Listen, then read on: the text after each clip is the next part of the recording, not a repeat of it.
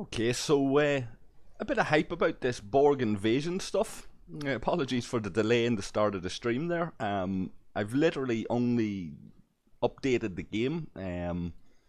I've heard a couple of different things about it. I've heard that it's a little bit like a mixture between the Swarm and the Augments. I've heard that there's a new ship. I've heard that it's a little bit like the Franklin.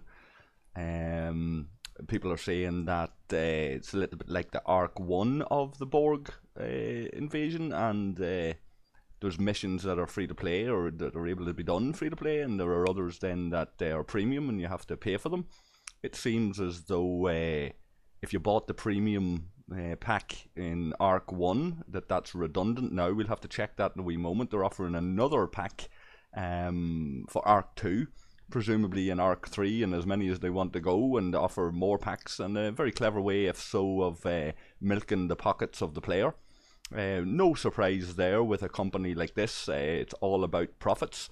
But we'll reserve judgment on this one until we get stuck into it. Arc 1 was reasonably enjoyable. There's supposed to be more storylines in this, so I'm going to jump straight on into it here. Let's see, I'll collect whatever this is that I've got. I've won something. Limited time research, great. Claim my chests if you bear with me. 20 mission keys for that, and you will know us. 40 mission keys for that. Those left behind.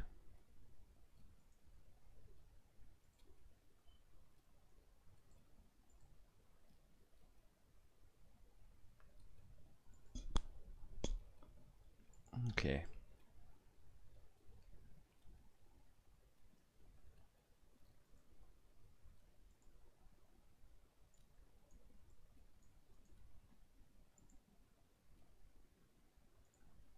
Help out the lads here before we get stuck in.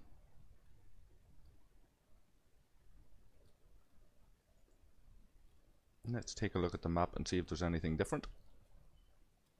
And like I said, I literally have only just updated the game. I've taken a quick look through Discord and a few places, seen what a couple of people are saying.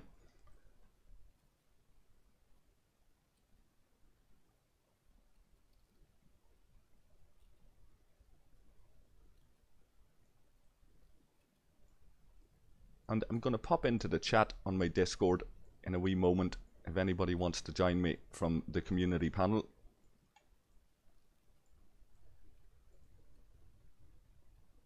We've had our fill of armadas there for the last few days.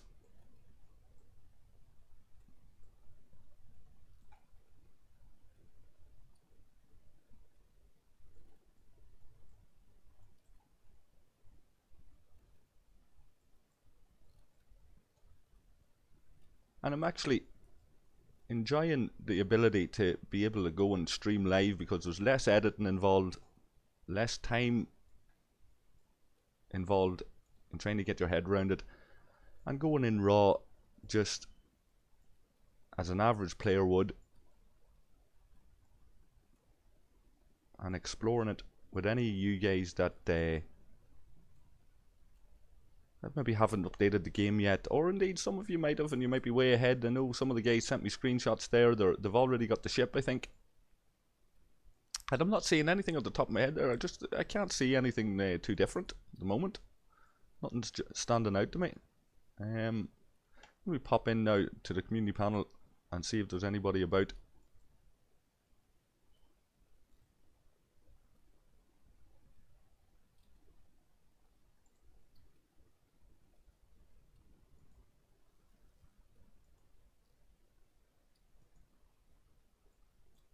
Okay, I'm going to pop back in here now into the events. Okay, Borg invasion. Okay, collect 1 Borg point for 1 point. 1 for 1. And there's your 20 Borg mission keys there. If you get up to 21k, you get the 40 Borg mission keys to be able to do those 2 missions. Start them both off. And of course, like Arc 1 there, premium rewards February. That's looking like it's going to be another purchase of another pack. Dig them hands into your pockets if you want to play this game, guys. The Vidar. So to build it, you get 10 points, and to tear it up, 5 points. So when you build it, you get not that amazing rewards. But of course you wouldn't be building it for these rewards, you'd be building it because of its ability to kill those ships a little bit more effectively, like the Franklin would on the Swarm. And 20 points there. So you wouldn't be able to tier it up to tier 4 or whatever it is, tier 5 to complete that one. The second act. So complete missions here.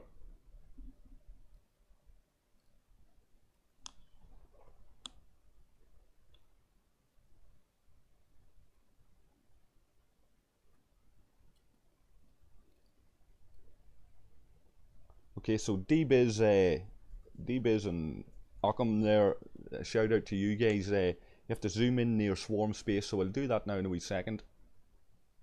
Actually, let me get a wee look at these rewards first.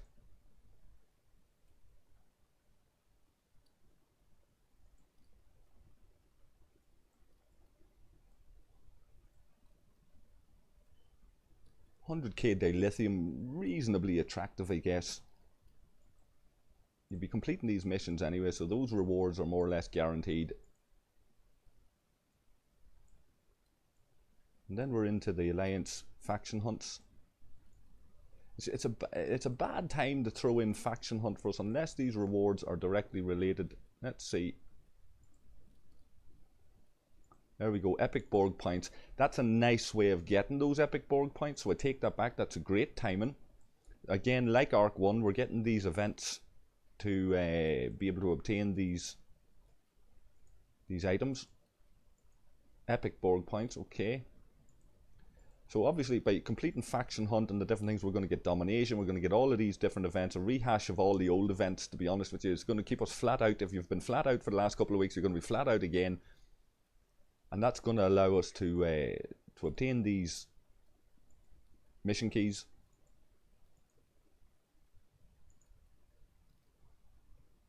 And these premium reward tokens. They're kind of pointless if you want to go the free-to-play route, if you're going to be religiously free-to-play.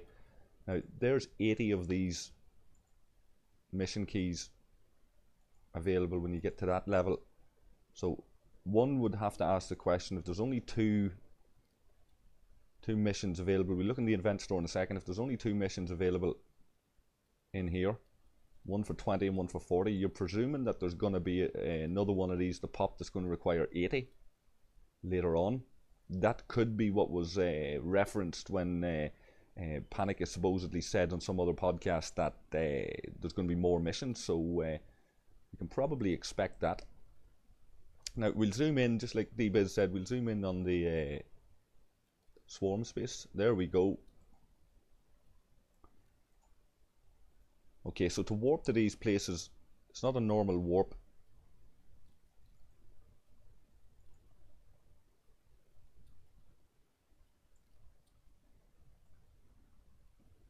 So that's Panic. I wonder, is that a play on Panic? Rhoda Delta, Rhoda Beta, Rhoda Alpha, Rhoda Gamma. Okay, here's more here. Level 29, 31, 33, 32.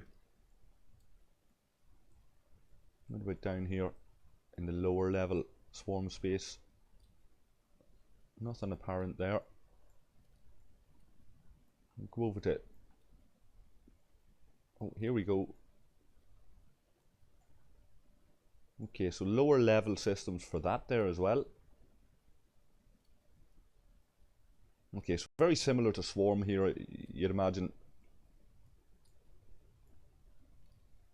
Nothing up here between King and ROM space. So it seems to be all based around here, and remember, you can only get to these through using up these items. So we're going to jump in here into the view screen for a second. See what Scopely are saying.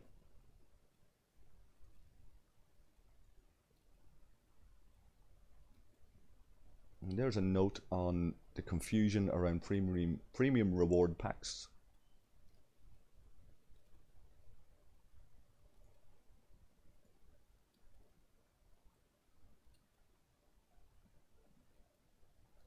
Yep, so buy more premium reward packs, guys. Put them hands in the pockets. That's the message there. Don't know if I'm going to do it now.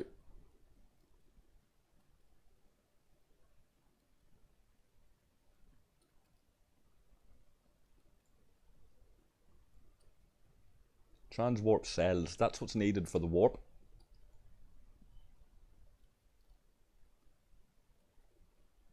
Now, it's a bit crappy that if you initiate warp by mistake, you still use the cell.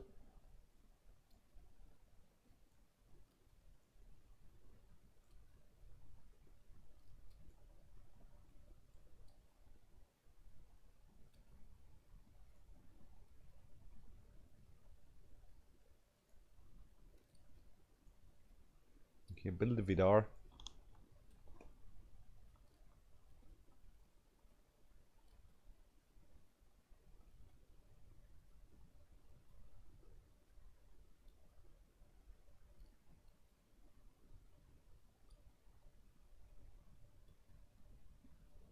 And a wee shout out to Kids Goggins, a hello to you.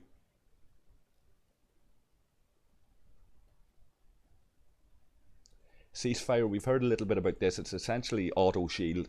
We'll not worry too much about that at the moment.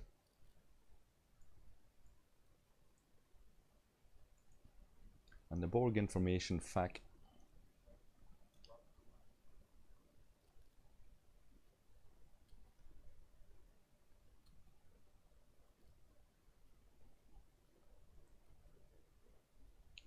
Okay, so not sure what I can do other than go out and do a little bit of farming on the Klingon faction hunt and the other faction hunts here. I'll get to that in a wee moment.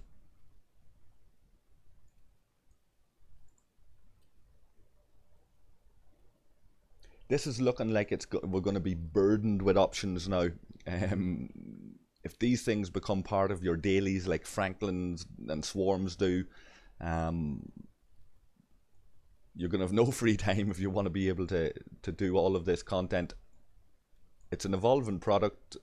There's a lot in it now compared to when we first started with this game. Some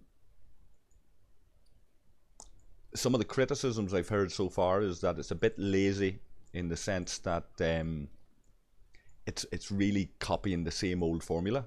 It's not actually anything new. It's a rehash of the way they've done things before, with new skins, slightly new mechanics, this kind of thing. Now, some people are saying that there's a better tactical element to it. We'll wait and see on that. Like these things, I like to reserve final judgment, because I've been disappointed on the surface with some of the content in the past, and it's turned out to be quite good, like Swarm, for example. And then I've been looking very much forward to other content, and it's been very disappointing, like Augment there, for example. So we'll reserve a little bit of judgment, and we'll certainly come back, I'd imagine, with the community panel at a later stage and do reviews on this.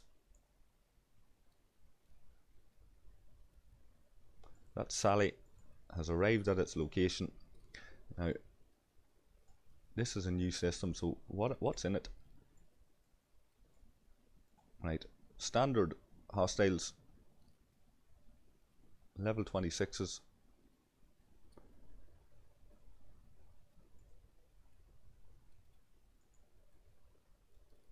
Okay, so there we go.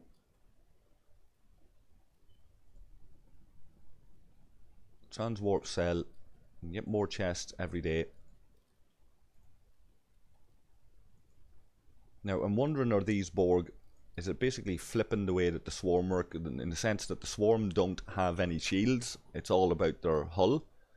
Is this going to be the opposite? Because Borg would have been always very strong with their shielding, they always adaptive shielding and all of that kind of thing. So are we looking here at very low hull health but very high shield health? Is that what we're...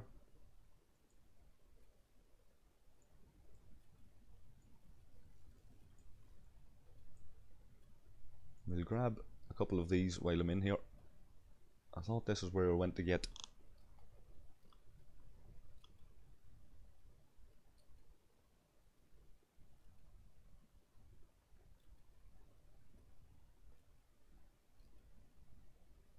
Mark C's talking about warping back from a mine. It seems common enough what you're saying there. The ship will sit on the mine. So I've noticed since after, not the maintenance today now, but the previous one, when this Borg one was brought in, that there is a fair share of bugs in it. I'm noticing a lot more ghost ship bugs where the ship remains in a location when it's not actually there. I'm noticing a lot more jumpy gameplay when you're trying to farm and stuff like that. There freezes, ships getting stuck in battle still, things like that. They were always there, some of these things, but I'm noticing them a little bit more.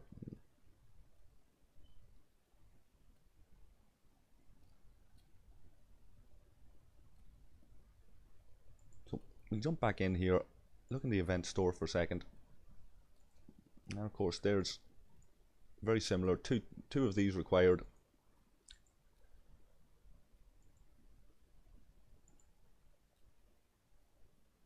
And there's the packs. Premium rewards, exact same as the last time. 54 quid to unlock that ship. Don't you just know that there are people that won't be able to resist it? They'll have to get stuck in there and buy it straight away. Like the Franklin and the Botany Bay and these other ships. The question will be, will it be as easy as the Franklin to get? Or will it be difficult?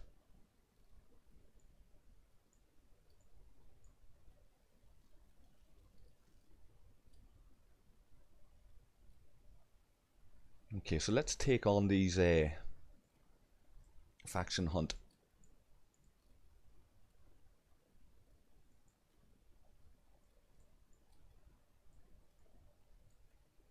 Now, is it just me, or do you not have to join this anymore? I thought you had to join that.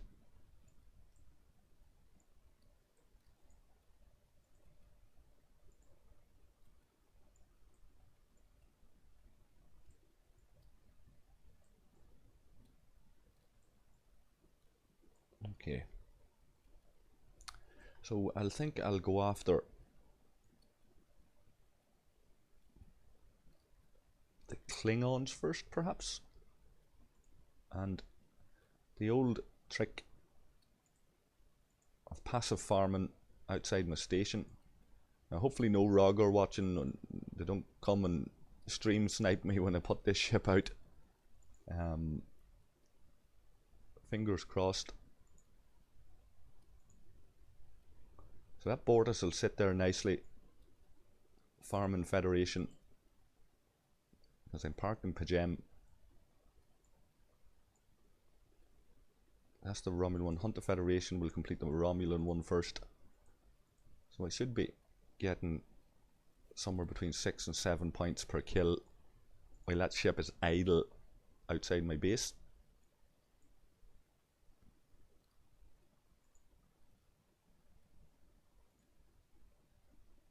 And there's your bog standard Sally crew from back in the day. Let's go after some battleships with that. I think this is my spot.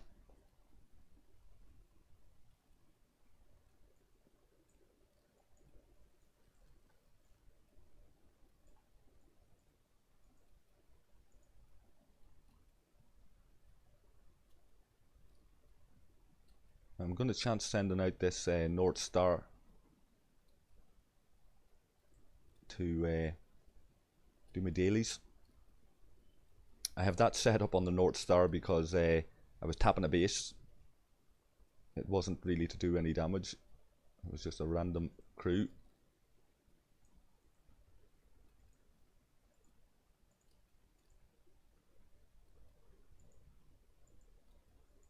Okay, so that's that officer setup gives my North Star something like 3,500 protected cargo, which isn't bad for the North Star considering its max cargo is only 9,000. So we'll go up and we'll try to get it into Lixar.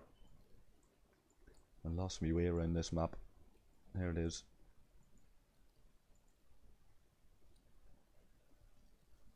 Many free mines here. That'll do for now.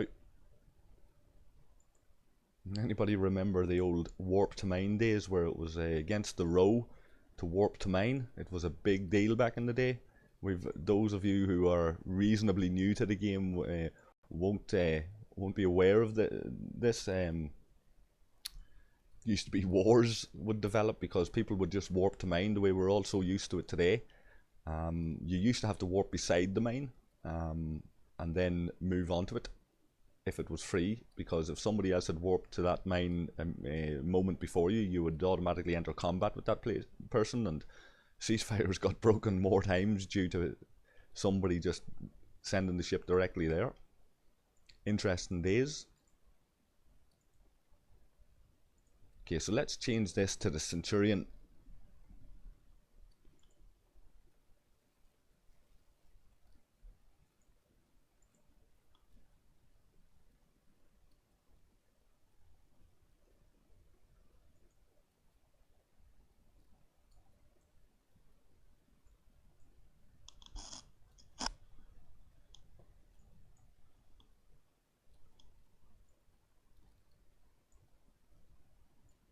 Thinking Hadley here for warp speed.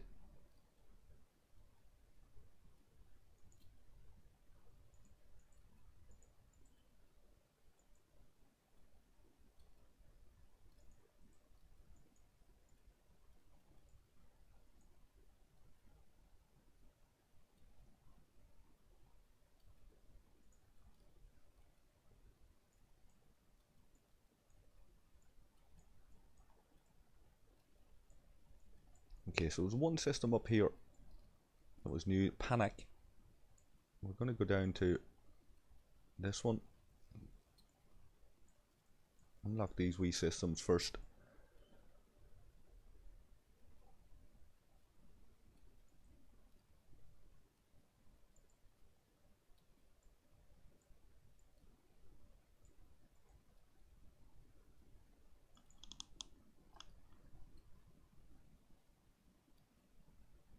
Hello, Sally.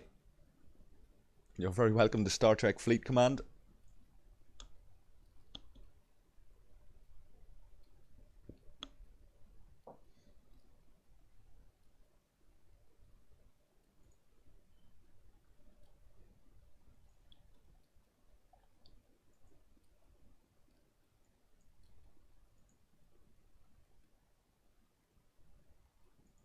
Okay, so 20 Borg mission keys. By earning those,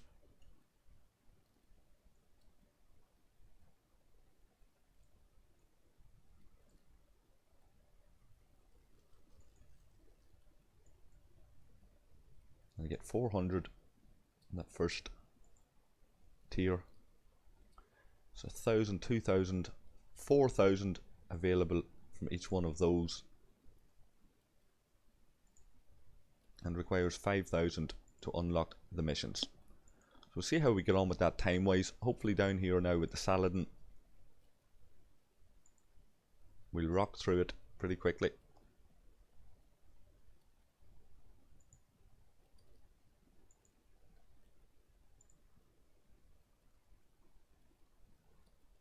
And if any of you guys have done this already, leave us a wee comment with your thoughts on how you're finding it, where you are in the mission chain, or if you've unlocked the ship, the Vidar, and how you're getting on with it. How did you approach this content when you first logged into it? Had you done much reading up on it beforehand? Did you jump straight into it blind a little bit like I did? Have you not unlocked it yet? Is there a reason why?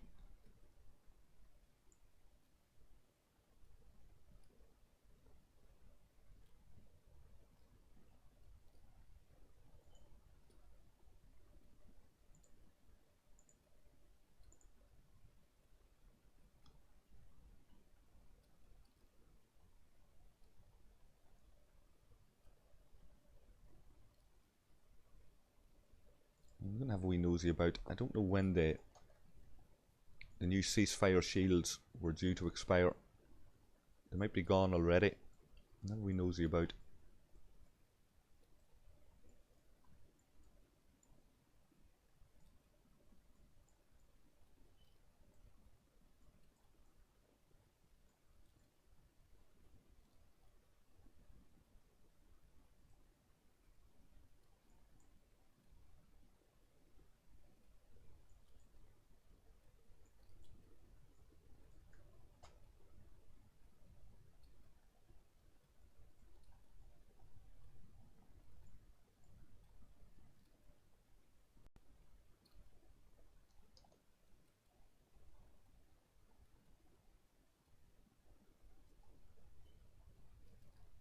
Okay, so my Sally's nearly there.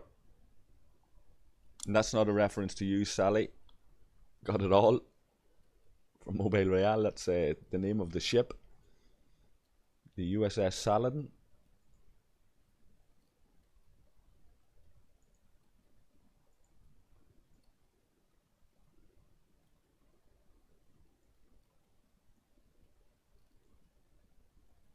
And she's just entered Klingon space in that system.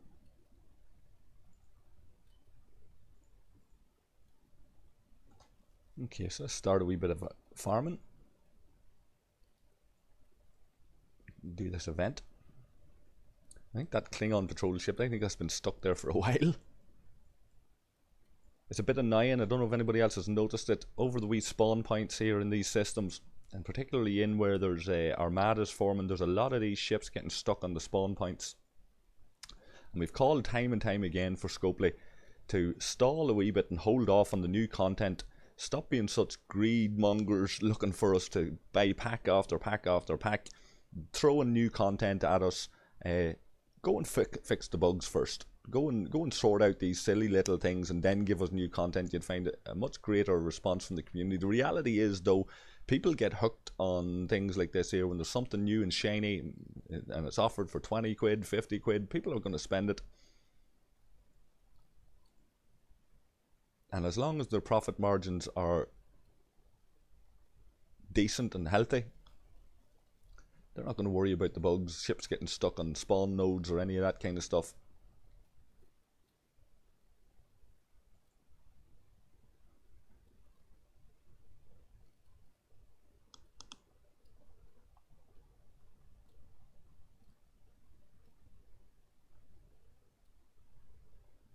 So Kids Goggins has asked me why I'm not using hostile crews. I like this crew for the Sally. Presumably, is it the Sally you're talking about? Is it the Bortus you're talking about? And which ship?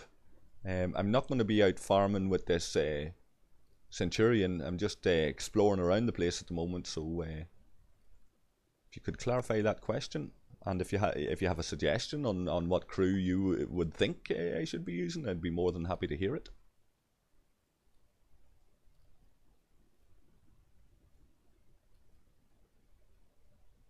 I'll show you the battle log on that Sally in a wee minute, kids.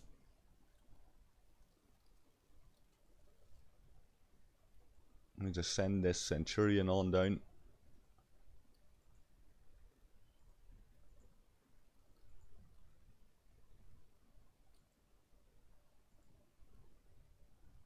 So let's look in here. There's a level 37. Try and do 36s in this, but 37 slightly tougher. But you can see there, one round, minimal damage from the Klingon ship. I'm not sure I'm going to improve too much on that. Perhaps a mitigation. You know, 3,462 is not too bad.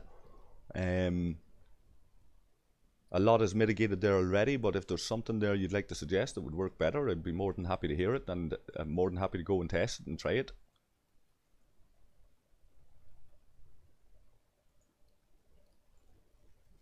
We'll take a look at these 35s as well.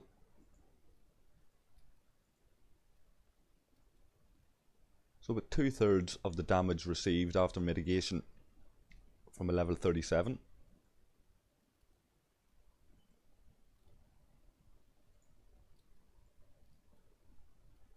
Nice critical hit there.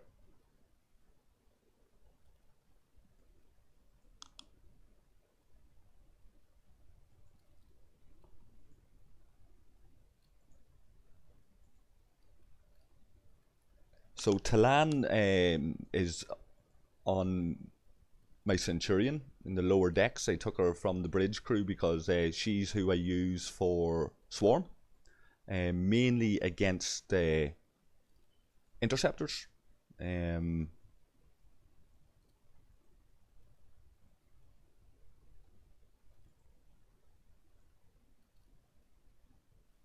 don't think she would improve an awful lot, but I can certainly go and try her out in a wee while.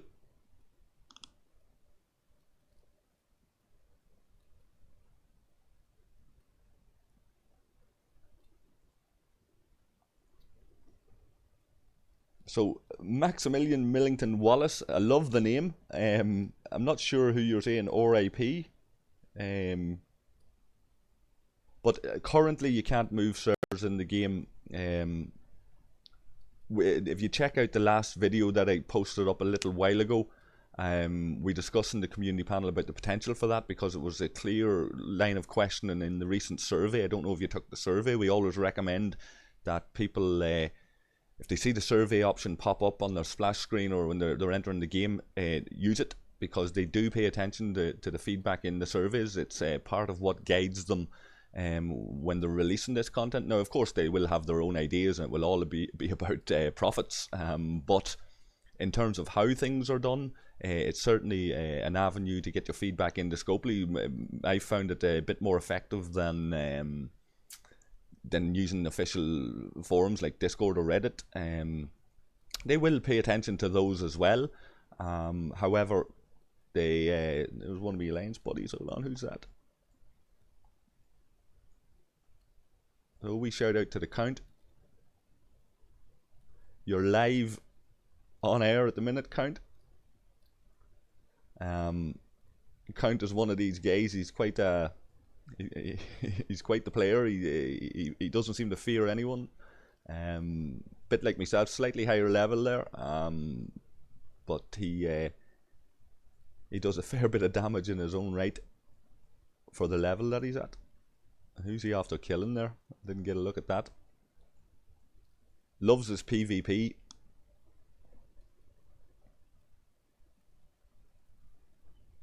So yeah, Chen will reduce energy weapons. Talan will reduce kinetic weapons. I have Chen on this Bortus because she's mitigating the energy weapons that come from Federation hostiles.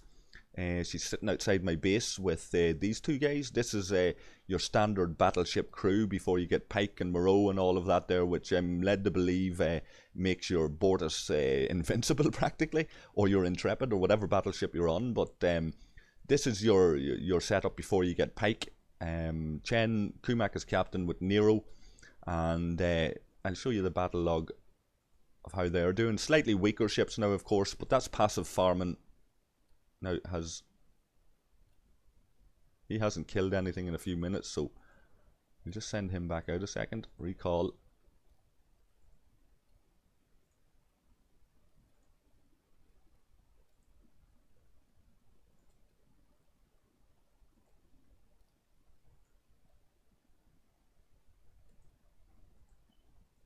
Okay, and we'll stop that, and we'll show you the battle log from the Bortus now in a wee second.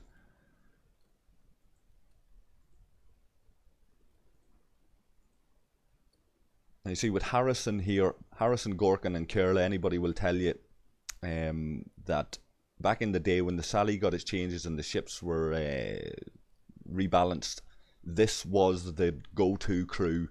Now they've messed about with the ships. This was completely OP with this crew. There was no other ship could touch the Sally with this crew. They've nerfed it ever so slightly in terms of, I think it was firing patterns of the Sally. I'm not quite sure. If anybody can correct me on that, feel free.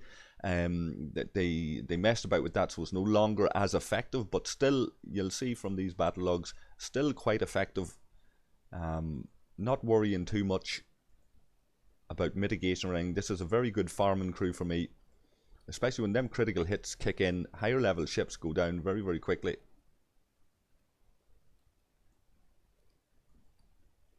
I could easily be up farming level 39s, 38s with this ship, even though it's only sitting on just over 1 million in strength and at tier 7.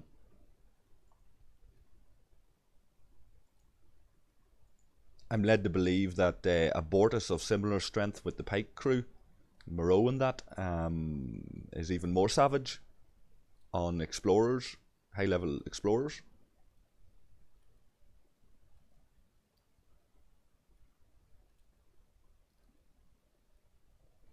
Okay, so you're pretty sure there's a full cargo. You're pretty sure there, Kids Goggins, that Cadet Ahura and Mackay will do better with damage reduction. So let's go and test that. We'll go and we'll see if that does any better. Let's remind ourselves just while that's warping. There's a level 37.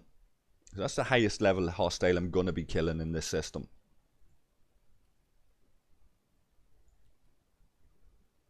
Taking on average about 3,500 hull health damage on each occasion.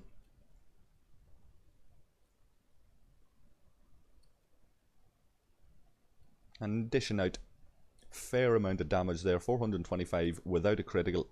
Up on 800,000-900,000 sometimes with the critical hit. And this Centurion should have unlocked this system. Who's beside me?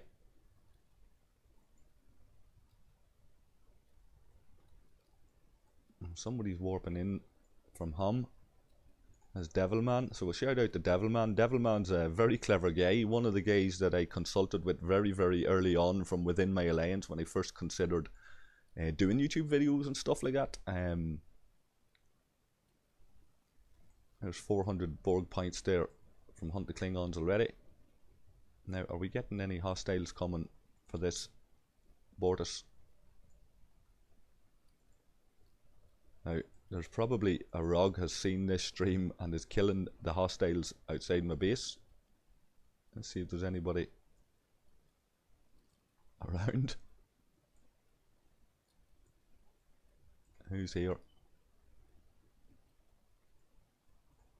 Okay.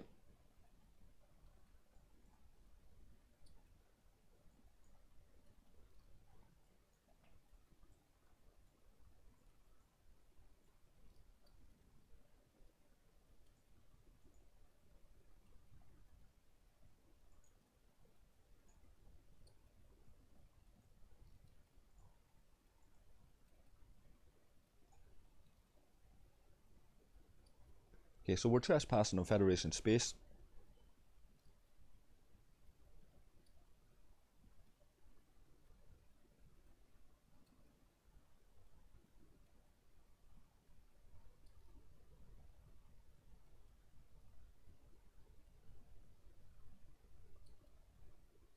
Okay, so you're saying if they go more than one round on the ship that they're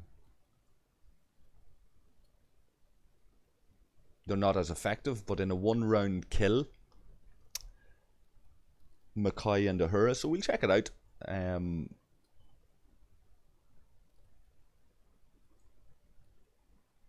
I still think, personally, my opinion, I still think that Gorkon's crew with Harrison is still going to be more effective, but we'll see. But as in most cases, in one hit kills with ships like this, you have enough to farm for a good hour in a system before repair.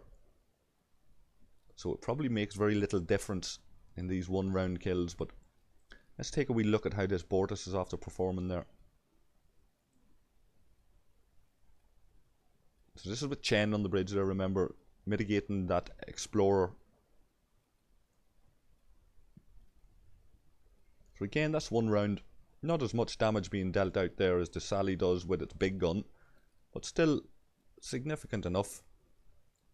923, 1000, 938. That's approximately 3000, just shy of 3000 damage from those 3 hits on that Federation ship. And that ship, as you can, for passive grinding there, that's quite good to be able to leave that sit out there for a couple of hours while you do other things.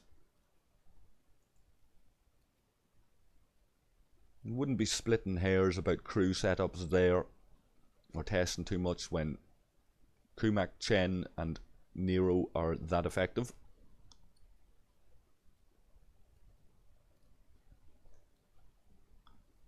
Now, how are we getting on, I wonder, with these Borg items? So I have 400 from the first tier. We're still a way off.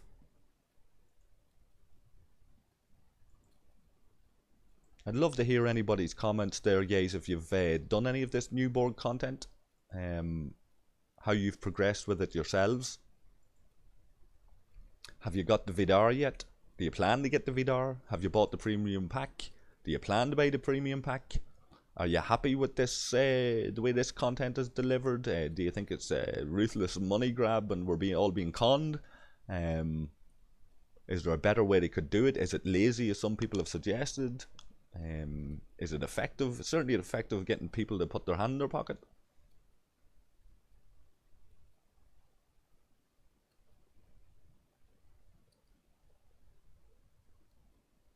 So I hear what you're saying. The Sally should kill those ships in one round with its big gun anyway, kids. What I'm interested in there is if your suggestion will mitigate the damage I take any better. On average, we said there 3,500-ish for a level 37 hostile down in Klingon space. If that drops to below 3,000 or 2,500, then we could safely say that it's worth using that crew for farming down there. If it's above 3,500 regularly after a couple of hits, we could safely say that the Gorkin crew is better. So we'll test this right now.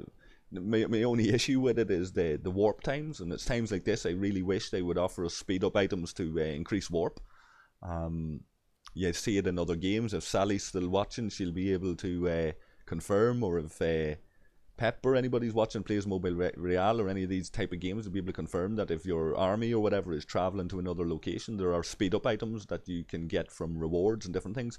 You just use up one of those items, same as you'd use a speed up for repairing a ship, just to give your warp a little bit of a boost. It would be a nice idea.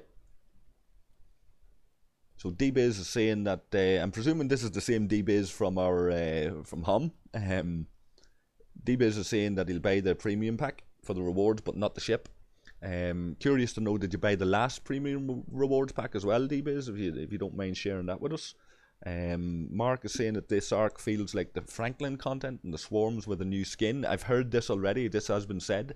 This is where I've heard the accusations being leveled about the laziness of it, the ruthless money grabbing, where it's just modifying. It's like copying the homework, you know, when the kid who does his homework and everybody else is being lazy. They go into school, and before it starts they find a quiet corner and they copy the guy's homework who has put in the effort and make out like it's their own. Coggin, we used to call it. It seems as though it's just that way. I was talking to a student the other day, and a student was saying that when they're researching and then writing up their essays and things like this, that they really just take what's there already and they reword it and make it look like it's new and it's their own. And I guess this is the way it goes. That's what this is like. This is taking something that's already in existence and it's just modifying it just about enough to make it look new.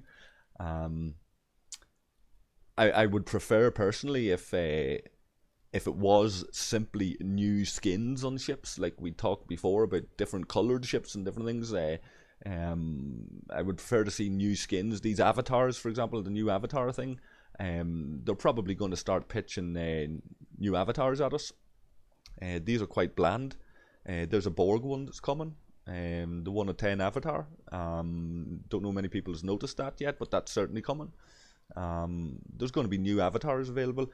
Letting people buy these, go ahead, offer very expensive avatar images that somebody like me is not going to buy, and let people roam around the galaxy claiming to be special or have significant status because they bought this avatar. I'll opt out. But if people are that desperate to part with their money for reskinned stuff and the same old content, then by all means do it. I'm certainly getting the feel that this is going to be like the Franklin myself.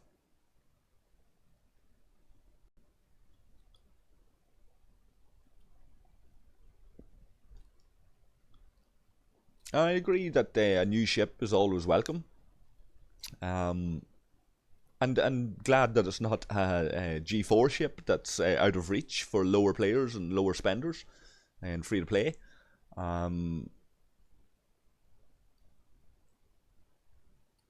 Thaler had a really good idea one time about dynamic packs, in the sense that offering people a number of random, I suppose it wouldn't be random. The idea would be that if you're out farming for these blueprints, or you're doing something that's linked to the content that when you do a certain element of it, up on your screen would pop a splash screen offering you to buy for a limited time offer for 10 minutes. Buy 10 of these blueprints for 99 cents, for example. I think you'd find a lot of people would make those impulse purchases in that moment, especially if they're out trying to get them free to play, they're out trying, or they're low spender and they're trying to get them through events and rewards and all of that.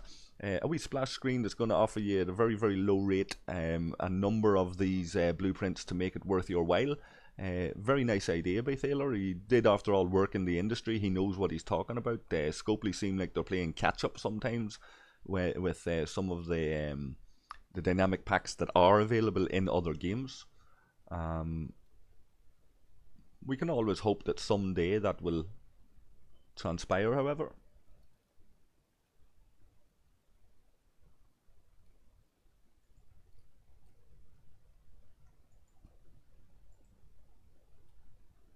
Well, whether it's mitigation or completely reducing kids, it doesn't matter to me. If the damage received by the ship is less than what it is with the current crew that I'm using, then by all means that will be my new crew, and I will credit you with giving me the suggestion. We have to test it, however. I'm going to send this ship back out that way now. The key to it is that ship going to last longer with the new crew? The damage output should be much the same, or at least enough to destroy those ships with the big gun on the Sally. But let's see now. It's going to take a couple of minutes to get this ship down this way. But we'll be able to test that in a few moments.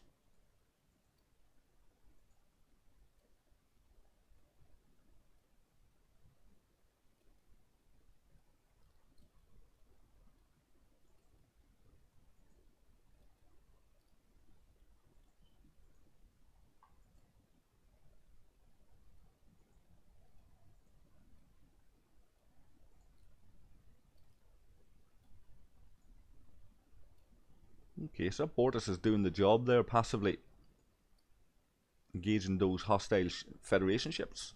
There's another 400 into the pot.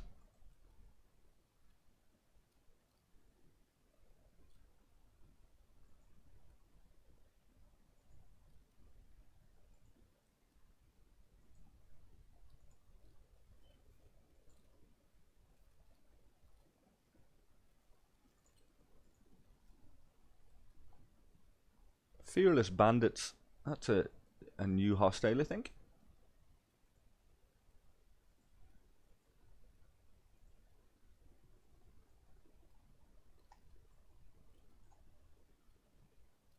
Yeah, the Borg are everywhere. Captain Rogers in his shiny new Enterprise. It seems like everybody's running around an Enterprise these days.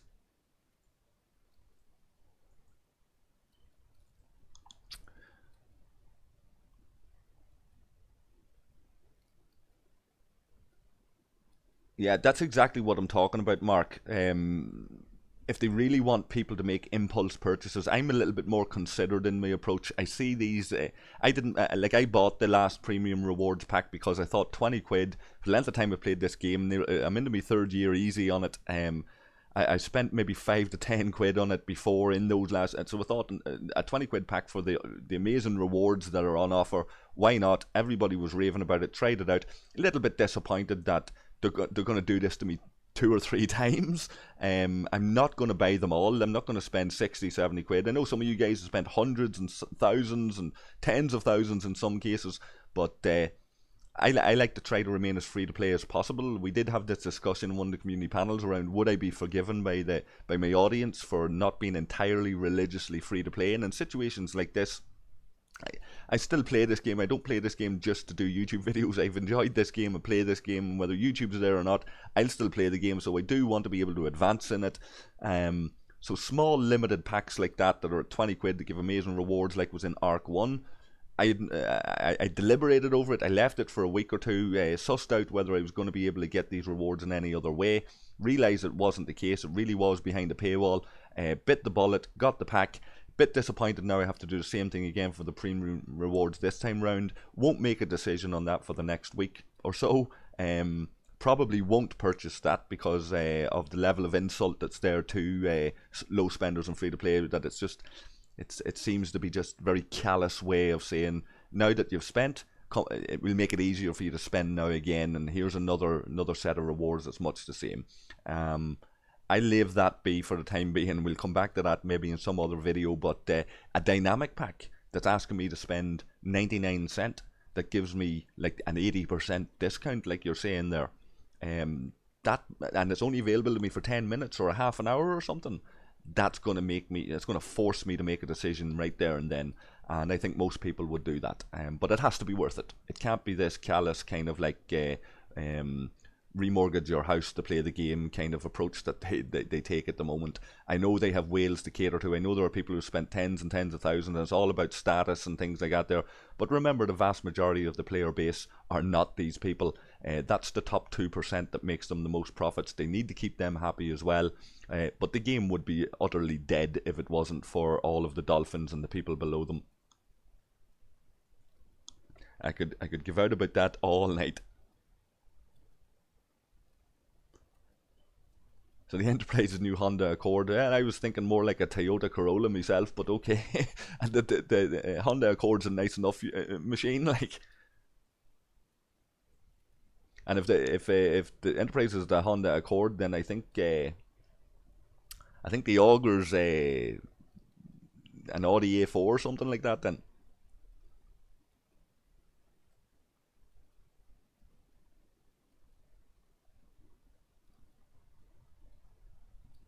Hello, Jansen. How are you keeping, brother? Sussing out this new Borg content. Would love to hear if you've looked into it.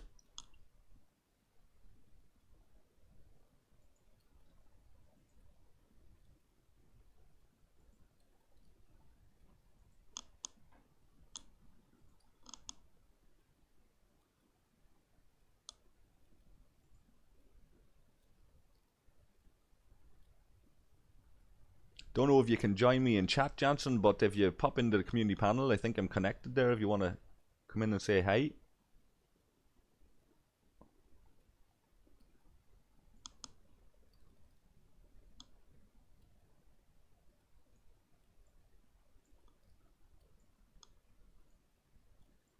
Again, it's a Wednesday evening. I don't normally stream. It's been a long time since I've done a stream, but as Jansen will testify there, it's much easier just to do this sometimes without all the editing and messing around.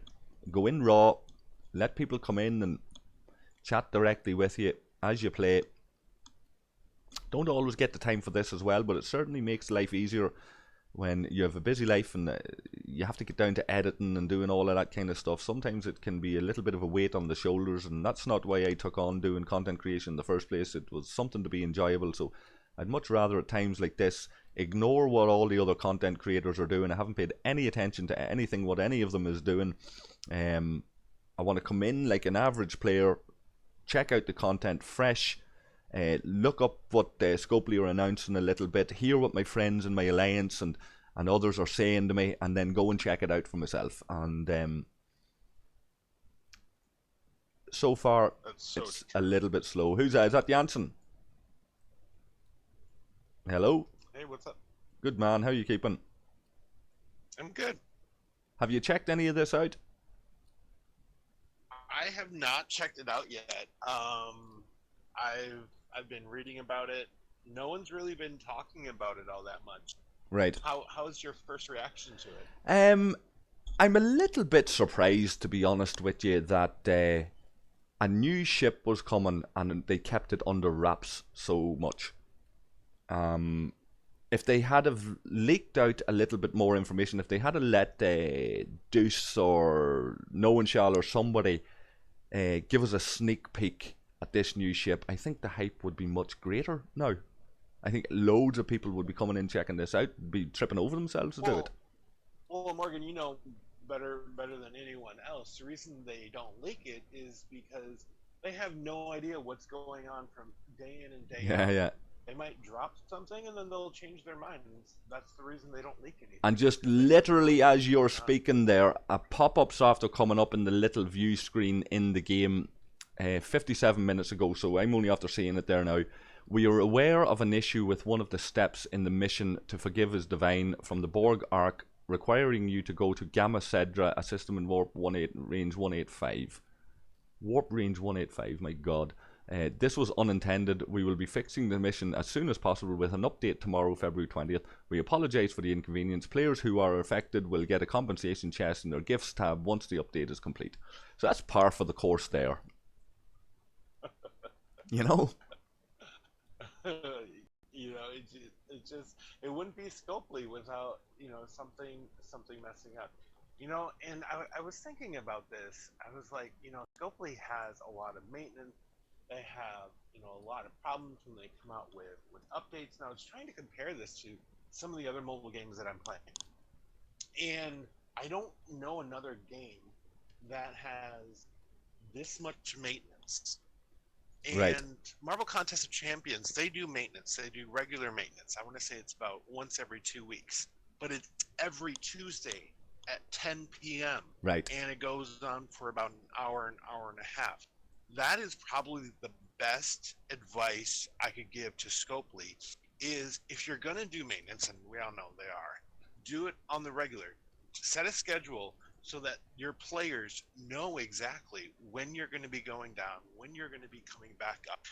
Because part of this frustration that players feel is, you know, my shield's going to get bugged. I don't know when it's going to come back up. I don't know when it's going. Well, it's constantly changing. They've given us a workaround for that now. One of the things that they've announced there is this idea of a ceasefire. Have you heard about this? Right, I saw that. Yeah. So essentially, what I've seen people saying is it should have just been called Auto Shield because it's much the same idea. I'm led to believe, I haven't seen it yet, I'm led to believe it's a gold coloured shield around your base. That's really the only difference. I get the feeling that it's the start of a new mechanic that they're going to try to build into something more, which is why they're calling it something different than a shield. Okay.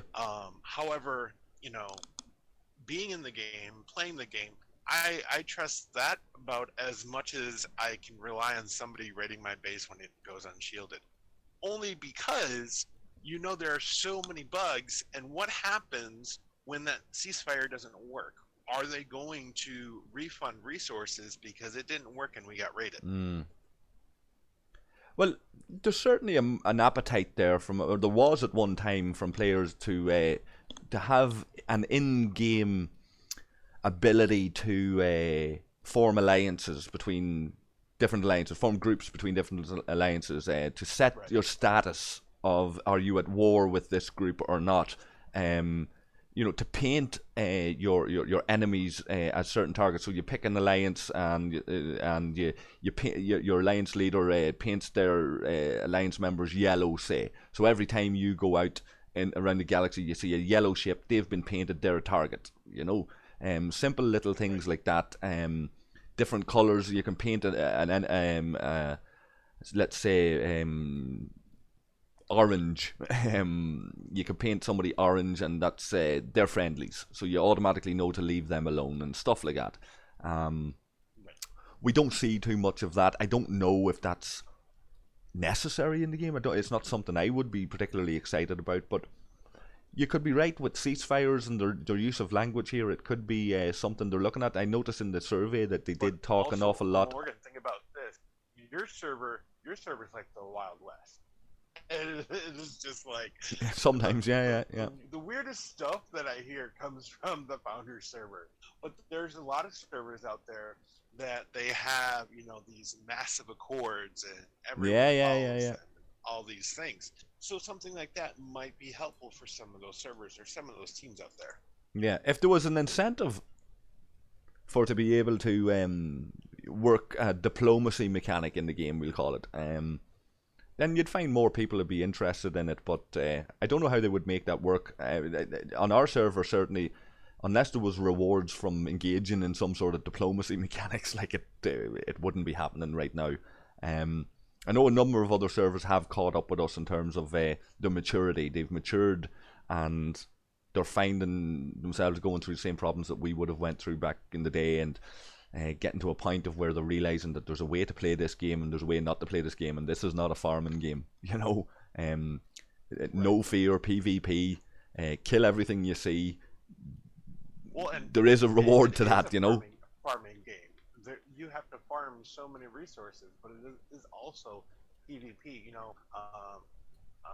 I've been playing Civilization 6 Mm-hmm. for probably the past couple of weeks, Mm-hmm. and they do a really good job at creating a diplomacy mechanic. And I think it could be tweaked for Star Trek Fleet Command, but basically what it is, and if you don't know what civilization is, it's basically you're a nation and you're fighting a whole bunch of other nations and Mm-hmm. you're building up and you're farming. Playing some of the earlier civilizations. You're playing online, presumably. No, this is I'm not playing online. I am playing on my PlayStation 4, so I'm not playing Okay. on my PC. But basically, how the diplomacy works on this game is you're all part of the UN, quote unquote, and so everyone gets together and they make decisions together. Are these human players now? No, it can be human, but Right. I'm playing with all AI. Okay. And so basically what will happen, let's say I get a massive flood on one of my towns. Yes. Well, I can go to the UN and request emergency aid, and that starts a whole campaign of whoever sends the most aid to me, they get all these rewards. And so that could be an event in Star Trek Fleet Command, where you're actually cooperating and trying to help somebody out. Another thing is like there's certain things where basically we can decide, do we want to make, when we make a military unit, do we want to make it twice as easy or twice as hard? And everyone votes together. And you accumulate these diplomatic points so you can vote more than the other people or less than the other people Right. for certain things. But you can also vote against other people. A lot of people, like if I take a town from Poland will go to the UN and say, let's all attack him because he's being super aggressive, he's being a warmonger, and I can put in like 10 votes to vote that down. So like this whole diplomacy thing that's set up in this game could easily be adapted to a mechanic in Star Trek Fleet Command and give it a such a different feel to the game. And I think it would take very little programming on Scopely's part to incorporate something like this. Do you think so? I'm not no expert on this. Some people seem to think that it's just that they don't have the capacity within the architecture of the game. I mean, that's a possibility. I think, I'm not a programmer, so I'm not exactly for sure. But I think what a lot of people are craving more Star Trek. They want to feel something different. And I just noticed that Scopely picked up another 2-game studio, and it looks like they're targeting game studios that have high spending. Because they picked up Marvel Future Fight is now one of their games. Right, so that's another Marvel IP. Right. It is I played it. I played it at launch, and then the game developer Fox Next Games, which was a division of Disney, they got super aggressive with the spending, and then they would drop champs and then immediately nerf them. So I was like, no, I'm done with that. But yeah, they just picked up that game, and that game has actually got some good mechanics they could apply to Star Trek Fleet Command. Right. So I'm curious if they're trying to, because they're keeping on the team of developers at FoxNet. Yeah. And LA, and so I'm curious if they're trying to work with more teams to make better products down the road. Yeah, it's an interesting one. Thaler would have mentioned before. Thaler used to be in the community panel. I think you met Thaler a few times. Thaler worked in the industry, so he knows better than I do. But one of I mentioned earlier, he talked about dynamic packs and all that there. Another suggestion he would have made was around the idea, like he'd constantly encouraging people. I think he's in on your Discord as well. You know Thaler, don't you? Oh yeah. Yeah. So you know what Thaler's like. Thaler's full of ideas, right? And curiously, in talking to him, he says he's actually not looking to help people. you know, a lot of us content creators, we get people coming asking us questions and whatever, and we try to help them along as best we can, you know. If we don't have the answer, we try to source the answer for them and things like that. Thaler's saying he's not actually interested in helping people. That's not the reason he's there. He wants to improve the product. He engages with these platforms and content creators, whatever, because he sees a platform to improve the game. And from a developer point of view, having worked in the industry, whatever, he knows where where they hit them, I suppose, where the angles are to approach them, and the way to approach. He's always very, very keen on making sure that it's done in a reasonable way, that you're not bad mouthing them too much or any of that kind of stuff. And he would have suggested this idea that it's very, very important to fill in the surveys, and it's very, very important to compare and contrast with other games and show Scopely in your content or in your suggestion. This is how this crowd do it, and it works. And it's almost spoon-feeding them ideas for their next planning phase or whatever, you know. And I trust his opinion. I believe that he probably is right there. It just feels like I've got my own job that pays my bills. I don't do content to do Scopely's job for them. I do content to enjoy it and interact with people and the community, you know. And I'm very much the same way. You know, like what you were saying, you know, live streams can be a lot easier to do because you just basically hit the button. Yep, and off you go. It's on there. But yeah, you're right. It takes a lot of work to do the editing on these videos. Like some of the videos I see, I'm like, oh, those are really great, you know, editing marks that they're doing. There's no way in hell I'm gonna do those editing marks. Because my big thing is I just want to shoot, put up the video. If somebody likes it, they like it. If they want to critique me on the video, they can critique me on the video. It doesn't bother me. But I just do it because it's something fun. It's something I'm passionate about. I like helping people. That is the big thing for me about why I do YouTube is I look at things and I analyze things and I like to help people. Because I hate feeling frustrated when it comes to a video game. Yeah. Now, just I suppose to just change tack there a wee bit. Kids Goggins was on to me earlier about crews for farming on with my Sally. He suggested Cadet McCoy and Talan, I think, and stuff. So I'm gonna switch officers here. I'm wondering is he still with us because I sent out my Sally without changing the crew, so I had to call it back now. And some of these officers are on my scent that's on its way home as well. 35 seconds. So I'm going to switch this crew, but I'm wondering, Kid Goggins there to suggest the 3 officers. He mentioned Cadet McCoy and Talan. Does he have a third, or if he doesn't suggest anything to me, I'll be just leaving Harrison on the bridge with them. But he suggested that it's not mitigation. I suppose he corrected me on that. It's just damage received will be less. So I want to go out and compare this. Traditionally, you know, you use those crews like Talan and whatever against Swarm and on your Franklin and your Centurion if you don't have the Franklin or whatever Explorer you've got. But I haven't tried them on the Sally. Talan is good for fighting anything with torpedoes. Right, let's see now. Yeah, mitigating that kinetic, yeah. But it's Cadet McCoy, I think, or was it normal McCoy or Cadet McCoy? Let me see what he was saying.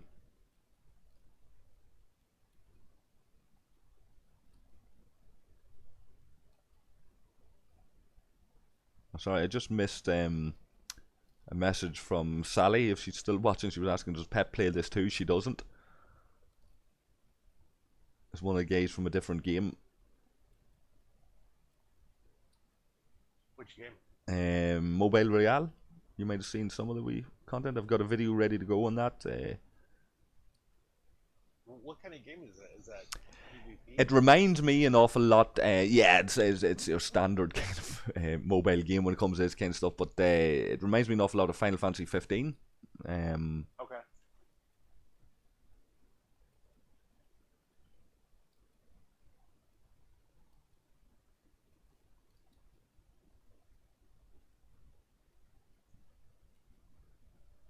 So Cadet Uhura and Mackay do better. So I'm presuming it's the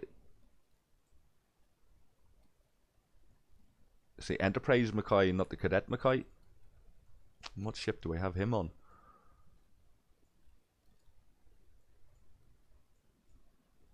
I'm betting he's going to be on the minor.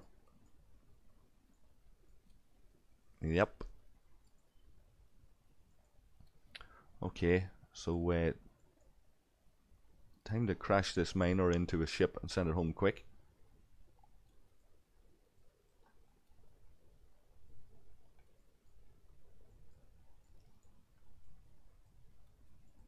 That should do it.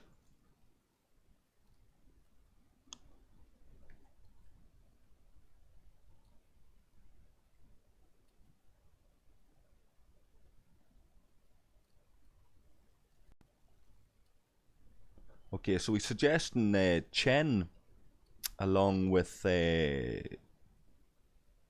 Mackay and her and Nutalan Oh yeah. against battleships. So we'll see how that goes. And so Jonathan Gentiana, I think is the right way to pronounce it, is Chen, Moreau, and Pike is the best crew loadout for hostiles. I've heard this. I've heard about the Pike setup, particularly on the battleships, on the Bortus and the Intrepid and things like that. They asking about my minor rate for the North Star. I've heard some really good things about Pike lately. 8,158 per hour. It's not a full mining crew that I've got on there, so that might go up to about 9,000, Joe. But 8,000 and it's all right for the North Star. It does me. The North Star for me is a slow build. I didn't go crazy on it trying to upgrade it in the early days when people were using it as a ship to crack bases. I had better options back then. Okay, so it's Cadet Mackay, kids Goggins.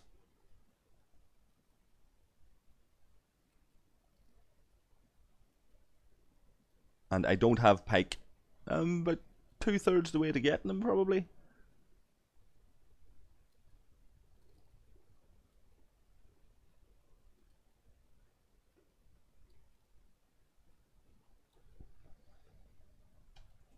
So let's do this. I'm going to have to sacrifice Chen on that Bortus for a few moments while I try this.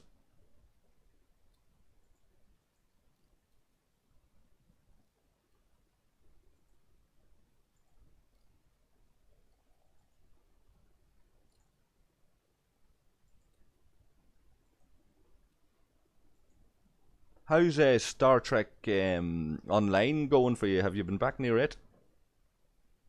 I haven't played it as much. Well, I haven't even played it at all. Not because it's not a good game, but I've been so addicted to Civilization. Right. But I have been wanting to get back into it because there has been some really good updates they're doing to the game. Right now, they're doing something where they're selling every Star Trek ship in a pack, and everyone is really upset with them for it because they typically want one ship out of the pack and they don't need all of them, and the pack is like $150. Oh. That was the one thing that I was noticing on it, but I'm really hoping that they drop some Picard content for it. Are they good with that kind of thing in terms of Discovery and Picard and all of these new Star Trek shows that are coming out? Yeah. They have such great content for Discovery, and they bring in the talent, and they all do voiceovers. And what I really like about Star Trek Online is you get stories to understand all of the history of these characters. Like, yeah, they did a really good story on some of the characters from Star Trek Discovery, and the acting was great. It was really cool.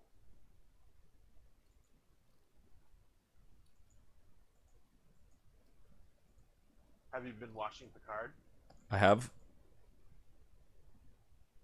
Are you enjoying it so I'm far? enjoying it so far. I got a wee tingle up my spine whenever I heard the wee blast of Star Trek music when he went to in the first episode when he went to the research facility. Oh yeah. That was the first sense of like, right, this could really be good.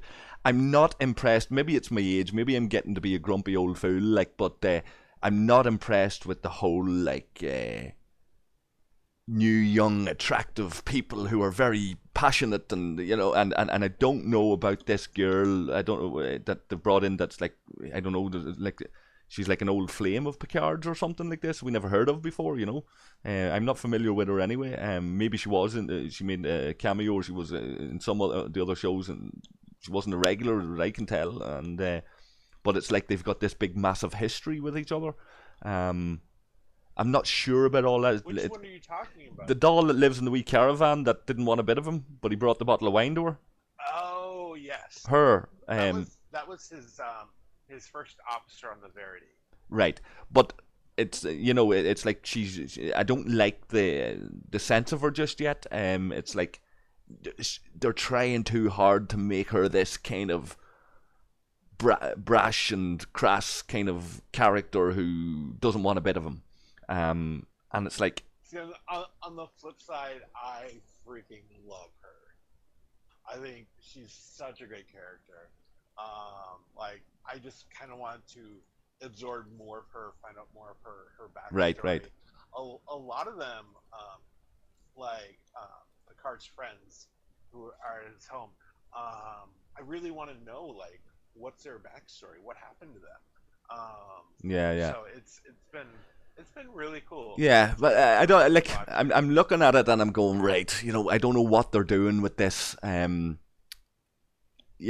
I always liked the way like it was always more of a stage show. These were actors who like what's his face. What do you call him? The fucking who? What do you call him? Plays Picard? I have a memory block there.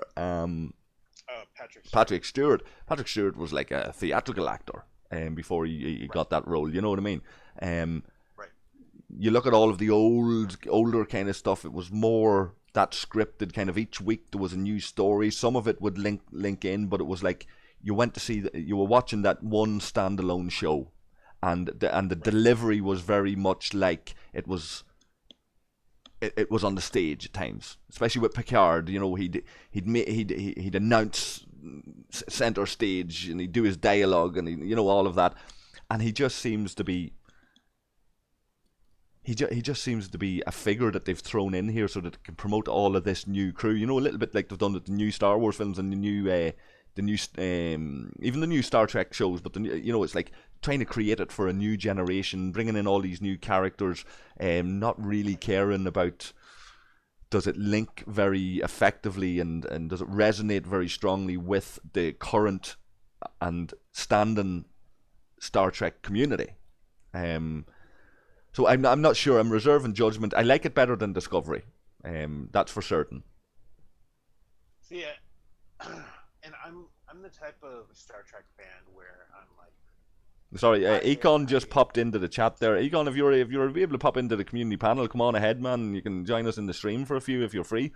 He said to tell you, Jansen, that you suck for reminding him how good civilization is. Right?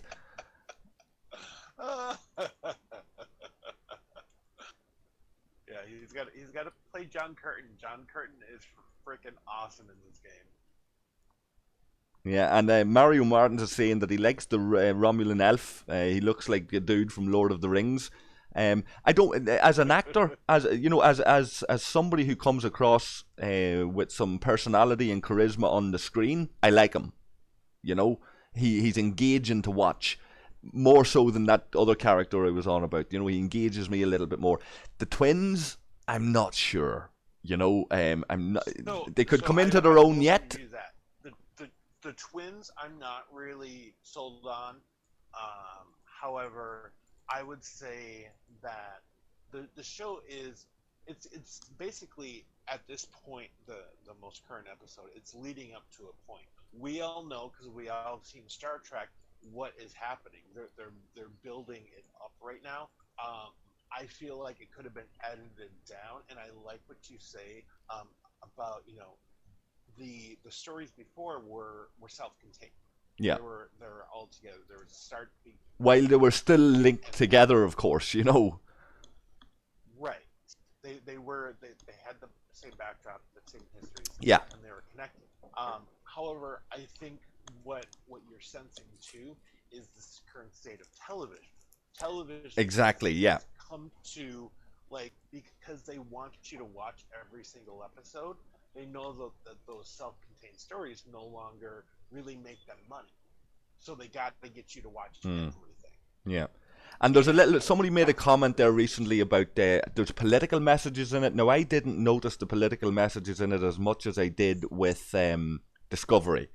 There are some things that you like. Star Trek had this reputation when they put the Uhura on the bridge, and there was a black woman, and the first interracial kiss, and all of this. Star Trek is political. Yeah, they broke the mold. Political message. Right, they broke the mold and came out with the messages that needed to be delivered. Right, and I guess some of what they done in Discovery was challenging in that way, in terms of anybody who's a bit prejudiced out there. It's time for you to catch up and get with the program, because this is the reality of the world that we live in today. So back in the original series, it was all about black people are equal, and we're going to make damn sure that we're going to put this in your face and show you this, right? And that's great. So to see the gay relationship in Discovery, even though it's a political message, it's catching up with the times and challenging people to go, this is just the way the world is today. Catch up. If you haven't caught up already, catch up. And that's great. But then it goes a little bit too far. To speak to that point really quick here, I'm glad that finally came into being, because me being a gay man, I'm like, do I not exist in the future? No, exactly, right? Now, the only gripe I could have with it, if I was being really picky about it, right, and you'd have to have the same gripe then with the original series, is would relationships really be allowed? Is that the only way? Like, you'd have to probably allow it if you're going on deep space missions, because of the length of time people are going to have to live with one another, Right. But that's whether it's a heterosexual relationship, a homosexual relationship, or fucking any other relationship. You know what I mean? Is that conducive to the mission? Even the Next Generation did an episode on androgyny. Right. Now, here's where I have a problem. Right? Here's where I have a problem. Yeah. That's one thing, right? Because there's two gay men who are fully entitled to enter into a relationship with each other if relationships are allowed on missions, right? Right. So that people need to catch up with the reality that this is the way it is, this is the way the world is, and your prejudice no longer is valid, right? Like they did with Uhura and the black woman on the bridge and all of that. So they were tackling the gender and the racial stuff in the original one. Now they're tackling the sexuality stuff and all of that, which is great. However, when they put the token person in a wheelchair, wheeling along one of the corridors in the background on a ship just to tip the hat to people with disabilities, that in my book is going too far, because it's actually insulting to people with disabilities, because if there are people still in wheelchairs 400 years in the future or whatever it is, I doubt they're going to be serving on flagships, right? And if you're going to do it, don't put them in the background wheeling themselves by. Give the character some substance and give us some story as to how this is possible in the future, right? Right. An overweight ensign with confidence issues. I am sorry, they are not going to be getting told you're going to be the captain of this ship someday. That person will probably fail lots of the tasks required to be such an elite operative on the front lines of exploration. You are cutting Chile way short with that, because if you were to finish that out, yes, she's an overweight ensign. However, she's incredibly intelligent and gifted at what she Absolutely. does. And there's also a lot of episode arc with Tilly saying, "Yes, I'm overweight. This is basically my disability. I need to overcome it." And Right. and every episode it So showed her so the overcoming point I'd be making is if I'm an admiral in Starfleet and I'm assigning a crew, if there's somebody who is overweight, they're unfit for duty.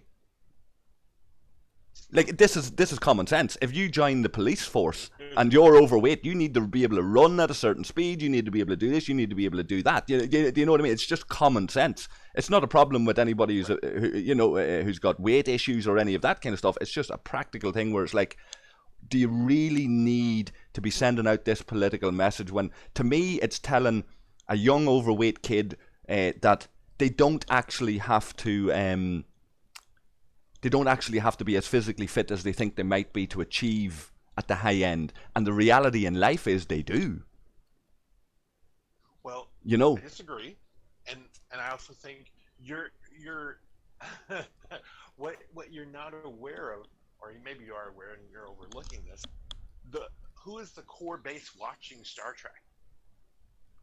It's geeks, it's nerds, it's people who may not be physically fit, and Right. they see this person on the screen, and it motivates them.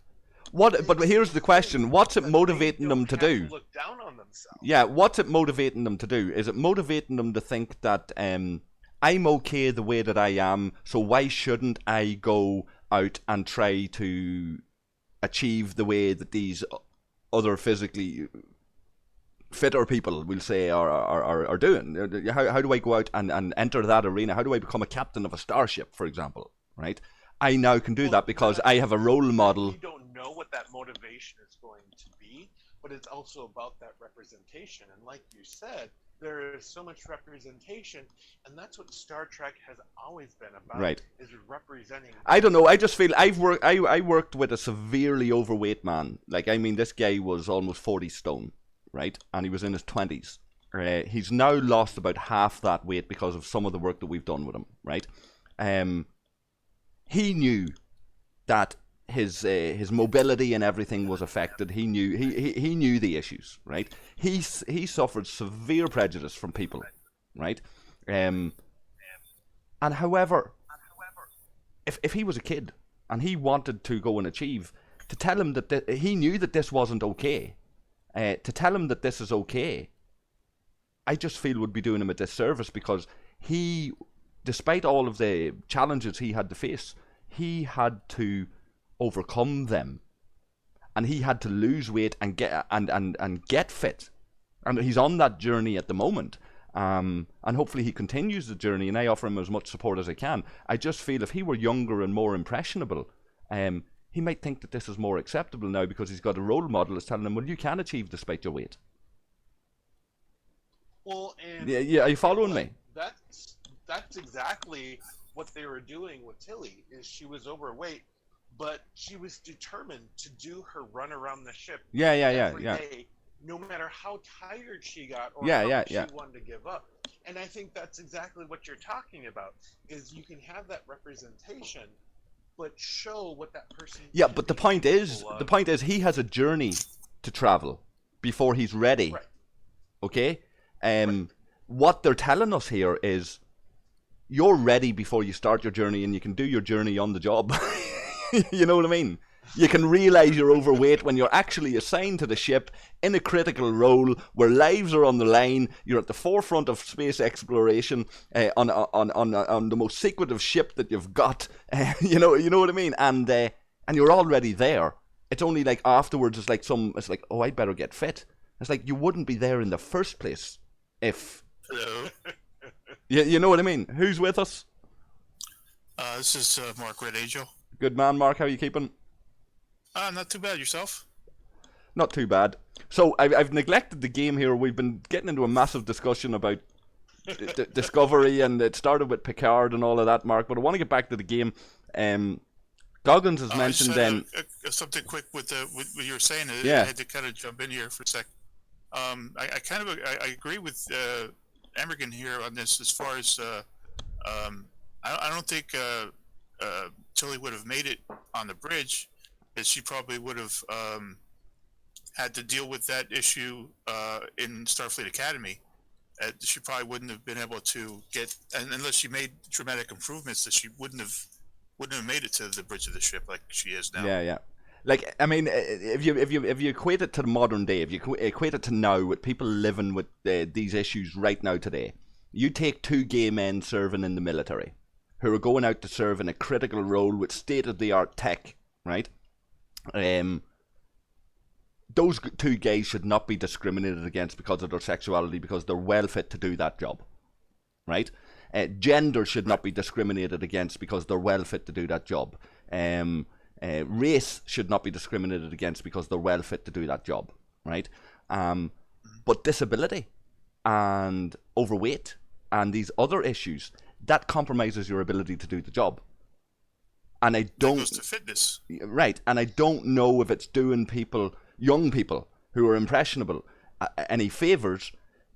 It's kind of smoothing over the cracks. Sometimes, like the guy I was talking about that I was working with, it's the harsh reality that he had to live with that was part of what motivated him to start his journey, right? If you made it okay, I suppose it's like enabling him a little bit. If you enable him and say it's okay to be overweight, then maybe he feels that he doesn't have to motivate himself so much because this is okay, you know? And it just feels, I suppose that is the word, it just feels like it's enabling these conditions. It's not similar to the standards for firefighters. Like we need to say, absolutely, we need to say, you are an equal. Intelligence levels and all of this here, you are an equal. And if you're going to be operating a remote drone, or you're going to be analysing data or statistics and things like that there, then you're as good, and if not better, than some other person who needs to be physically fit. To say that you're assigned on this critical mission and only then do you realise that you've got a fitness issue, like you said, that would have been sorted out in the academy. I just don't know if it's doing any favours. Like, at that point, it's too late. I tell you what it is. I don't like tokenism from the industry. Jansen mentioned a wee while ago about the industry and how it's the modern world when it comes to, you no longer have these segmented kind of individual standalone shows. You have you got to bring the audience back every week with a storyline that's completely linear and you're following it through every week. Tune in for the next one. Like, I used to watch the A-Team and, like, you know, they were never connected together really, you know what I mean? But you always tuned in because it was the A-Team, you know. It was the same for Star Trek and all of that. Nowadays, though, the audience expects something different, and the industry caters to that, and that's grand. But one of the things we have seen, like, I'm a very big fan, for example, of The Dark Tower, right? I don't know if you're familiar with The Dark Tower, Stephen King, all of that kind of stuff. And they made the Dark Tower movie recently, where they made Roland the main character a black man. But if you read the books and you look at it, Roland engages with a female character, one of the lead female characters in the story, who's a disabled black woman, right, who is racist towards white people. And she constantly calls him a honky motherfucker and a snowflake and all of this kind of shit. And how do you make that character, who's got blue, it's constantly referred to as blue bombardier eyes, how do you make that character a black man? Just to pander to the industry. It's insulting to the story. It's insulting to what we're looking at. That's just my view. It's nothing against the black man doing the role. Story, it is shoehorn it in there. Exactly. "Quote unquote" diverse. I remember watching a Kevin Smith documentary one time. Kevin Smith, there was like an audience with Kevin Smith, you know, Jay and Silent Bob, and he talked about. I think it was him who was talking about some script that for a film, and he went in to meet these producers. And the producer said to him, "We like the script, but can you stick in a robot spider into it?" And he was like, "Where do we stick a robot spider into it?" So him and whoever was involved left that project because they couldn't pander to the producers and their whims. Script he was trying to write. Right? And what he said is that film then eventually became what we know now as Wild Wild West. And if you look at Wild Wild West, somewhere later on in the film, they shoehorn in a robotic spider. You know? Yeah. And it's just like, and even though, okay, it fits with the style of film, the times or whatever, it's like, this is not the original script, and it's just it feels like the industry, people in ivory towers haven't got a clue. They pander to whatever the current issue is, and they're not actually sitting down and thinking it through. And I don't know. I don't know. Sometimes I feel I feel so passionate about Star Trek that when Scopely fuck with it, and seem to have less regard for it than the Trekkies do, it insults me. When I see TV producers shoehorning in political issues, it upsets me. I have to say, however, there are other shows that I've watched. I can't remember the name of it now. Katie Sackhoff from the new Battlestar Galactica. She's the lead character, and she produced it as well. It's a space show. Can't think what the name of it is now. I think it's on Netflix, but that's very, very heavy on the political, shoving the political issues in your face. And compare that to, say, something like, what do you call that other show? There's another show on Netflix where it's like a crew of them that go out in space and they're Killjoys. Have anybody seen Killjoys? Oh yeah, yeah, that's a great show. So if you compare that show with Katie Sackhoff and how if Jansen's still with us, if Jansen's still with us, you'll see that there's gay characters in that Katie Sackhoff show, and it feels a little bit forced, right? And feels a little bit too much in your face. No. Whereas if you want to go and watch Killjoys, the gay character that's in that, he's fucking amazing. You know, he's really genuine. He's an attractive character to look at and to watch, and the way he carries himself and his performance is excellent. You know, the fact that he's gay is just an aside to this excellent actor.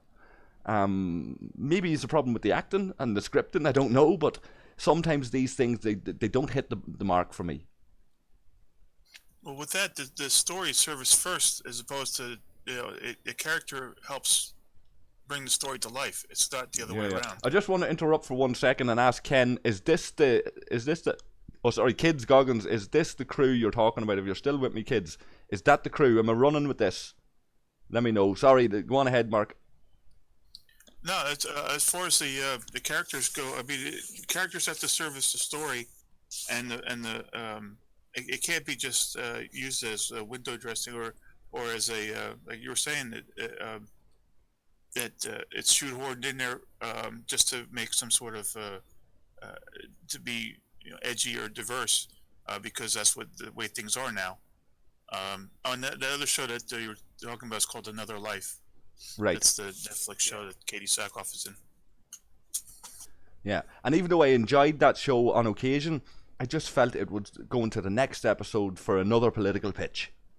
You know? Mm-hmm. And I really didn't like the way it was all about the one alpha male that was in the whole show got killed by her because there was a perceived threat from him. And she wasn't even, and they made good story out of it. I actually enjoyed that bit of the story because she was it was gonna kill her. But she struggled with the idea of whether he was or not. She struggled with the idea that she really didn't know, and she had to make that call. Well, we saw on the screen ourselves what he was going to do. But was he? This is the question. Going to take her out. This is the question. Was he? And in the sense of, like, this is a captain who's being challenged by, it's like mirror universe stuff. The captain's being challenged by the second in command to take over the ship and do it better. That's all fine. You have to self-defense. You have to do that. To make it a gender issue, I felt was a little bit insulting to any of us red-blooded males that fancy yourselves being a bit of an alpha in the room at times, you know. And you know, I know plenty of guys that fancy themselves as silverbacks, you know, and some of those guys are sometimes very useful and needed in certain situations, you know. Those traits can be very, particularly in conflict or where there's potential conflict. You know, we've kept the things like anger in terms of evolution, things like that still serve a purpose for us because, you know, in the modern day. So we've held on to these things. We haven't dispensed with them through evolution because they're still useful, you know. Hopefully the day will come where we don't need those things. And that's Star Trek often gives us, particularly Next Generation, often gives us this kind of utopian situation where conflict among our own species is pretty limited. They're coming back at us now with a lot of cursing, and one of the criticisms I would have heard of Picard is like, there's no need for all the foul language. You know, in hundreds of years, when we're supposed to have refined our society down and distilled it into something better, here they are fucking and blind at each other, like, you know. Well, one of my favorite parts of Picard is the Irish Romulans. No, she's pretty cool. Yeah. That. And she's going around, and she at least she's saying feckin', you know. She's not using the full expletive. She's, you know, here in Ireland, like, a lot of people, if they don't want to be vulgar, will say feck instead of fuck, you know. And that's kind of. I'm just happy that it's not. They're not all you know, British accents anymore. Aye, true enough. You know,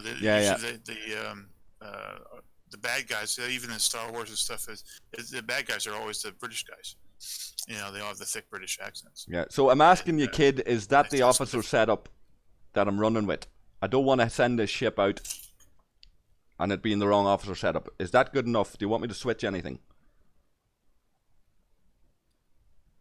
Give him a wee moment to reply there, lads. You anything on that, Jansen? You went very quiet there after a minute.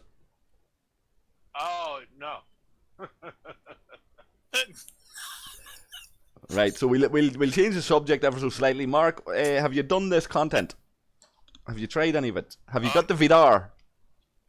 I just started with the faction hunts. Okay, I'm just doing that myself. Have you purchased any packs? Have you done anything like that? I did buy I bought the ship. Right. And because I was going to do that anyway. I'm one of those collectors, so I get have you tested ships. it? Not yet. No.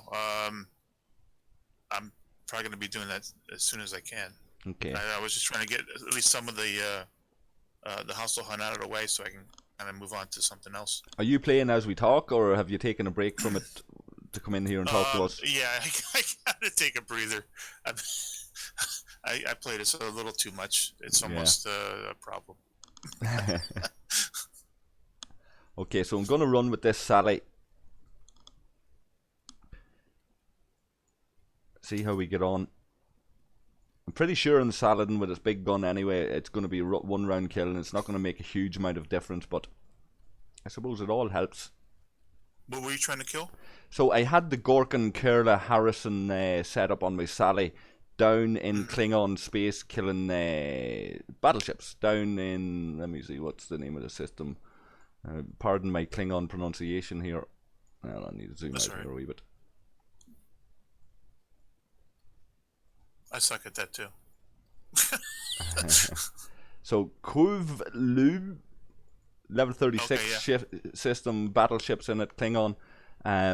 So I was out with Gorkon, Kerla and Harrison on the Sally. Your standard kind of, it was the original meta when they rebalanced the ships.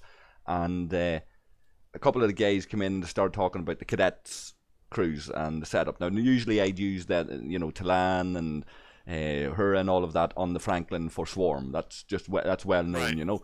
I haven't got Pike in that yet, so I'm running with this. So the guys were coming in and saying for farming hostiles, you're better using this cadet crew. This is the recommended way to go and what have you. So I was out farming. I says, right, I'll send the ship home and I'll change it to that crew. And that's what I was checking with kids there. Now, he's saying that the stream has timed out. Is anybody else noticing that? If anybody else is looking or listening? Let me take a look here.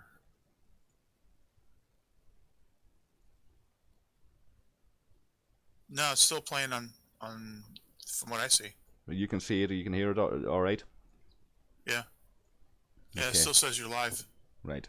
It must be his own machine or something then.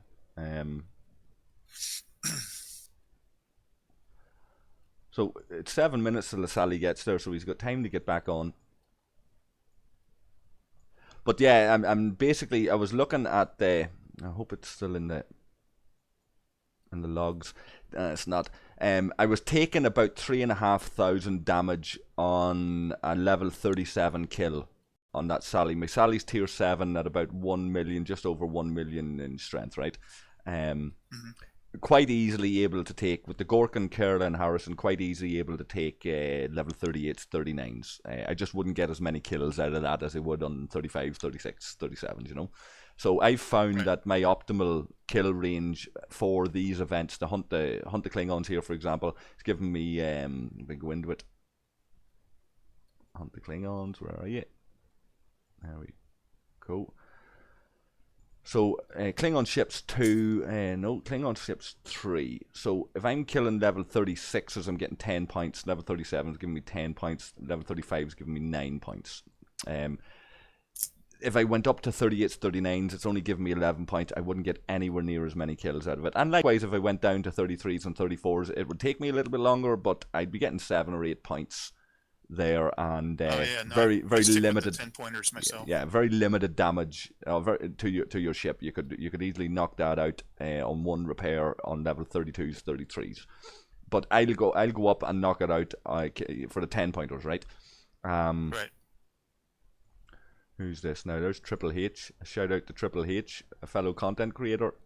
I wonder what he's using in terms of crew on his Sally.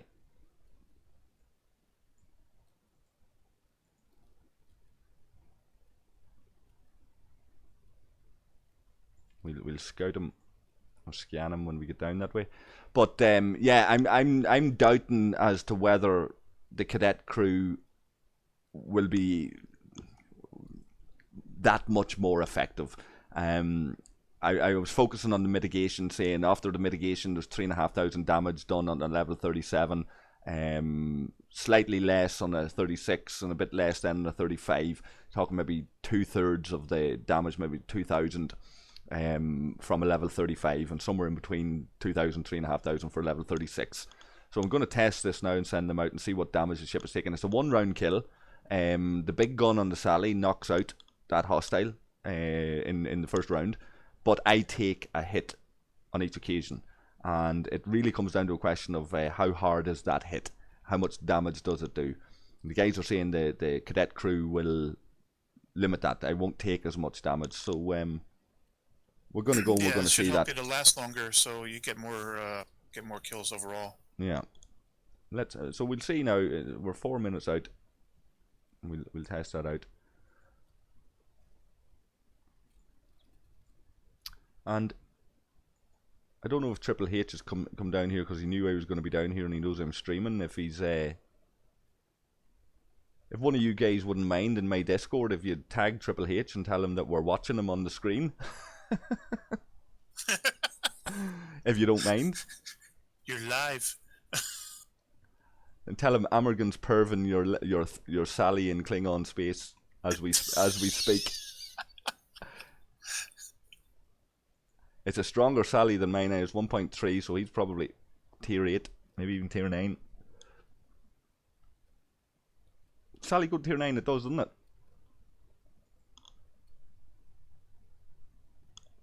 Anybody?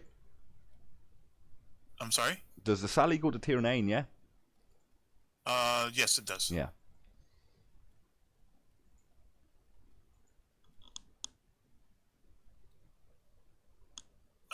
Doesn't look like Triple H is online.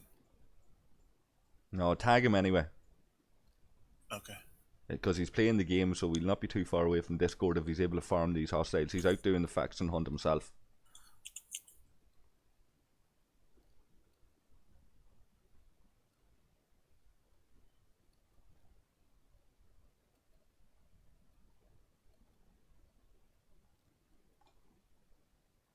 Does he go by something else on Discord? TripleHH. Does it not? Is it not tagging him? No.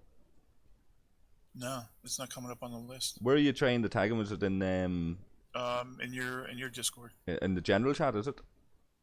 The community panel. I wonder do There's I a have different him? list for the different channels. Hold on. I'll do it now. Hold on. See if he's there.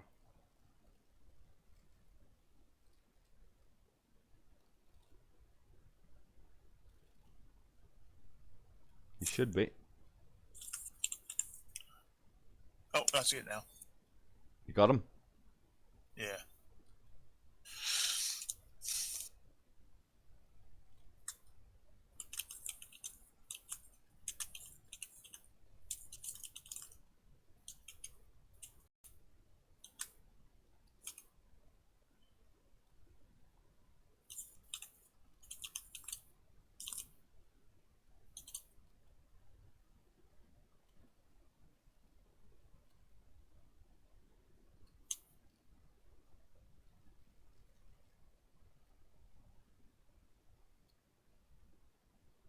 So Jansen's gone, is he?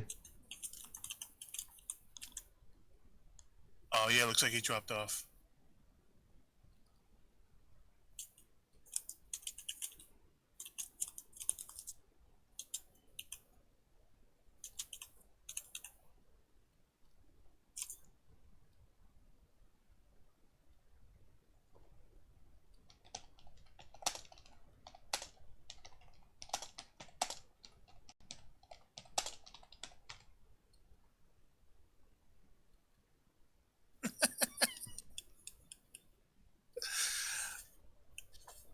I think he hasn't got the panelist role. I should have given that to him ages ago.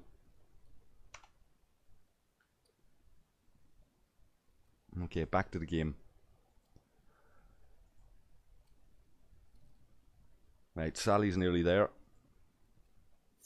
You think they're gonna eventually make the Borg a another faction? We talked about this before. I don't know. It's not looking like it. I'm not confident of it right now, you know. But then again, you know, there wasn't that much preview about a new ship coming. They could have made an awful lot more hype about this if they had have let us know there was another ship in the works. Yeah, they're terrible about doing that. They it's almost like they're shooting themselves in the foot by not. And they've got know people like Deuce and what's No coming and up. Shell that would wet themselves at the opportunity to be able to preview this for people. Oh, absolutely. You know, Absolutely. don't know why they don't use them. Yeah, it's a wasted opportunity. That seems to be happening more and more, even in just regular, even as shows and stuff. So Trip is watching already. Who's that after pulling up beside me?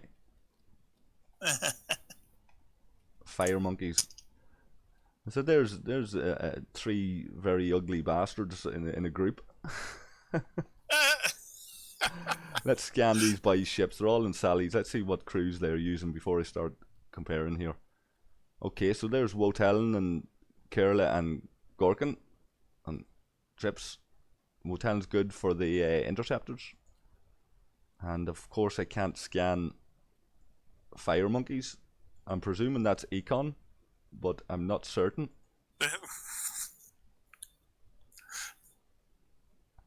Okay, so I'm going to test this one of these hostiles and see what the battle log says. There's a 36, nice middle of the road. Need a 35 and a 37 as well.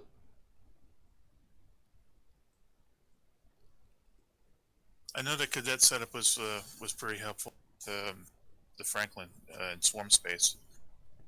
Yeah, there seems to be three, depending on your officer levels and your research and all of that. There seems to be three different setups there for that, all involving Talan and Cadet Uhura. The only variation being on whether you use Cadet McCoy, Cadet Kirk, or Instructor Spock. What I've actually found is I get that slight bit better when I use Carol Marcus as the fourth, or as the third officer, so it's a fourth option for me. But that wouldn't work for everybody. So that ship's going. That's going 2 rounds. So that's not as effective as the Gorkin Kerala setup. Now I see Trip using Wotelin. I want to ask him: is that because he hasn't got Harrison, or is it because of the interceptor affinity? And you should feel free to come on into the community panel voice chat, Trip, if you're available.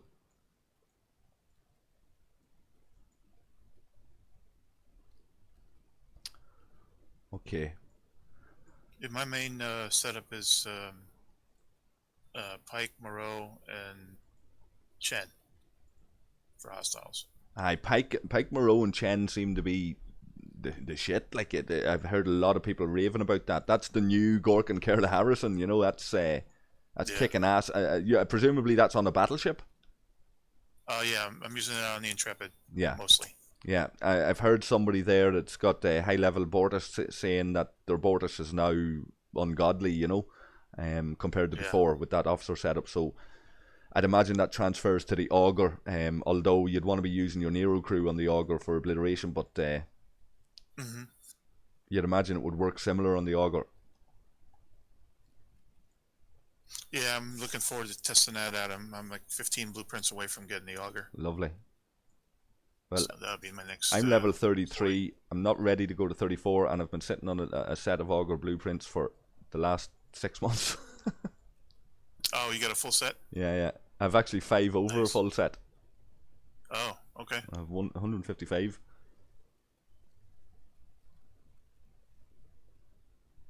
Oh, okay. So it's just because the shipyard's not leveled up yet. Yeah, I can't build it yet. Gotcha. Yeah. Yeah, it's like the jellyfish. You can't do it until you're 39. Yeah, I missed the days when you could build a faction ship at level 23. Yeah. Yeah, they changed that pretty quick though. Yeah. They put those level restrictions in.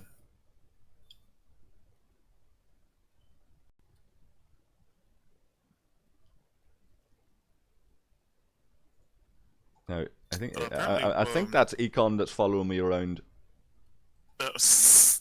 He has an Enterprise anyway, so presumably it is him. He's after warping out.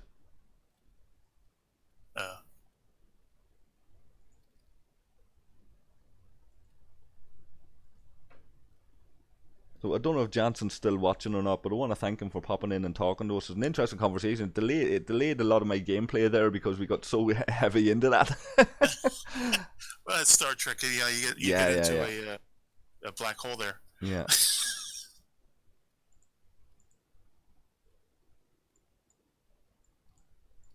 I'm kind of interested to see what season 3 is going to look like for Discovery.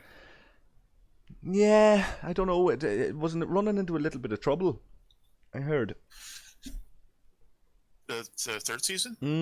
There was something I read somewhere that they were having background issues with cast members and stuff like that. I don't know what it really was, what was really behind it. If some of them were looking for more money, or what really was behind it, or if there was personality conflicts or something. But these things can happen. It happened with the J.J. Abrams, the Kelvin films, didn't it? They ran into all sorts of trouble with that. So I suppose when something's successful like that and there's money to be made, people start seeing the amount of bucks that is being made, they can start asking for a bigger paycheck, or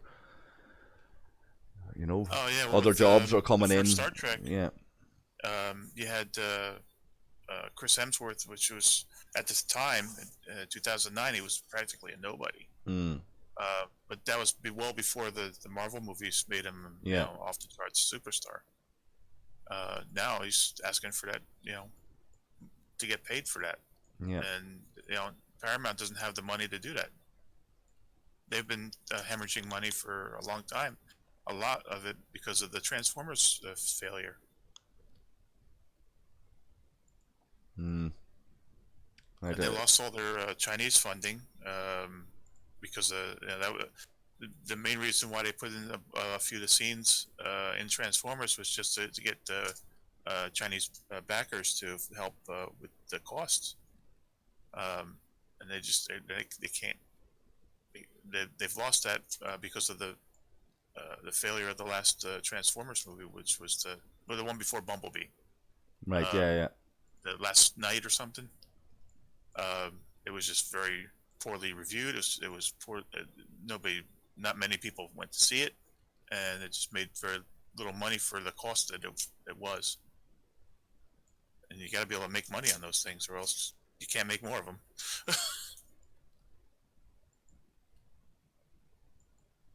They haven't been doing good on their franchises. Yeah. Now, I'm after looking at that some of them battle logs there again. One of them battles went one round. 2 of them went one round, and I'm getting The damage is that's level 35. So hold on. Yeah, level 37. That was 2 rounds. One of them went 1 round. I'm taking 1300, 1500. That's 2800. No, it's on the level 37's that crew, but he's right. If it goes up more than 1 round, it's no good. Yeah, so for this purpose, I need to be able to kill 37, so the Gorkin crew is preferable. It's alright if I'm only killing 35s, I suppose, or if I was down killing lower levels like 33s, 34s, or a bit of Pente or somewhere like that. That's a level 35. We're looking at 1700, which is marginally better. I'm guessing the cadet crews, they're maxed out, right? I think so. That might have something to do with it or not. If they're not, I think so. Do I have Chen maxed? I'm not sure. See, what I used to do back in the day, and I would have recommended this in a few videos for people, is to avoid, before they became so relevant with the swarm and for farming hostiles, before the rebalances and that, it was a case of they're quite useless when you get stronger officers. That changed then, you know, they became useful again. But back in the day, the really only use that could be recommended for them was to level them up to a point. Until then, instead of, once they're maxed out and you're not able to upgrade them or promote them anymore, or you're able to promote them, but you won't get the shards added to the tally. Yeah, it'll be converted to officer EXP. So it was another way of getting free officer EXP if you just didn't promote or upgrade them. You know, that's no longer something that you'd be, I suppose, recommending to people. You know, unless they're desperate for officer EXP, but it still work on some of them officers. Let me get a wee glance at them here. There's some of them that still don't provide huge value. So Talan and Uhura is maxed. I don't have Cadet Kirk maxed. I don't have Chen maxed. Who's the other one? Cadet Mackay. Chen would be recommended. And I don't have Cadet Mackay maxed. Yeah, the reason the rest of them I could have upgraded. The reason I haven't maxed out Chen is because I just haven't got her shards. She is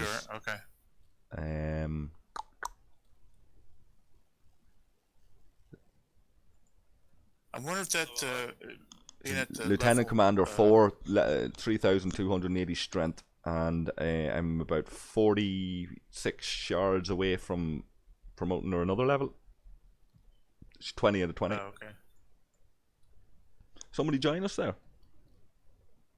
Yes, it's your old friend TripleHHH here. Good man, Trip. How are you keeping? Good. Yourselves? Not too bad. I'm only after realising that I didn't give you a panelist role in my channel. I thought you had that role ages ago. Probably when Billy had his little power trip, he probably took it off me. That could actually be what it is. When he booted you that time, I probably didn't give it back to you. More than likely, yes. Yeah. You've been behaving yourself since. Billy hasn't had to come out with his big stick, no? That's right. I've been a good boy lately. Yeah. Either that or Billy's been asleep on the fucking job. I don't think Billy does sleep. At any time of day or night he's on here, he doesn't have anything else better to do, I think. I don't think there's much else he can do. Man's mobility is severely diminished.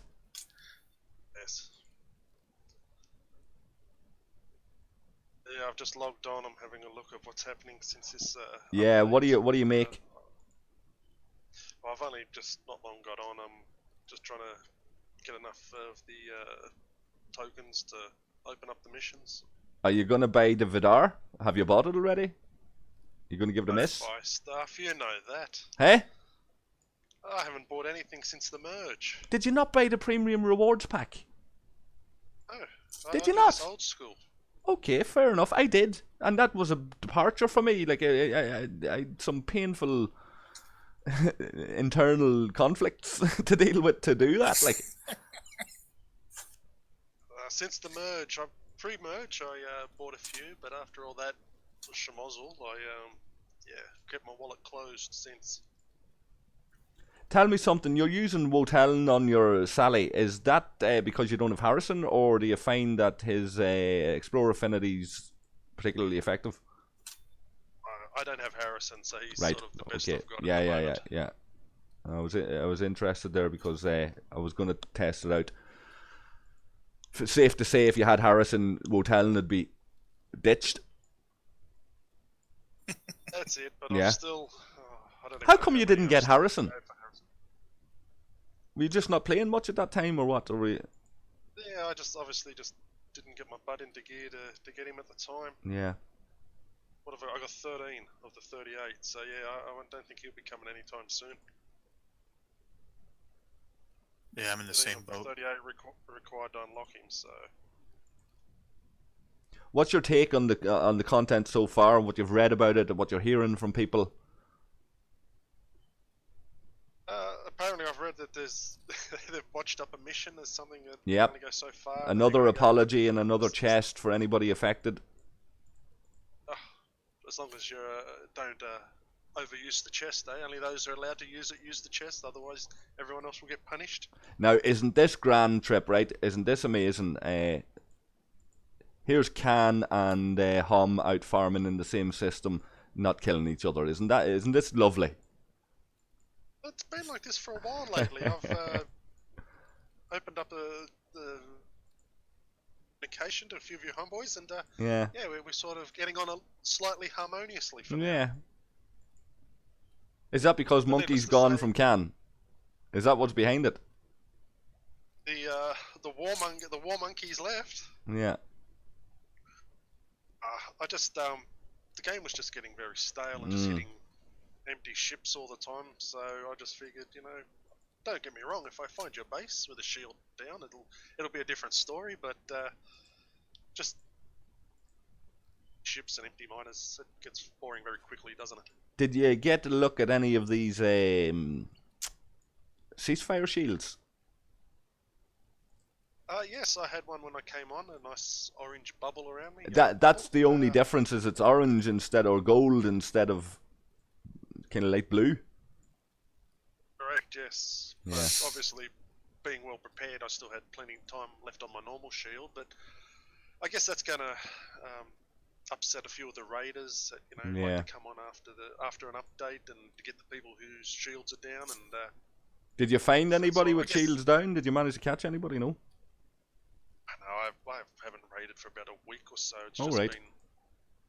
been quiet, like with the graveyard of our server that's left, and obviously everybody knows their lesson now to shield up or else, and yeah, it's been slim pickings. It has, and it's been like that for a while. Me and a couple of lads, we got one of the bomb guys, Picard, out of bomb. We got him there recently, got a few million out of him, but like even at that, that's rare. It's not a common thing. Like, Well, I remember a few months back, you'd be hitting people that have got 30, 40, 50 million plus Yeah. resources. Now you're happy if you go hit somebody that's got 1 or 2 million. It's dropped so dramatically. yeah, I'm Especially 1,000 for someone points. like myself that's in desperate need of some trite. So Are you finding Tritanium to be difficult? I've found Tritanium a lot better now since really since the Swarm, since I leveled up past 31, since I went to 32 and 33 and started doing the Swarms. I found Tritanium's not as bad. It's Power Steel now. Tritanium's not as bad to acquire as it used to be. I'm up to the point where I got to tear up my ships to like. Yeah, well, for that, yeah, you need it, but you need like 100 million. you must have a good stock of rare gas and rare ore and stuff. If it's Tritanium is your issue. Yeah, some. Rares are my issue. recently. I'm out of rare gas altogether. I'm fucked. There's nothing I can do without rare gas. In terms of upgrading, like there's a Centurion there, needs rare gas to do like it needs 120 rare gas or something to do like one component, and I'm down to yes. 0. Yeah, I've got a few, but pile. So yeah, I think it's going to be slow going from here. Bucket loads of dilithium. I can't get rid of it. I'll trade you. I'll base you some of my dilithium for your trite, eh? Aye, no I bother. could use dilithium. Got like over 500 million, and I can't use it. So it's like Yeah. the researchers, and everything just takes so long. It just by the time I spend some, I've made it back and then some. Yeah. I could definitely use it. Titanium, Mark? Dilithium. Dilithium, yeah. I have one mission left to go. I can't remember which one it was. I combat training 39. I'm about to do the hostile captain on it. I have 45 million dilithium to pick up from it. I think 40 is the last combat training that gives dilithium. Is that right? I'm up to combat right. training 41, and it's going to give me 3 million dilithium and a couple of Gorgon. Okay, so 41 maybe. Okay, that's not so 41. bad. I thought I was approaching the last round of missions that was giving me dilithium there. That's a bit of a drop. 45 million for the hostile captain at 39, and at 41 is only giving you 3. That's for the first. That's just the rookie. Yeah. Defeat 3 level 41 hostiles. So Right. it may go up by the time you get to the final part of it. But Where did you find 41 hostiles? Somewhere? not as yet. That's why I'm still stuck on it. Probably Yeah, in the same here. extremities somewhere. But yeah, I don't have dark space or anything opened yet, so I'm still trapped in the normal nether regions. Yeah, same here. What level are you again, Mark? 37. I just turned 37. Right. So yeah, I don't have dark space open either. Yeah, it's sort of we hit the halt for now. Obviously, that's geared for once you open that section. I'm assuming we'll find plenty of 41s plus, but Yeah, I've seen the veterans, which are way overpowered. It seems the veteran hostiles. I don't know. They're like 3 times the power of any of the other normal patrols or stuff. Level 39 systems. Kids Goggins is saying he's been with me from near the start of the stream. He's saying that he's dipping, so presumably he's starting to tire. Fair play to him for sticking it out this long. He's fading fast. I've been at it for an hour or two myself. I might have to run and make another cup of tea and come back to this. Kids today. Yeah. don't have the staying power, eh? No. Hey, you get a couple of Mountain Dews in you, you're good to go. You're talking to an Aussie and an Irishman here. Is probably going to be more like whiskey or something. Yeah, you're right. That makes more sense. Yeah, this is not a PG rated channel though, is it? No, I mark all of my videos and I mark this stream as not made for kids. Having said that, like we were talking with Jansen earlier about Discovery and Tilly being slightly overweight and all. Like Yes, I was hearing all that. Yes. Yeah, there are some of the guys that we talk to could be a lot more what's the word? Forthright in their views on that kind of subject matter, and I'm not looking to go there just yet. Yeah, I'm not ready for YouTube to ban me, you know. Correctness. Yeah. We all got to be politically correct, don't we? When you're going across the airwaves, like, you don't want to give YouTube any reason to start messing with you, exactly. black striking you and stuff, you know. Yeah, this is true. I'm not ready for that yet. Enough. I'm not against it, like. Zuckerberg does that on Facebook, Yeah. but yes. Like any of you guys that have followed any of the stuff, you know that I'm not afraid of a little bit of a row or a little bit of a challenge, you know, particularly with Scopely and all of that, you know. But Scopely kicking me from Discord's one thing. Yeah, I'm not one of these people that you're going to find too easily that's going to get banned because I've been in-mouthing off on Galaxy Chat. You know, You got kicked from Discord too? I got kicked from the official Discord a while back, yeah. Yeah, me too. Oh, really? Yeah? What did you get kicked for? Inesias was kicked recently as well. They said I was spamming. I asked in a couple of different channels at the same time for them to fix the officers, and I put a hashtag "fix officers now" in like 3 or 4 different channels, right after each other, and then they said I was spamming. And just booted you like that? Oh yeah, I've been out ever since. It's probably Jesus Christ! Like, 4 I mean, months now. warn you, remove the messages. That's one thing. Booting. Yeah, right. For fuck's sake! Like. Well, now it is. I tried getting a hold of one of the mods, and they went in there to see what was going on, and there's not even a reason as to why I was kicked. Mm. They And just are said, you like you're myself? banned, but they don't know why. Are you like myself, just out of a sense of self-respect? I'm not going to go back near the fuckers. Like. Yeah. Yeah. Well, I was just Stubborn, wondering like. if that was even possible, and they No, don't I know think why. I think Inesias was invited back. She says she got a message telling her it was okay to come back, and somebody sent me a message who complained to one of the moderators after I got kicked, saying like, "Why did you kick him?" or whatever, and they were telling me that the response they got was, "He's welcome to come back." So the kicking seems to be a tool to kind of like put you standing outside the room, and when you're ready to behave yourself, you can come back in. Yeah. I'm just Do the you sort think of they've person. changed their tune now that the game's become so popular, and obviously the Yeah. Discord's overflowing with people. But this so now isn't they're- even they're- this isn't even Scopely. This is Panic and Gala managing a team of moderators, and some of them moderators just are tripping over themselves to climb as far up their arse as they can, and they can't see the wood for the trees. They're willing to step on the community, even people who are take Star Trek away from it, who would be sound people that you'd probably get on with reasonably well.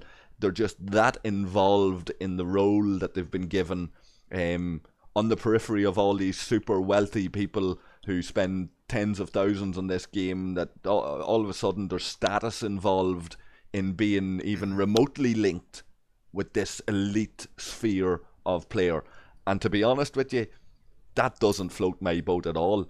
If you're a privileged individual who has a sense of entitlement when you come into this game, I just want to be with a crew that's ready to go and try to crack that base and drain everything the fucker's got. I'm not looking to get on his right side and kiss his ass because he thinks he's somebody, or her, as the case may be. Some people aren't like that. Some people will just avoid getting on the wrong side of these people because they're so wealthy. Money has the illusion of status and power, That's true. It doesn't do anything for me. So what are you saying? You're ready to go and empty charge and hilts again? Absolutely. Absolutely. Drain them empty? Charge and Hilts aren't even the worst of these fuckers. Charge and Hilts have been playing with us for a while. And even though there might be some element of a sense of entitlement or a sense of this, the guys still have a level of respect for people around my level who might be able to do some sort of damage, at least to their minors,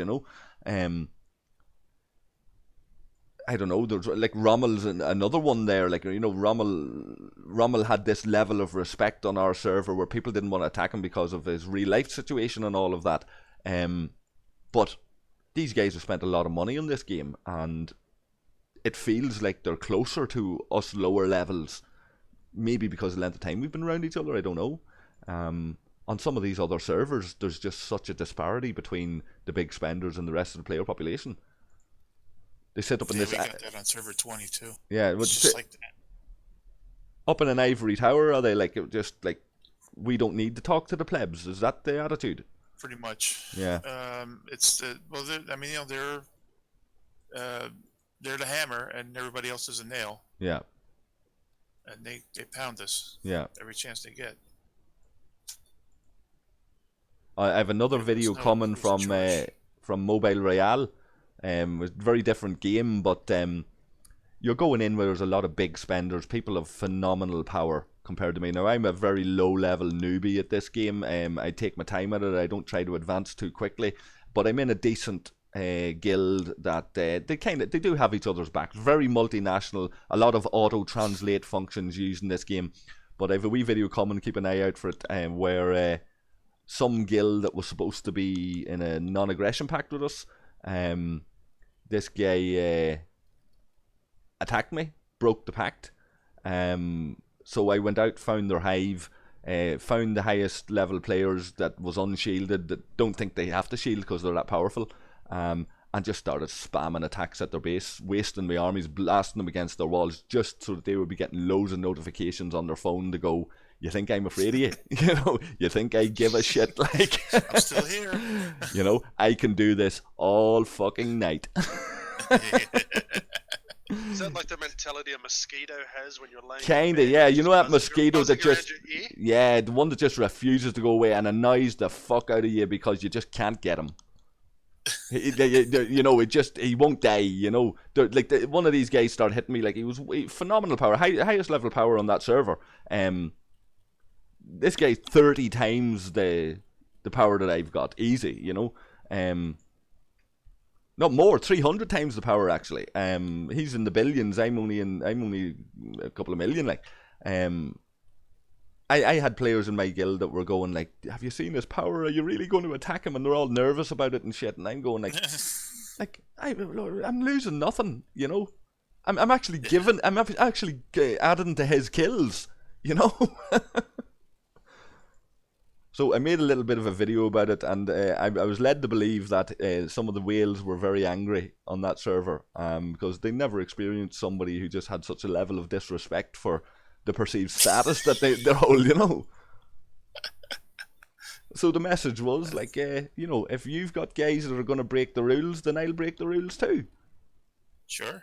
You know, put manners on your crew, and this won't happen. Sorry for ranting about another game there. I should be very close to unlocking these missions here now. Well, that applies here too. I mean, it's if you you know, hit with impunity, then you're gonna be able to get hit. I did. I took that strategy from, I think it was Hiltz. I done a little bit of a video, and I don't know if TripleHHH remembers it or not. I done a wee video recommending, like, if there's powerful players on your server and they're not leaving you alone, and you want to make a point, when you've got, use up all of your resources, go and park your base, find them, park your base right next to them, and just spam the living hell out of them. Annoy him and harass him as much as you possibly can, and it works because you're baiting these people into coming and smashing the ships of your base, and it's, you know, the attrition rate is greater for them, therefore you're hurting them effectively more than they're hurting you. You know, it's actually sure, especially with the bigger ships. Yeah, it's actually a better strategy in Star Trek Fleet Command than it is in Mobile Royale, in fact, because when they come and they hit your castle, it's not like in your base here where they have to crack it. Once they've defeated your army that's in that castle, which they will, there's nothing stopping them from just spamming you and taking everything that you've got and setting the thing on fire, you know? Right.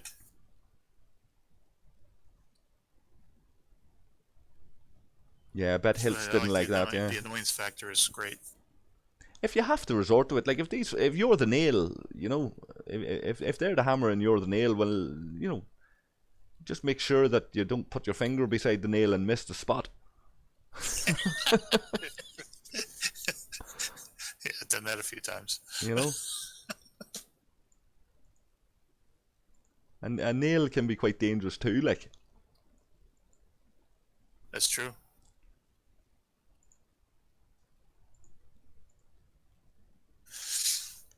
You know, they're not invulnerable. I mean, there's always if they do any kind of mining, the miners are the easiest way to get to them. If you can take out their miners, and you know, that's annoying too, which is nice. I'm not looking to harass anybody or become what we would have called on our server a pest. But it seems to me the only difference in a pest that's got a good alliance and a pest, as we would call it, is the fact that you're in an alliance and you've got backup. Right. Well, what did you call me behind closed doors? Yeah, no, exactly. Like, you know, but you're a small alliance, you see. You know what I mean. It's you and a handful of people, so it's easy to say you're a pest. But to be fair, Captain Caffeine's more of a pest than you are. You know, not And have a chat. well, I don't experience have a chat's shite as much as some of the other hum lads do.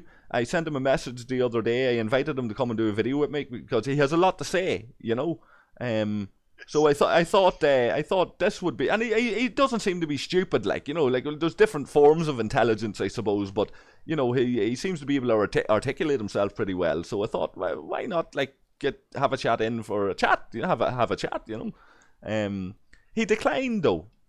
And then we talked around a wee bit, and then he seemed to be kind of the opinion that he would do it if it was myself and Psychosis and the original hum gays, but he wouldn't do it if it was any of the sword gays there.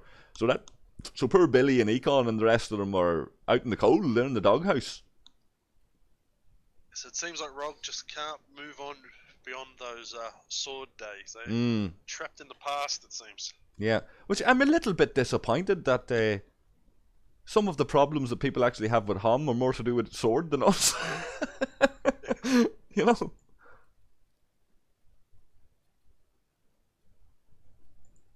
Okay, so I'm starting this, and you will know us mission.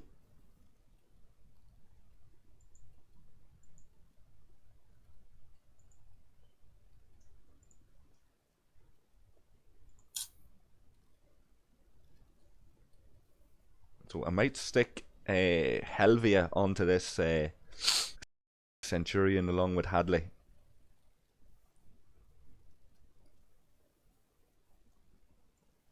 Any of these guys experiencing a lot of game freezes? Yeah. I'm experiencing a fair amount of them. Not freezes, but mostly crashes on the iPad especially. I'm just getting a bit of lag, like the game just on Android, it just sort of, you're playing smoothly, then it just a few seconds got to like clear its throat and then comes good again.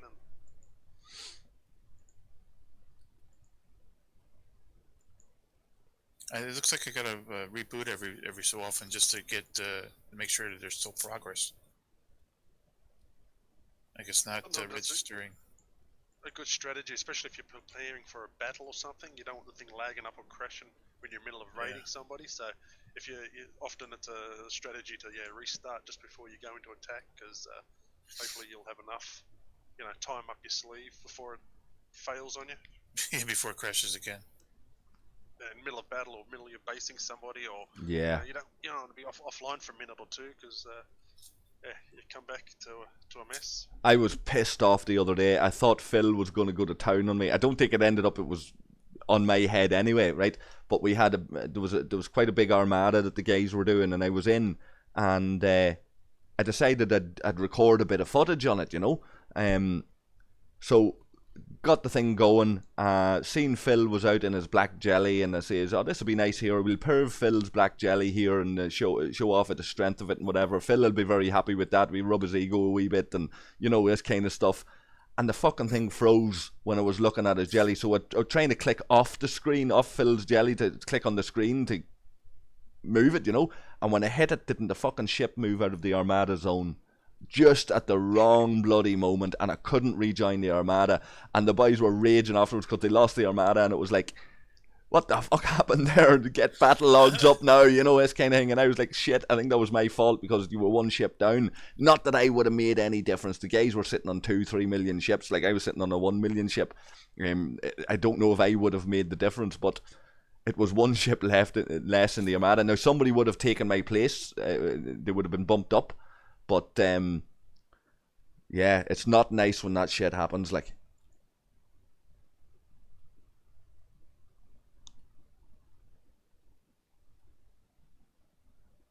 Yeah, that's terrible. Especially with an armada like that. Yeah, quite a high level one, like something that I'm lucky to get involved in because I don't have the ships to start and finish one of them myself, Oh yeah. And these bloody ships getting stuck on the spawn nodes. Have you seen that? Oh yes, and you can't hit them. They're like, Fuck's sake. Oh yeah. I was saying that earlier in the stream, is like we've called so many times for Scopely, stop dumping content on us, trying to milk milk money out of us to buy packs on at least until you fix these stupid bugs. Like,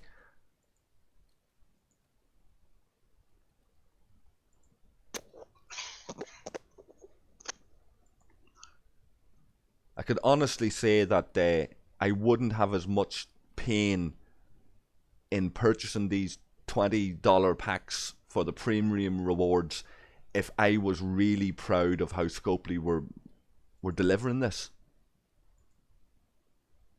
If my experience had been, has to be improved before. yeah, but how they, like, we were talking about getting kicked out of their forums for demanding better and stuff like that.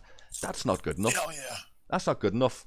Give us somebody that actually knows how to do customer service and knows how to deal with the public. Get rid of the egos. Climb out of Gala and Panic's arse, and Panic and Gala climb out of the arse of the whales. And the whales get their head out of the fucking clouds and realise that there would be no game without the rest of us.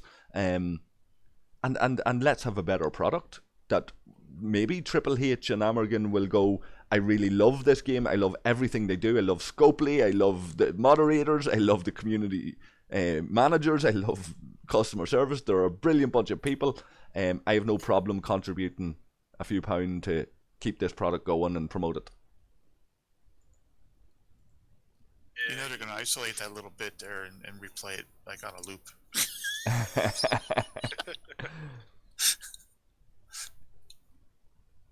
It's probably going to be on their outgoing. Yeah, here's Amorgin saying how he loves us all. It's going to pop up somewhere.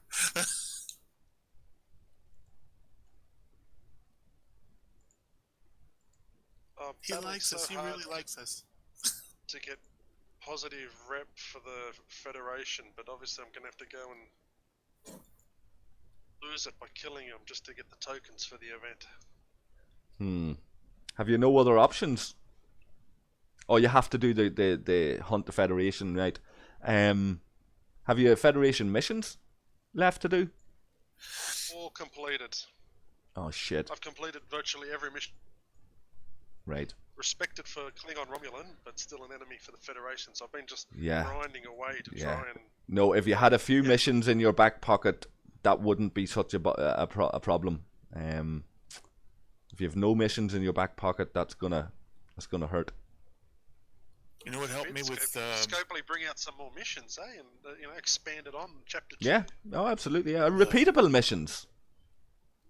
Yeah, that would be nice. You know, you log in every day. There's some, and you know, we were talking the other day in the community panel. I can't remember exactly which one it was, but we were talking about. I don't know if you guys remember the Choose Your Own Adventure books. Any of you guys remember that? Yeah. Yeah. Which was like, it was one small book. Like all, you know, you could translate this to a game like this in the sense that give you loads of choices as you progress through a mission storyline with a variety of potential endings. Let you finish one particular storyline in a certain way, and go and start it again, and maybe try for a different outcome with different rewards. I think they tried to do that with the first set of Borg missions, where they had a couple of choices, and they did let you repeat it three or four times. Yeah, but that was minimal enough decision making, wasn't it? It was one or two decisions you make. It wasn't enough. Yeah. They definitely should have had more choices. Whereas imagine every week you had a repeatable set of missions with something slightly different going on. You know, different rewards available. You need dilithium. Do the mission today. That'll allow you dilithium rewards. Tomorrow you want more dilithium. Do it again the same way to get dilithium rewards. You want to change to tritanium or to whatever other rewards? Give us a plethora of rewards. Give us a Franklin, the what do you call them for the Franklin? The modulators. Give us all sorts of different. Give us ship parts. Give us speed ups. Give us a variety of different things that we can aim towards, and just choose the route depending on what you need. Yeah, and they can add these new nanoprobes and repeatable every day. And then if they want to really kind of cater to the high level players, like, allow them to pay for something that'll allow them to repeat it more often. I'd be quite happy with doing it once a day, getting my rewards, and then repeating it again tomorrow. Doing it slightly differently or doing it the same. It'd be a good But I'll place to say- put those independent credits you can't get anywhere. Absolutely, yeah. But I'll say you've got your dailies. You get your replay your rewards every day there in your dailies. That's what they're You do, coming but out it's to not be. like it's the same things you're getting. That's grand. That's almost like your bread and butter. You know, I'm talking about the optional extras that have a little bit of storyline or a little bit of something. Currently, it's Borg, so it would be relevant to the Borg. At one time, it would have been Augment, so the wee storyline they give you could be relevant to the Augment. You know. Right. I know it's just an idea, but I'm thinking along that choose your own adventure books, in the sense that whatever every time you do something, the next stage you have another decision to make and another one. Every time, every step. I enjoyed the stories for the most part. I mean, I one of the reasons why I keep coming back is for the. I think it expands on the Star Trek universe, and Right. having those stories is great because it's like, okay, well, now it's a little tidbit that it doesn't matter if it's official or not. I mean, canon or whatever. It's something that's within that universe. That sounds which is that's actually an interesting point. I wish we had Jansen here still too to talk about this because he's a big Trekkie, like, and it's the idea that now that CBS have given the IP to the Scopely that can use it, right? Right. Does this actually mean that everything we see now in this game is actually now effectively and legitimately part of Star Trek canon? I don't know, only because I think they're trying to kind of go along the same lines with the Star Trek Online, because most of that was canon, at least for the most part. But I don't think all of it is anymore. I think they're trying to. It's like a retcon, where they're almost backpedaling on saying, okay, yeah, that Star Trek Online is completely canon. Right. It's you can't. I don't think you can because the video game format doesn't. It's too different. Like the way Star Trek is, or at least it started off as, is a helpful exploration and you're going out and you're discovering new worlds and new civilizations and stuff. Yeah. But with the online, tolerance and peace and all of that. Yeah. Yeah. It's a lot more conflict based because it has to be because of it being a video game. So your storylines are going to be geared toward that environment. Like you're going to have a war-based video game environment that's kind of counter to what the original intent of Star Trek was. Yeah. So particularly if you're playing with the Federation, but if you're playing with the Klingons and the Romulans, well. Oh yeah, no, there's factions definitely that are going to have that warlike mentality. Yeah. The Romulans and Klingons are perfect examples of that. I had an idea way back. I'd love to see them bring it in. I'm not too sure exactly what way it would work, but and it's been mentioned by other people is cloaking devices for ships. That would be cool. Now, you'd have to give them to the Romulans and the Klingons, but not the Federation. So there'd need to be almost like the battle triangle thing where you maybe give each faction 2 boosts. Both and the boost one would be, say, a mining boost. That if you're this faction, you get 20% extra mining rates across the board, right? You can get let's see, a certain reward that's beneficial. You get certain from your dailies. You get a certain boost to a reward for that faction, whatever that might be, right? And the Klingons, then everybody sacrifices one benefit, say. So the Klingons and Romulans will both get a cloaking device and one other, a bit from column A, bit from column B, bit from column C. But you don't get to pick something from all the columns. You only get to pick 2 out of 2 columns. So both Romulans and Klingons get the cloaking device column. Federation don't, and have some other boost or benefit in the other 2 columns that the Federation will get, and the Klingons will get one, and the Romulans will get the other, and balance it out that way. and all it takes is a little button that'll make your ship invisible. I'm sure they can do it. Could get the cloaking device on at least one ship if they bring it in. Yeah, but it's like Defiant. True, yeah, but it would have to be exclusive to the Defiant, whereas a lot of the Klingon and Romulan ships would they regularly utilize it in Star Trek canon, you know.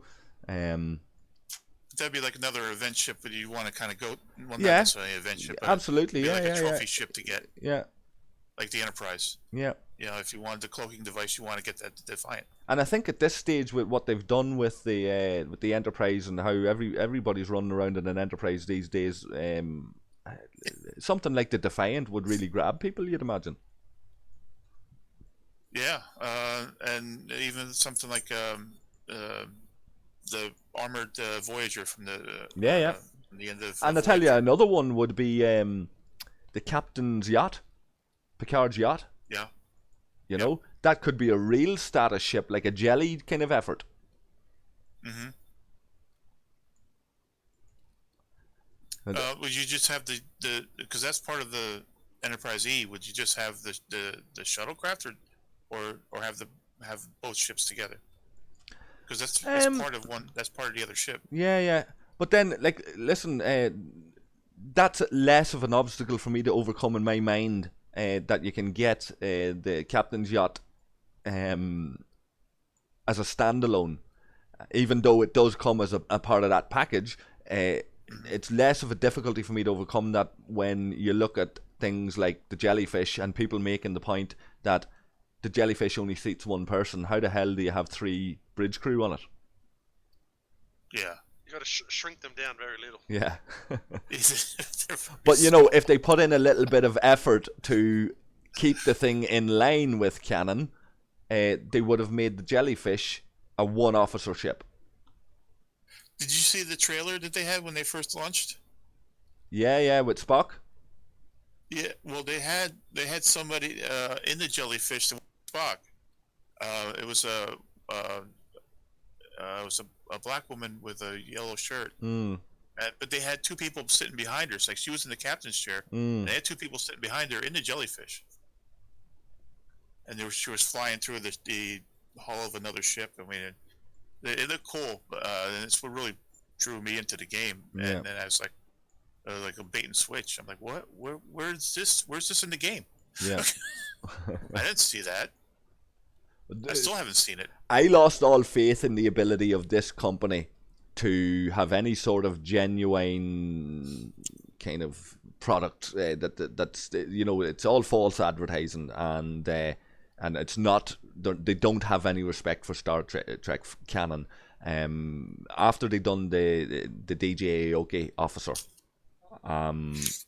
it was just like, it still cracks me up. Yeah, it was like, talk about shit on the community that loves this product, like, God loves this IP, you know.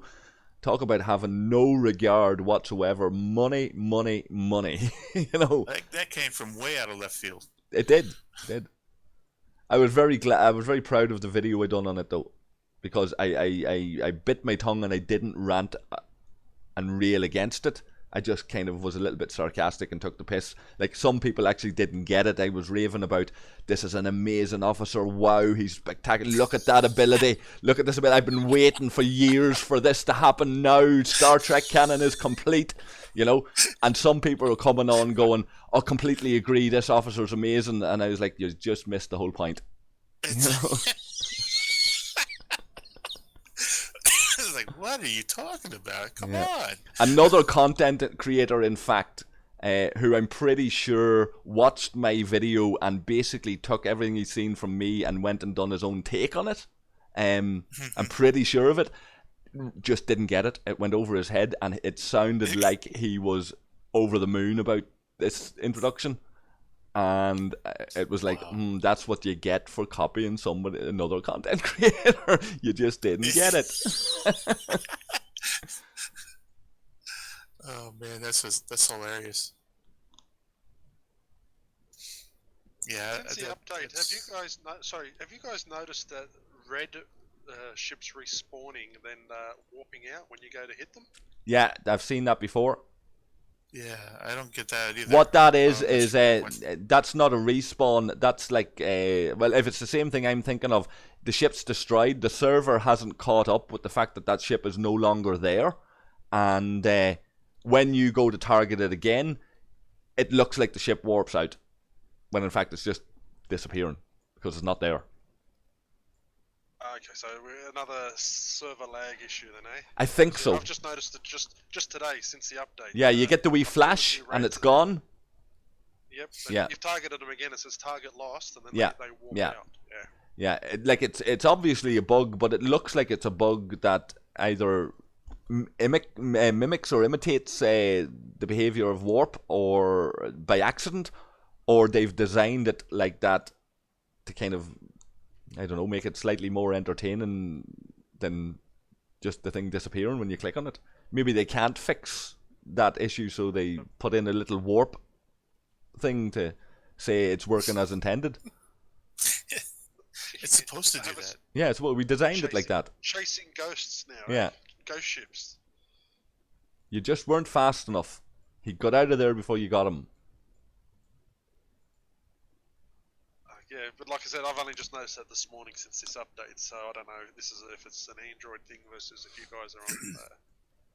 No, that's been happening before this update that I remember. I suppose just to give you a wee bit of background there, Triple H and ourselves, we've slogged the bit out and fought with each other in the game for longer than most people are playing this. Frenemies, huh? Yeah, kinda, yeah. It took a wee while, but I said before in a previous video, it's like we're all inbred now, on the founder server. Everybody's related to each other, everybody's fucked each other that much that we're all kind of like deformed and shit. We're all each other's second cousin. Yeah, Oh, nice. 3 ears and 6 fingers and that kind of stuff. We're talking about Billy like that. Yeah. Billy's got 3 testicles. Well, I guess better too many than not enough. That's it. Always good to have a spare. Yeah. Exactly. Big balls, Billy. I'm surprised he's not watching, actually. I'm surprised he hasn't dropped into us. He's usually pretty on the ball with this. Maybe he's been awake for... No, in Galaxy Chat, he said he's got to run for a doctor's appointment. So... that was about an hour ago. Galaxy Chat. He's probably turning his head and coughing right now.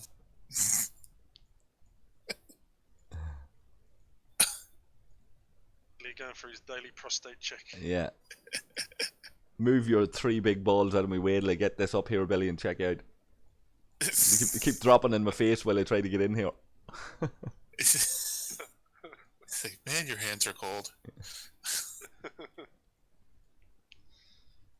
Oh, I still got to get that video of his up, or the half of it that's not corrupted. What's that? Did you raid him? When I based Billy, right. Friggin' 3 or 4 months ago. Yeah, it's hateful when that happens because levels aren't accurate anymore and stuff like that. And yeah. I guess I just put a disclaimer and just say it's for entertainment purposes only. I'm yeah. sure all the Rock Boys will cheer me on. But yeah, half the video, just the first half, which just won't let me edit. Every time I go and edit, it just corrupts the file. So I just gotta, and it's just too long because I think he was my first raid after the new raiding system. So he was like the guinea pig. So here I was for a good half an hour smashing into him because he had three battleship or 3 warships in dock. So I'm just there smashing him, and like it just took forever just to crack him. And get halfway through, and then he decides to wake up and shield halfway through all the ruin the party on me. He likes to do that.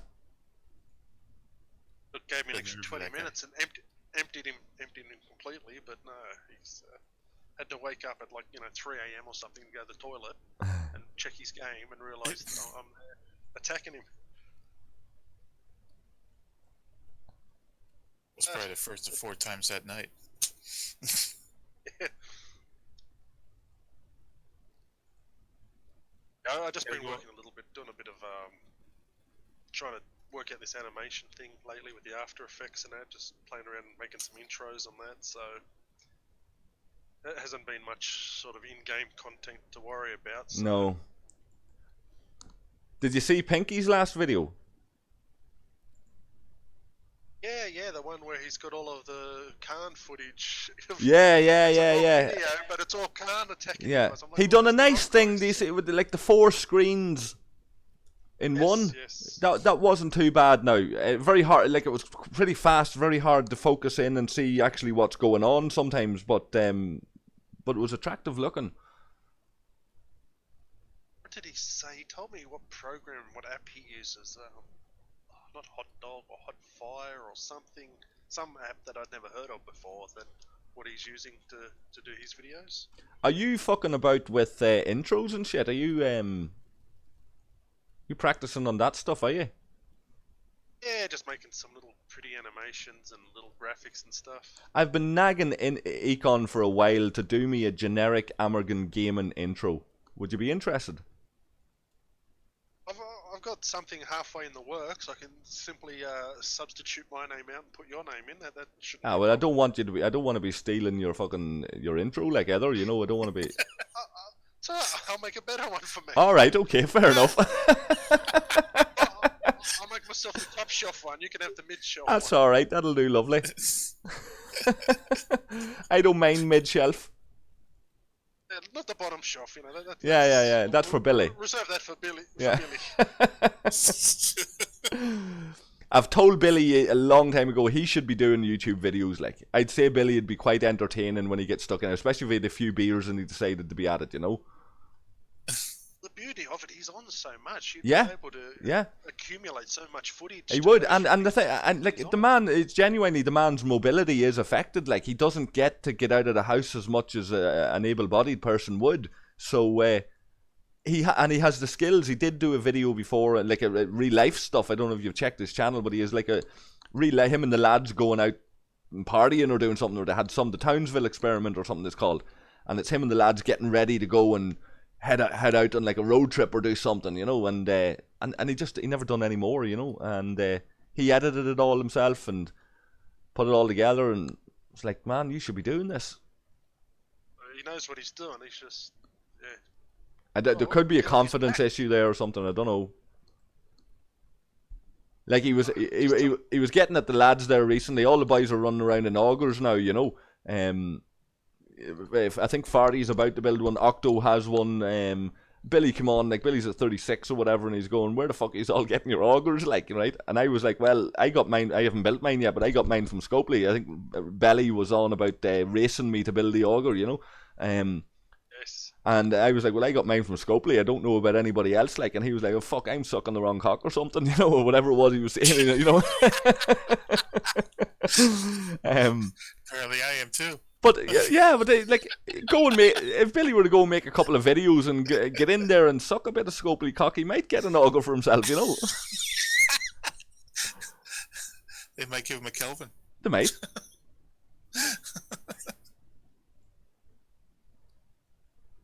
Well, I'm sure that has worked for others, so I guess he can just join on the end of the queue. And Yeah. Well, you're on Deuce's server, Mark, aren't you?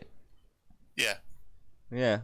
He's got plenty. Like, what's it like on your server? Do people like hate him because he goes around like showing this shit off, or people actually have respect and go like, "You're the man"? There's some in both camps. Right. I think more are well. There's a lot of people just don't even know that he's there. Mainly the lower level players, the new guys. Yeah. That are coming in. They just don't. They don't know that that's an outlet, or that those videos are even available, unless they're coming from a different game where that was something. You know, Right. that was Yeah. I know I came from Star Wars Commander and Transformers Earth Wars and stuff, and they had guys who were doing those videos for those games as well. So I was looking for that Yeah. here when I came in. But if you didn't know that was available, then you know you probably wouldn't be looking for it. But anybody who does know that he's doing that stuff. At first, when he was just doing it before he got connected with Scopely, I think they had more support for him.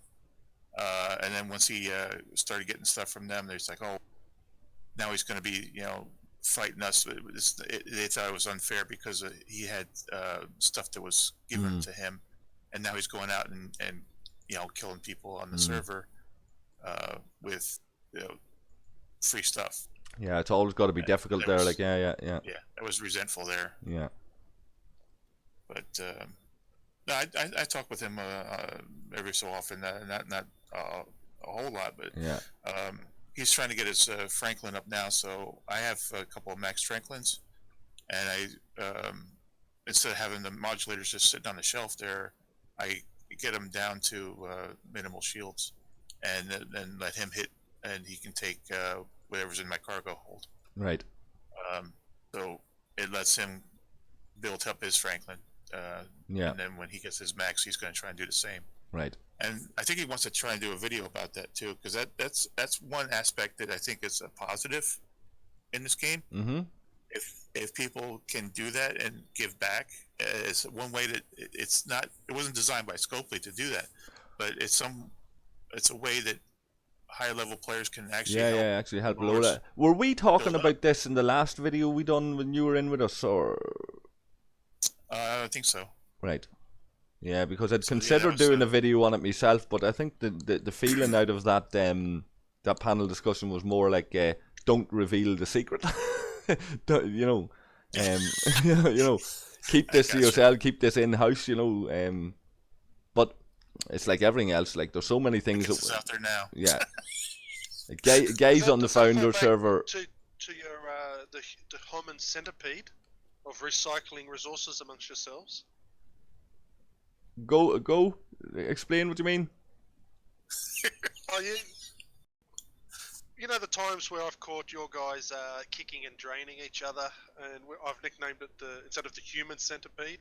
Yeah. Centipede. This is the this is the thing they were all giving out about the cannibalizing. Yes. Yeah. We hum are these evil bastards who eat their own children. Exactly. Yeah. Nobody else does it. Like nobody else, even though the footage is there, nobody else does this. It's hum. They're evil bastards. I think we were the first to make that call, though. I think we were one of certainly. I was one of the first to show it in a video.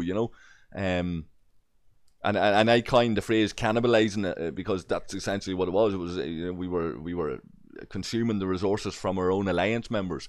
But it's the simple logic in that is. It's better in our coffers than in cans or in TripleHH's. Well, I beg to differ, but I can see what you're saying. Well, you would. We learned that from Pearly shells. When Pearly, you recall the time when Pearly discovered that it was actually an effective strategy to go out solo and start raiding people and not giving a shit about row or not. Yep. Pearly was hurting people and Pearly was very active and very effective at what he or she was doing, and I think it was soon after that we realized Pearly's going to come along and drain any of our guys that haven't got a shield up, and before we let that happen, we need to take it ourselves. That's it. There's always going to be people that not on the game or their shields go down, and yeah. Like you said, better in your pockets than your own. I done it to Taz myself. I promised to give him back the resources. To this day, he's never got them back. And that's not because I didn't. I wasn't willing to give them back to him. It's just it was easy come, easy go. He'll get them somewhere else, But I did sit for a little while and ponder. I have, I don't know, whatever it was, 10 million power steel or whatever it was I took of Taz. Sitting going listen man, I have 10 million here if you want to take it. That's the hard part, to give it back. Give it back, yeah. How much it is, 10 million here or there, not a biggie, but if you're talking, 50 million or 100 million, different story. Yeah. Very hard if you're waiting to do an upgrade not to spend that there and then. honest, I think that was the time I got done. I had a bit up my sleeve. Mm. At the time when you guys got me, and I was just so dirty after that. I'm like, I was saving up for a ship upgrade. Yeah, yeah. And yeah, you didn't. And then that was of course that was the night when you guys hit me. And yeah. So you were right Wasn't a on the happy cusp of camper. an upgrade. I was saving towards one because at that point they were not as expensive as they are now, but they were still getting pricey. And I'm like, I need this Tri-T. I need to save it up so I can get the next level on me, whatever ship it was. And then I think it all ended up in Phil's coffers. So, Yeah. yeah. Aye, Phil fairly Damn it, bounced Phil. back from his draining, didn't he? Well, depends on whose story you hear. If he got it back legitimately or through his friends at Scopely. Aye. That's a lot of the rumours that were floating around too. How he got it back. Yeah. Well, some people, I don't know, I honestly don't know, but in Phil's case, because Phil does keep his cards close to his chest a lot of the time, so it'd be hard to know, But I know some people did get a certain amount of resources, not just on our server, awarded back to them by Scopely because they complained in a certain way about being drained at a certain time, and Scopely seen the argument and give them back. I got them back once myself at the time. That it was a very small amount. I wish it had been a bigger raid at the time. Like it was like 2 or 3 million resources. I was just annoyed that what was it? There was an issue with shields, was it? Was that the shields dropping or? It could have been. There was something there anyway, and I'd logged on and I didn't have an awful lot, but it was gone whatever I had, and I straight away went in, put a ticket, and then what the hell, like. And whatever way it was, whether it was the person that was dealing with it or what it was, I don't know. But they gave it back to me. They acknowledged it and they gave it back to me, and I was like, great. Next time I went to them with the same issue, no, we fixed that. I was like, you fucking haven't, Yeah. And the real thing got me there one time was time Harry hit me. Took a chunk of resources out of me. Wasn't any big deal, like it wasn't a huge blow or anything, but I seen Harry coming. I was online and I seen him coming, and I was out hitting a dead base in Rathor, I think it was. There was a dead base sitting up there, I think, and I was going over. I was testing something on this dead base, and I went over and I tapped the base, and on the way over across Rathor, Harry seen my shields down when I tapped this base. And I was going back for another tap, and Harry spotted me, no shields, targeted me. I seen the big red flashing screen. I was like, not so fast. Put up the shield, went to check to see who was coming in towards me base. There was Harry coming all along, and he hit my fucking base and took a chunk of resources, even though I'd popped the shield. I was going, what the fuck is this about? I went on a bit of a rant, made a bit of a video about it and all. Nope, working as intended. Bullshit like, oh, here's the logs, you attacked this player which dropped your shield, and I was going, yeah, that was the first attack, When I seen him coming, I popped another shield, but he got through. And I had the logs and all to prove it, but no joy. Didn't give a shit. But Harry might have been using L cars, you see, Of course, it was Holly, isn't it? Yeah, now it's progressed to Holly. Yeah, I thought that alright, like. Scopely support prior to the merge were a lot more willing and accommodating. Yeah. But after the merge, I don't know if they've been given the order or obviously a lot of new faces in there. You get nothing anymore. But prior to the merge, And would you have ever believed that you'd be saying this, because things were bad before the merge? They just got worse, Yeah. And the worst part is the insultingness of the copy and paste answers. Yeah. This is my issue. Copy and paste. Like, they didn't even read it. They've just given you a generic. And I think there was discussion before. They reckon, what is it, that the first level answers are just like it's a bot. AI. Yeah, it's a bot. If you check, it says underneath any of their message, powered by Help Shift. I was actually going to do a video on this. I have a load of clips there that I actually need to put together. I was going to do a rant on it. Powered by Help Shift. If you go and you Google Help Shift and look them up, they're a company that provides bots to other companies for customer service.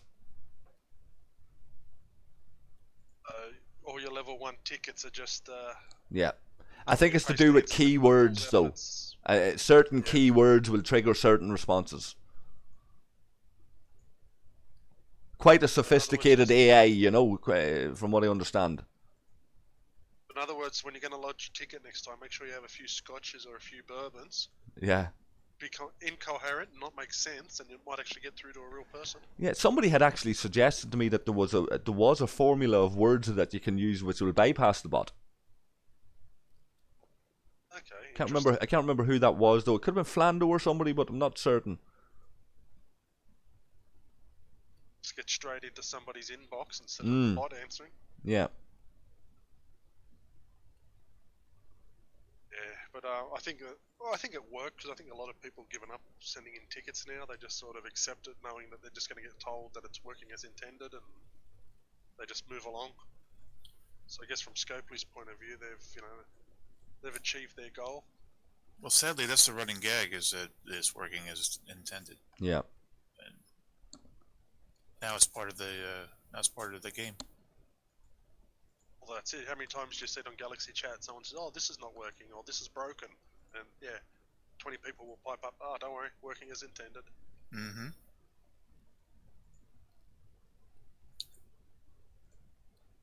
Look, it's Big Ben Parliament. It's what? It's just like the Chevy Chase. Yeah, was it European Vacation? Oh, They're going around they're going around and it's like, oh, I can't get over. I can't move the car over. It's okay. It's Big Ben Parliament, and it just keeps going round and around and around. It's like, I can't believe this traffic.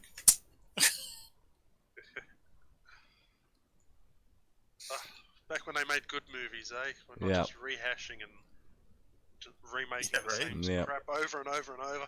I've read some of the new Batman's coming out now with the dude from Twilight who's playing Batman. Oh God. Yeah, Robert Pattinson. Yeah. So he's like the new Batman. Oh, lovely.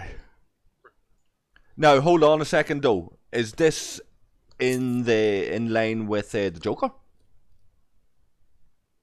Apparently no. From what I heard, this is just another one. Yeah, I think it's separate. See, I can't wait for the follow-up to the Joker, where Bruce Wayne becomes Batman, and the Joker gets to slap him around a wee bit. You'd want that kind of Batman. You know the way you've seen the Joker, I take it, have you? Not yet, not me. Have you not seen the Joker? Right? Have you seen the Joker, Mark? I've seen bits and pieces. I didn't get a chance to sit down and watch it all. That is some show. Like this is a story of a man who has a mental breakdown. Like this is a story of a man who descends into mental illness. Like but in an age where with social media and whatever else, he becomes fucking famous. Like everybody, it's like, you know, like the anonymous movement. You know, the way all of these people just gravitated towards it, and they could all end up on the street. You know, in this anarchist type thing, he becomes this figurehead for all this discontent that's out there, and it starts to reveal itself like the Joker of old, back in the Pow and Kapow days, like, and all of that, where he was this guy that was running around with a street gang, and he always had his hideout, you know, and he was just a bad lunatic, like. You actually sympathise with him. You can see this, and Bruce Wayne and Wayne, they're arseholes. They're rich, wealthy, privileged arseholes, you know, and you sympathise with this guy, you know.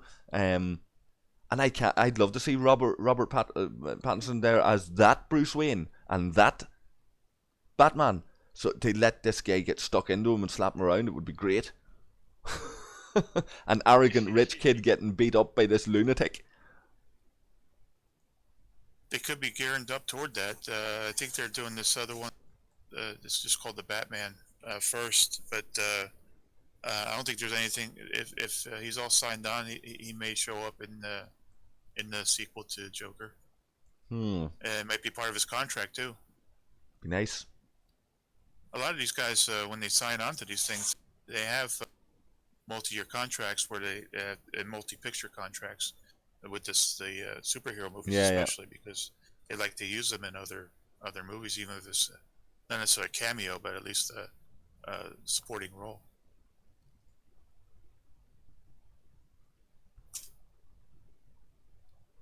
like they did with the Hulk. I mean, the Hulk hasn't had a standalone movie since before the whole MCU started.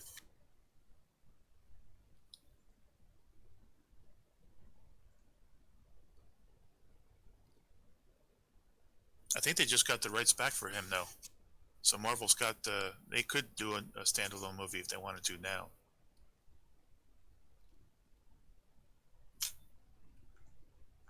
Who was the old Hulk in the old one? Was it not Edward Furlong or something? Wasn't it? Who was the actor that in the old movie? The guy that was real soft spoken. Yeah. There was we had Eric Bana was in the one with Ang Lee as director. That was just called Hulk. Then the one right after that was the Incredible Hulk, where it was him and there was Edward Norton was Banner, and Edward Norton. Yeah. and then he had issues with the director and probably Kevin Feige too, where they didn't ask him to come back to redo his role, and then they brought in Mark Ruffalo to do it.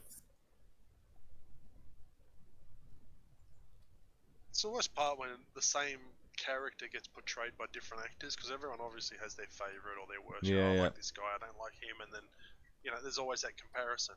They've done it reasonably well with the Batmans though over the years.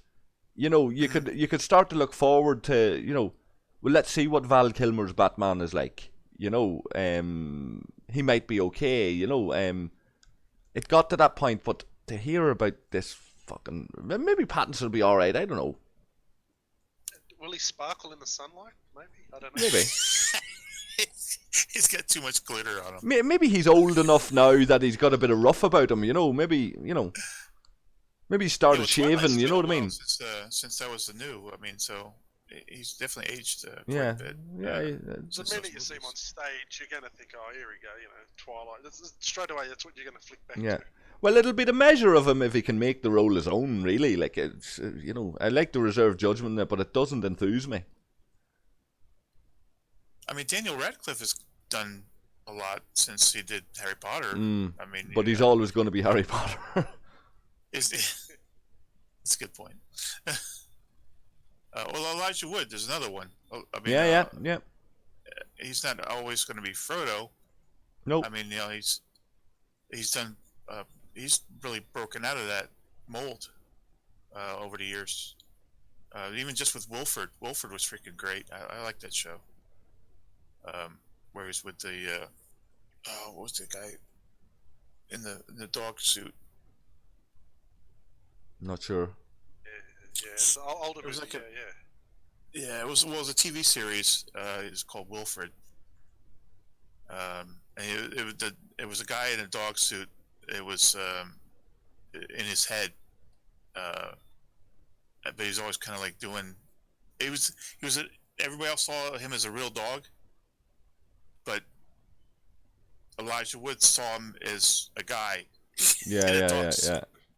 They always follow him around. It was funny.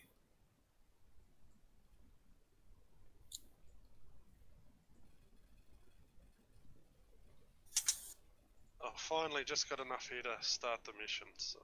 I've started them a wee while ago there myself, and I don't find myself interested in reading the thing. Just automatically I'm clicking through it, I'm not even thinking. Look, good thing they added that log where you can go and do mission log and read all the dialogue again. Yes. Just for these purposes.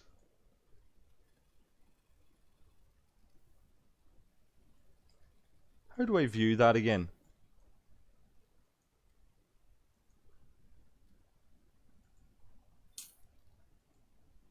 I've never actually really used it. I checked it out when they first brought it in, and then I paid no more attention. A bit like these avatars. Where can I view the mission logs again? You got to go back in towards archived. You go into archived, yeah. And then I don't think it's anything is completed. I'm not sure that you can view those. I think it's only ones that are still in progress, or the ones that you have put into the archive. Right. You just click on that little speech bubble thing.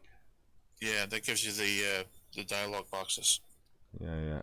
Yeah, but once the mission's been fully completed, it's gone. I wish there was a way you could see the animation, like when your ships come out of the dock Yeah. and stuff.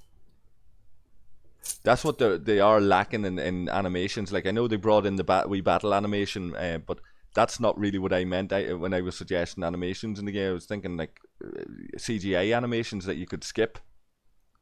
Yeah. You know, battle animations that little CGI battle Cutscenes. sequences and stuff. Yeah. Yeah, like legitimate cutscenes like they have in other games. Real games, Yeah, proper games like yeah. I'm gonna go for a slash here, lads. I'll be back in a couple of minutes. All right. I'm gonna have make tracks too, guys, because I gotta go to work shortly. Because it's coming up to the middle of the day over here. You're a productive member of society. Well, I've got these missions I can now do while I'm at work, so I can continue. But I'll just have to continue when I'm at work. There you go. Even better. It's called multitasking. Yes. So unlike these other people that get to stay home and play games all day, I get to play it at work. Nice. All right, Mark. Well, I got to go, buddy. Nice to meet you. You got. And I'll, same here. Catch you later. I'll be around. All right, no worries, man. See you. Later. Cheers. Bye.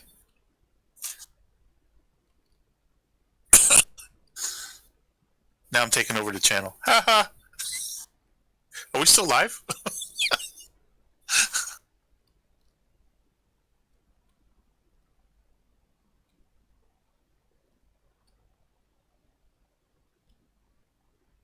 Let me see if there's anybody in the chat room here.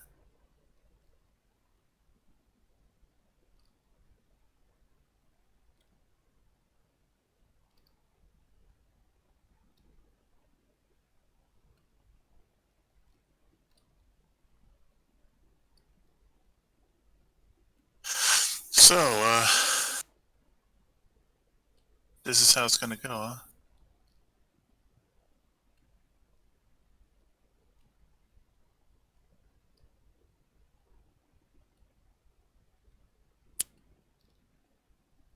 We got anybody left in the chat room? Who is that? Beyond. Hey! How you doing? Alright. That sounded convincing.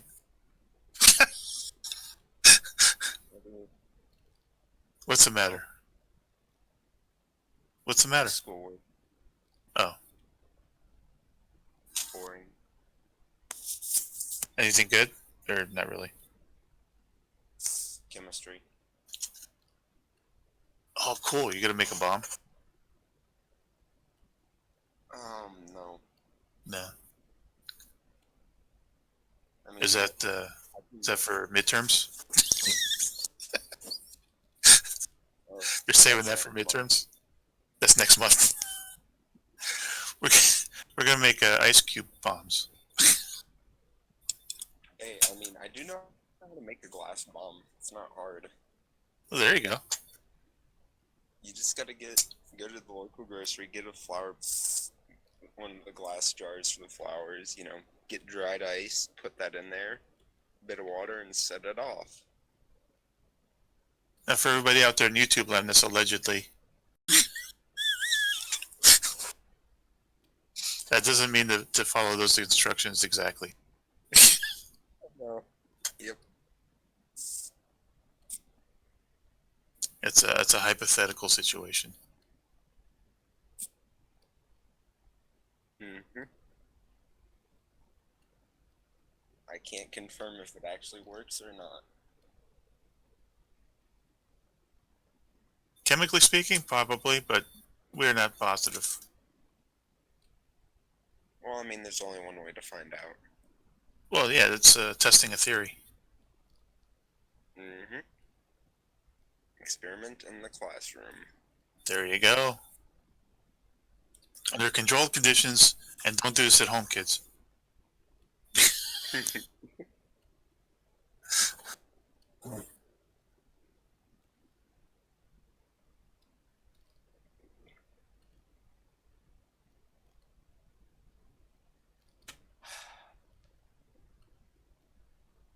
Oh, did you check out that trailer for the DS9?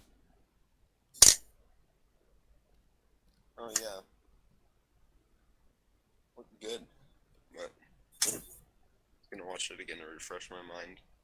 That the documentary is really good. If you get a chance to see that, what you leave behind.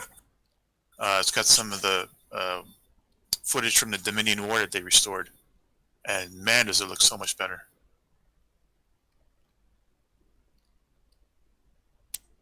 Ooh, wow.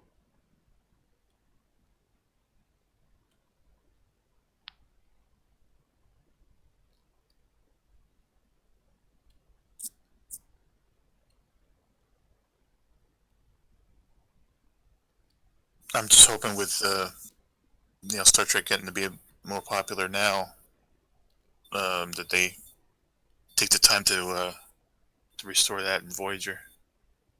Yeah. Definitely. They don't have to do it with Enterprise because Enterprise is Trek just be shot in HD. Yeah, it's newer. Yeah, so they really don't have to go back to restore that. Yep. And they already have a Blu-ray release anyway, so that helps. Yep, that helps a lot.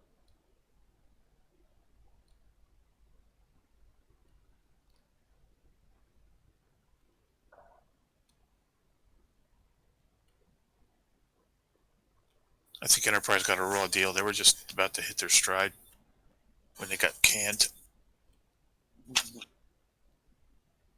I've only watched a few episodes, like 2 or 3. But I do actually want to watch it, but just don't have the time right now. I would definitely recommend the Mirror episodes. I think they had a 2-parter, the Mirror, in the Mirror universe, which is kind of cool. All right. I'm back. Sadly, I think hey, Somebody else join us? yeah, we got Beyond here. Good man, Heck. How are you? I want to say hello to Jeremy Sparks. He said he just clicked this. He said it's too late. The cops are already on the way. But that he's watching Star Trek Picard and he's enjoying it. It seems so. Shout out to him. Yeah, we were hypothetically talking about some chemistry experiments. Oh.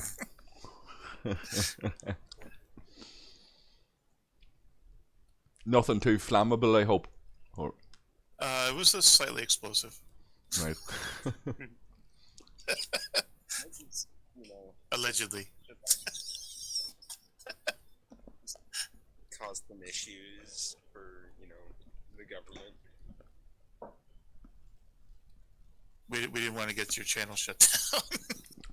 Thanks very much. I appreciate the concern. This is all hypothetical, not confirmed. It's all hypothetical. There's no truth in this whatsoever.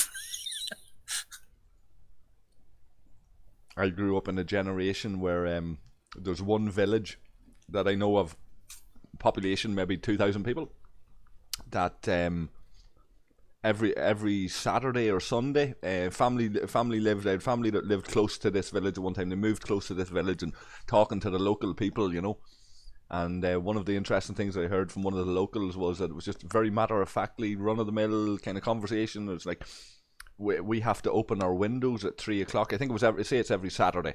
We have to open our windows in the village at 3 o'clock on every Saturday. We're like, what do you mean? Why do you have to open your windows? Everybody in the village knew that they had to open their windows at 3 o'clock every Saturday. It was just a thing that they done. And it turns out the reason for that was that they expected that there was going to be a bomb at that time religiously every Saturday.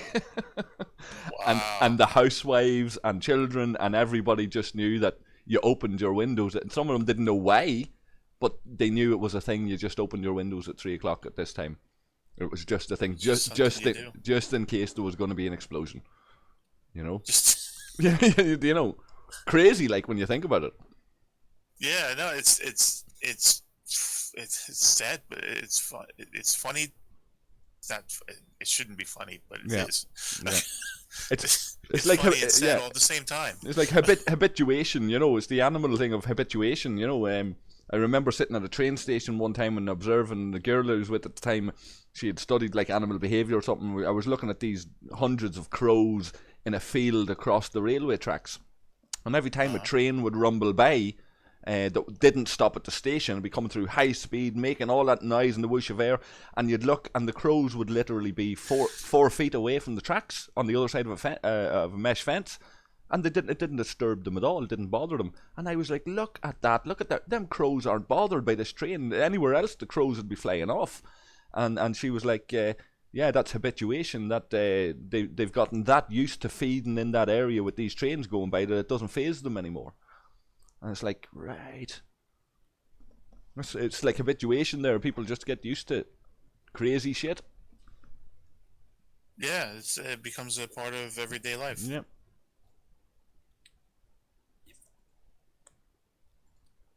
Hey, did either of you read something about getting faction credits from this new event? I thought I read something about that. Haven't come across it yet, but then I've been, for the last couple of hours, I've been at this stream. I don't know how long. It's been the first stream I've done in ages, and I've been online for hours. But I haven't really, I haven't really researched it. Heck, I've just been doing this faction hunt, talking shit. Half the time I haven't even been playing the game. We were debating with Admiral Jansen earlier about the politicization of Star Trek with Ensign Tilly from Discovery and things like that. Is it just me, or does she seem a little slow? She did seem a little bit, but I think she was meant to be like that. Oh. Okay. I thought it was just me. You know, like she was meant to be. I think she's meant to be like a little bit autistic or something like that. You know. Yeah, I mean the whole thing with her and Pike. Yeah. And yeah, it's just I can understand being kind of awestruck, but she's I think it was a little over the top. Yeah, but then maybe, like I said earlier, maybe I'm just getting old and grumpy, and you know. I don't know. What do you think, Heck? Perfectly acceptable.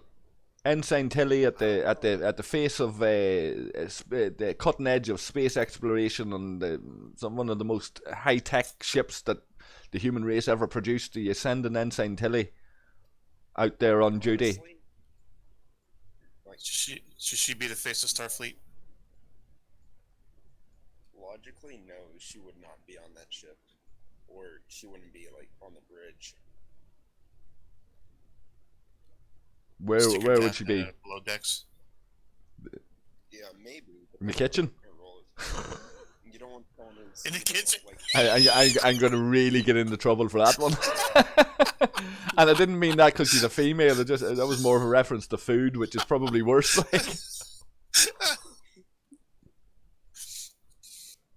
Well, apparently she doesn't do very well with replicators either. Right. According to that one short trick.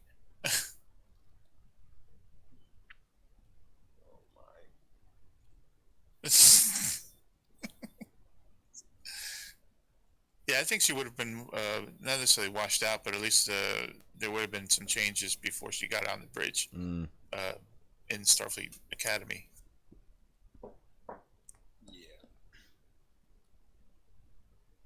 because people are slower. Aren't the best, especially in combat.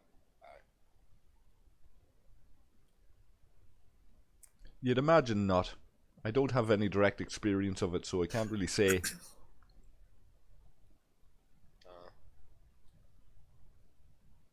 And Jeremy Sparks is after contributing a fact that he says that crows have the largest brain to body mass ratio of all birds. So there you go. I knew they were clever though. It's the one that keeps following me. Yeah, I knew they were clever. That explains that one that keeps following me everywhere I go. The bird or the crow? The crow. Right. Seems like there's one everywhere I end up. I used to have this cat. He lived to a brave age. He lived to about 18 years old, and he was still going. He was still hunting, and he was about 18, you know. And he was pure black, and he was a great hunter. He used to bring in rabbits and everything to me. And there was this crow when I moved into a new place. There was this crow used to sit outside at the break of dawn, early morning. This crow would be out cawing out on a tree out the front all the time, and I was convinced it was the same crow, and I was convinced he was taunting me, right? What I didn't realise was that my cat was every bit and more feeling like he was being taunted than I was. And one day, just, no big deal, like, I realised I haven't heard this crow in a while. There's no sound coming. Oh no! Right? Fucking under the bed. The fucking cat had stashed the dead crow under the bed. He got him. He got him. He brought him in and he hid him under the bed. I got him for you. Yeah. Poor bastard. I like that cat. Neighbour ran him over. He was out sunning himself. He was too old to get to move quickly enough for to hear the car reversing. And he just lay there. He was like king of the cul-de-sac I live in. He was just king of the castle, you know. He ruled the roost. So he thought that it was perfectly fine to go and lay out and on the black tarmac, and this belonged to him, you know. Neighbour didn't realise it bloody reversed over him. Broke my fucking heart. The same fucker, he'd still be going hunting today and he'd be 20 odd. You know? Yeah, right. We have a black cat that's 17. Yeah. She can't hunt anything though. She can't even catch a butterfly. Did she ever? She hasn't caught anything since I've moved into the house. Right. Was she ever a hunter though? No. She tried. Right. But never succeeded. Yeah. I have the corpses of about 14 baby rabbits underneath my patio, and they all came in the first summer when I moved here. He must have found like a rabbit hole and just cleared the whole fucking thing out, you know, because they stopped coming after a while. But I swear there was 14 or 15 of them. I could have made a couple of pairs of moccasins out of them. Like. Yeah. You should have. Sometimes 2 a day. Wow. That only lasted for a couple of weeks though, and then that was the end of it. Big field next door, you see, so he'd plenty of room to go out and hunt.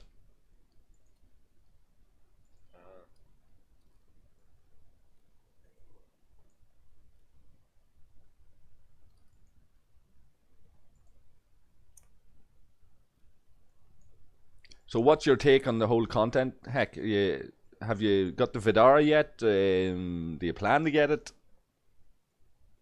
Plan to get it? Yeah. Do I have it? No. I mean, I'm free to play, don't forget that. Yeah. But I've already got the first 2 milestones in the Borg invasion, so I'm on my way there. Already got about, I think, probably halfway through the new mission chain, but then the Alliance we're at war with cut us off, and they just literally have sent their bigs to block all of the system. Are you happy enough with the way it's being delivered, or are you content? It's nice, but, you know, I also feel like it's repetition, because, I mean, look at the event store, it's like literally the exact same rewards, except they changed the 1 of 10 shards to, what are they, the charged nanoprobes now. I think that's the only thing they changed. I mean, I'm glad there's a new ship, but... And Iron Monkey, who was talking to the TripleHHH, a man out doing his missions, just roaming around the galaxy. This asshole just can't resist. There's a ship, I'm gonna go and kill it. He's worse than the cat. You know the way you dangle like something. You know the way you dangle something in front of a cat, and they just can't resist the instinct. Right. You know, that's what he's like. You know, dangle it in front of him, and he has to go. Well, it was in some cartoon or something. It was in some show where the dog was trying to behave as though he was sophisticated, and somebody threw a ball, and he was like, "Ah!" and he just had to go after it. Like, go fetch, boy. Yeah, like I'm as aggressive as the next man. I like the PvP as much as the next man. I've passed numerous of these guys out doing the missions, and I haven't touched them. You know, it's petty arseholes. Whether they're in my alliance or other alliance, they're just sad little fucking wankers that can't sit there and go, all right, right now everybody's doing missions, so let's just do our missions, and then we'll get back to getting stuck into each other afterwards. Oh, there's a ship there's a ship. I'm stronger than you. There's a ship.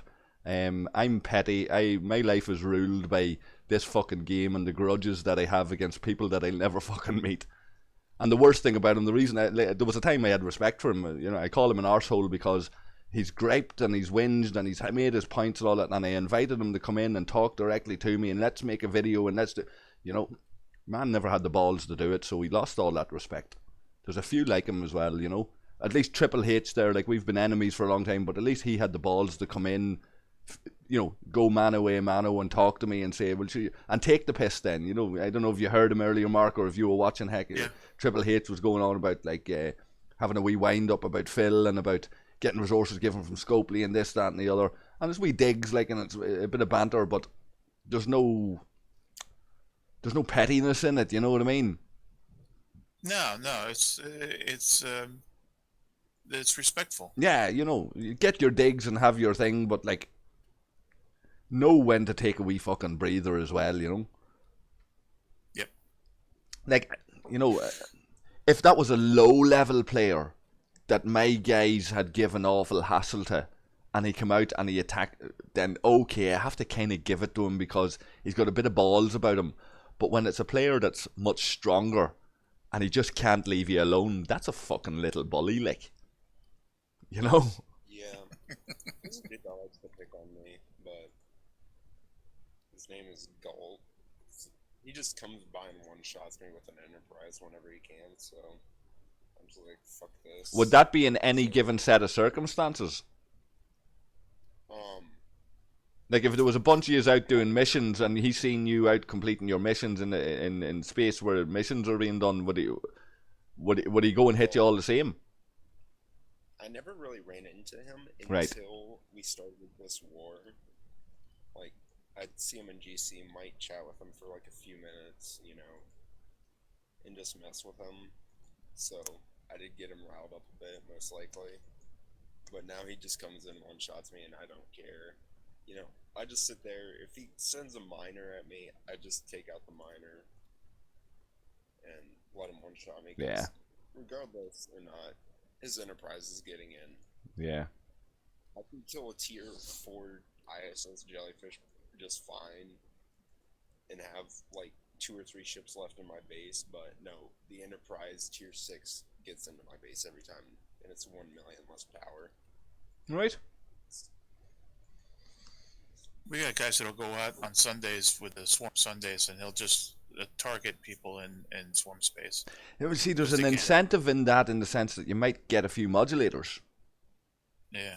You know, like it's still. Well, I don't think they're even scanning people. I mean, I've gotten hit as soon as I get into in there. Yeah, like there's no call for. I can understand if you've been pissed off and you need to vent. All right, but if you're doing it all the time, then you must be very pissed off and needing to vent all the time. Then. Yeah, sure. Yeah.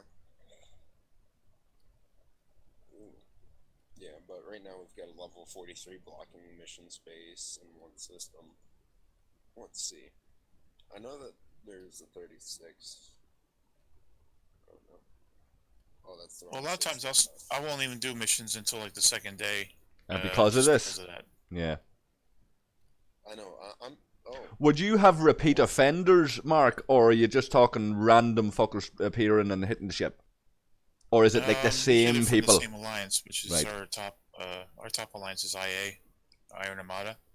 And are they whales?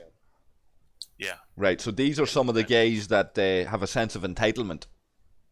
Yeah, these are like 43s, 44. And why would they be hitting you because you don't have sufficient levels of respect for these entitled people, or what? Or is it because they just would do this to anybody? Well, I was in an alliance, and we had at one point we had tried to pull together a coalition Mm. of several alliances to fight these guys, and they still remember that part because we were the when we went to war with them and tried to get them to change their ways, and that's obviously that didn't work. So this is old grudges. It goes back toward the beginning Right. of the game. Monkey who hit me there. There'd be a lot of old grudges. Not that me and him have ever had any direct run-ins, but he'd bear a lot of grudges. His crew and my crew would bear a lot of. There's a few of them just bear grudges with each other, you know. So if you're wearing the tags of a certain alliance, you're just a target. But he's gone back to ROG now. You know, I've passed maybe 5-6 ROG ships during this stream doing missions, and I have no interest in hitting them because the lads are just trying to complete their missions. You know, Right. I can't imagine the state of mind that I'd be in going, great, there's going to be a load of lower level players out here doing missions now. I'm just going to go out and kill all their ships and stop them from doing the missions. It's like, what? Like, the equivalent of him doing that to me is like me going out and hitting the likes of Heck and even lower levels, hitting level 26s and 27s, just to stop them from doing missions because they're in a certain alliance. It's like, lads, wise up. Sort of lad Yeah, you'd this, like, lad you'd like to get into the boxing ring in real life for a round. You know, that kind of way. It's yeah, that's just hitting for the sake of hitting somebody. Yeah. Yeah, we're at war right now. We've got a coalition going against the top lines because what they did in Augment Space, which I think I already told you that story of they locked down 3 systems because because Right. just bothered them. So they also purged Augment Space one night during that event. So they ruffled a lot of feathers there. So, and all the people that were saying we need to go to war with this alliance, oddly enough, left our alliance and joined them. Oh, pfft. That's great.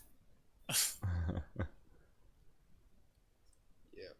Well, there is method in the madness with that. Like, there is logic there. Like, you go and force others to capitulate, and then they'll join your ranks. Like, the Mongols were fucking excellent at this. Like, beat everybody around you, get them to join you, and then you become super powerful. Yeah, that's what they ended up here. But right now we're just some people want to negotiate for this stupid event so they can get a stupid ship, and I'm just like, don't even bother. They're gonna just force you to surrender. They're gonna break us apart. Everything. This is fucking war with them, and every war it's bullshit with them. They literally make people surrender public chat, and they mock them for it. Seriously? Yep. That's shocking. Jeremy Sparks has a good point there. He's like, he's hearing that song Frozen that says "Let It Go." Yeah, but let's see. Because they're 12 years old. Let me see. I hope when he says 12 years old, I hope he's not talking about the crows with the large brains. I'm hearing this song.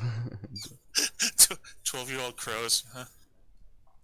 I swear, I think the one that is following me is outside waiting for me. See, the thing about it is, Jeremy Sparks could well be the same guy that is after hitting me. He could be Iron Monkey for all I know. And if it is, kudos to him for playing both sides. Nice. Well done, sir. Yeah. I take back a little bit of my ire. What are you guys talking about? You. We're talking about you. Hey everyone. How you doing? I'm good. So you've bought the ship and you're well on the way with this content, Inesias, yeah? Look at there, the fucker, he's watching my fucking stream because he's after coming down and finding my Sally, which is in a completely different system, and he's after attacking it. That's probably, I'm warping out. probably right on Jeremy, you're a fucking prick.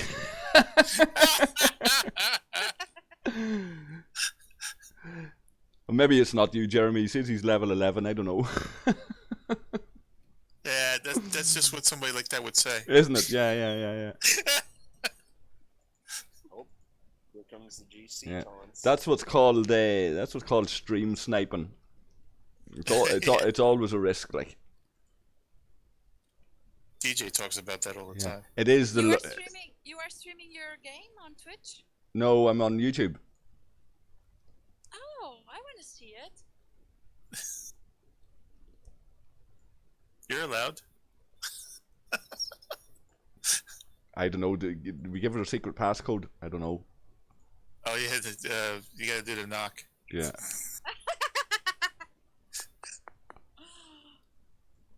Okay, so Amorgin. Alright. I need to be wrapping up soon anyway because I don't know how many hours I've been doing this. I know, it seems like forever. Oh, Jeremy Sparks.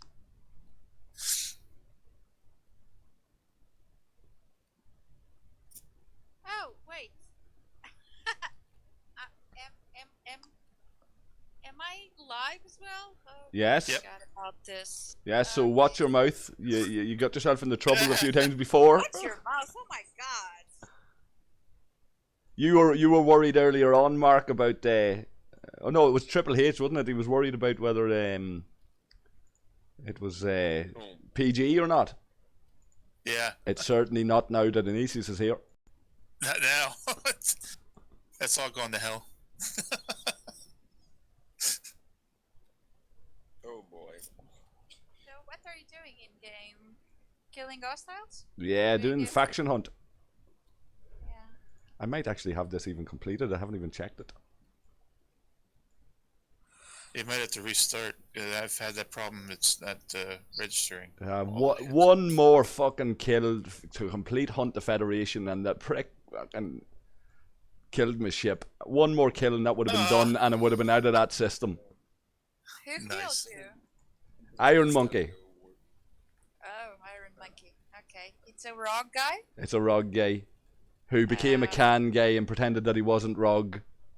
Got all the can guys attacking us so that we could have peace with Rog, or so that Rog could have peace with us, and then Rog would just get Iron Monkey and the rest of the guys to go out and do their dirty work for them. And then there weren't Black Ops, of course, and now they've all left Can again and rejoined Rog, and it's very clear who they were, but like there's no Black Ops. Oh, So I just see. literally go kill them both.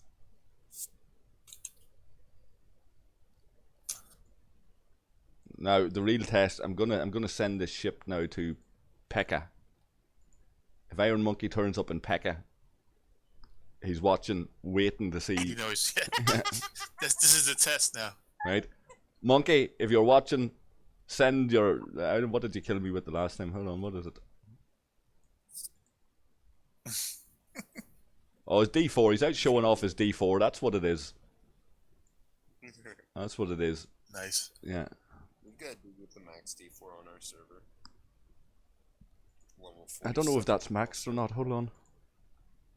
He's only level 38. Man should be level 39, 40 by now by rights. Like.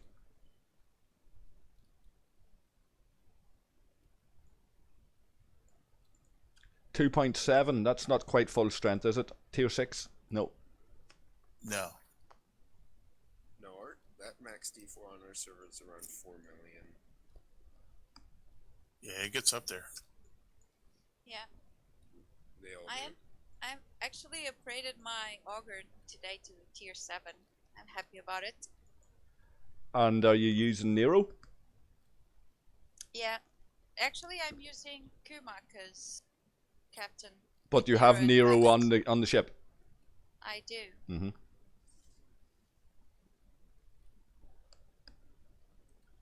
And it's a killing machine. Yeah. I hear that.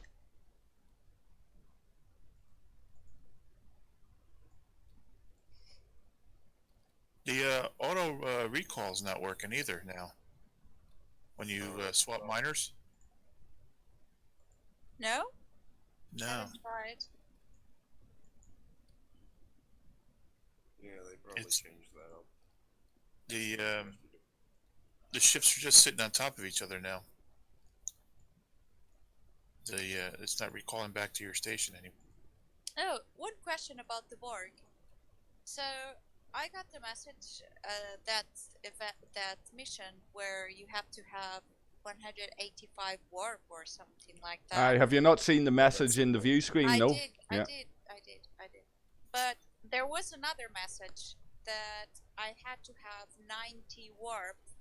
I only have 85, so Good is old that a Scotty. bug? No, 85 with Scotty.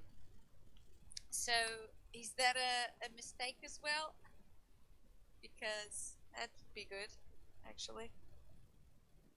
So Steve Do you is know? asking, was Trip on the stream? He was. He was in with it for a good hour or two with us, I think, Mark, wasn't he? An hour Yeah. anyway, yeah, yeah. Yeah, he was here for a good amount of time. So Jeremy Sparks is asking how to spend his extra power steel. He has about 100k and his warehouse only holds about 70k, and he'd rather have the production going than have it idle. Well, you may get used to your production stalling, Jeremy, because once you Yeah. get over that amount, they're rarely producing anything for you. However, if you want to spend it, it's a good idea to spend it rather than it getting stolen of you. So if you don't have a lot of shields, you don't need to worry about it yet because you're saying he's level 11. But the only way to go with it is to use it for upgrades. If possible, if you're in an alliance that you're going to stick with, you could donate it to the alliance to improve the alliance membership numbers, to contribute to the alliance. That's one way to get rid of excess resources, make some use to it. And seeing as you're too low level to be raided, it's probably not relevant yet, but when you get to level 15 and PvP becomes a proper thing, you can, if you're afraid of losing your resources and you want them to go to a good home, you can donate them to a friend on the server, come and raid you, take them off you, and he might return the favour to you at some stage in the future. So you have a number of options with your excess resources, but get used to your generators not being much use to you until you've spent it. Yeah. I don't think Yeah. the 90k is going to help me out with my upgrades. Now my game is frozen here. The generators just seem to be useless buildings. Yeah, just to make you spend bar steel. That's how I see them now.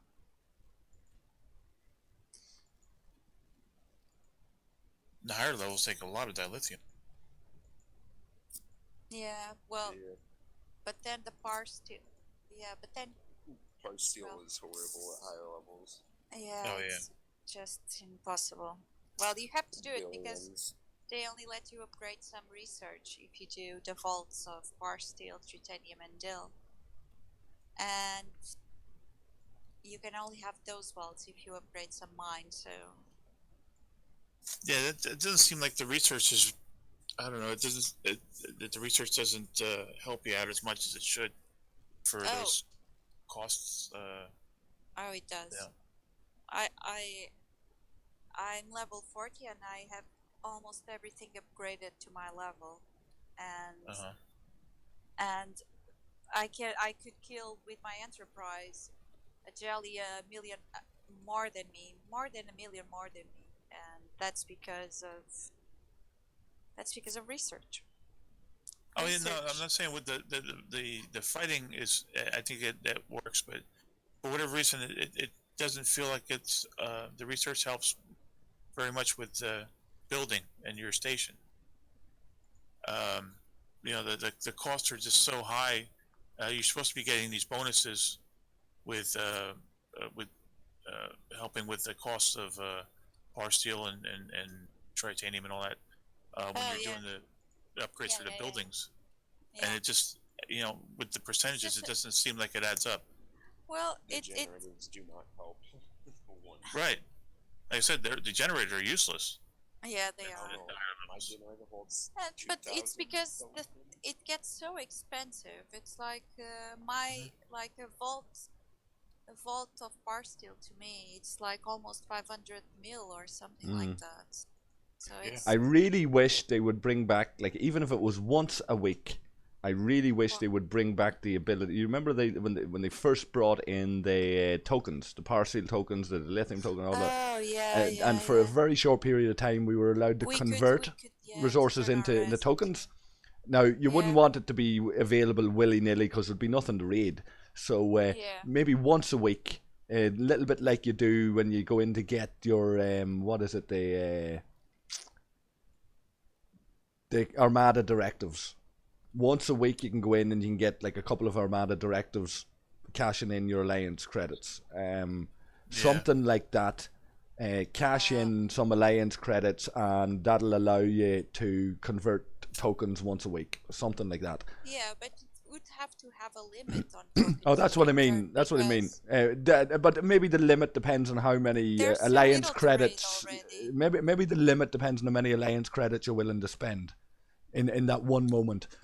And then once you've made your decision, that's you until next week. So you could have like 5 tokens of any kind, 10 tokens of any kind, 15 tokens of any kind, depending on how many alliance credits you want to spend. That allows you Yeah, then. but not 1 million tokens. Oh yeah, why not? Because I don't know. I like the idea, but I wouldn't want it to actually happen. But once a To week. raid you. I know. It's just that there's so little to raid already. Yeah, I can rarely raid now. Everyone's experienced. Everyone's a good shielder. Everyone's online all the time. No, And not all it's the just time. such a pain to crack bases. Well, if they aren't online, they're shielded. Like I said.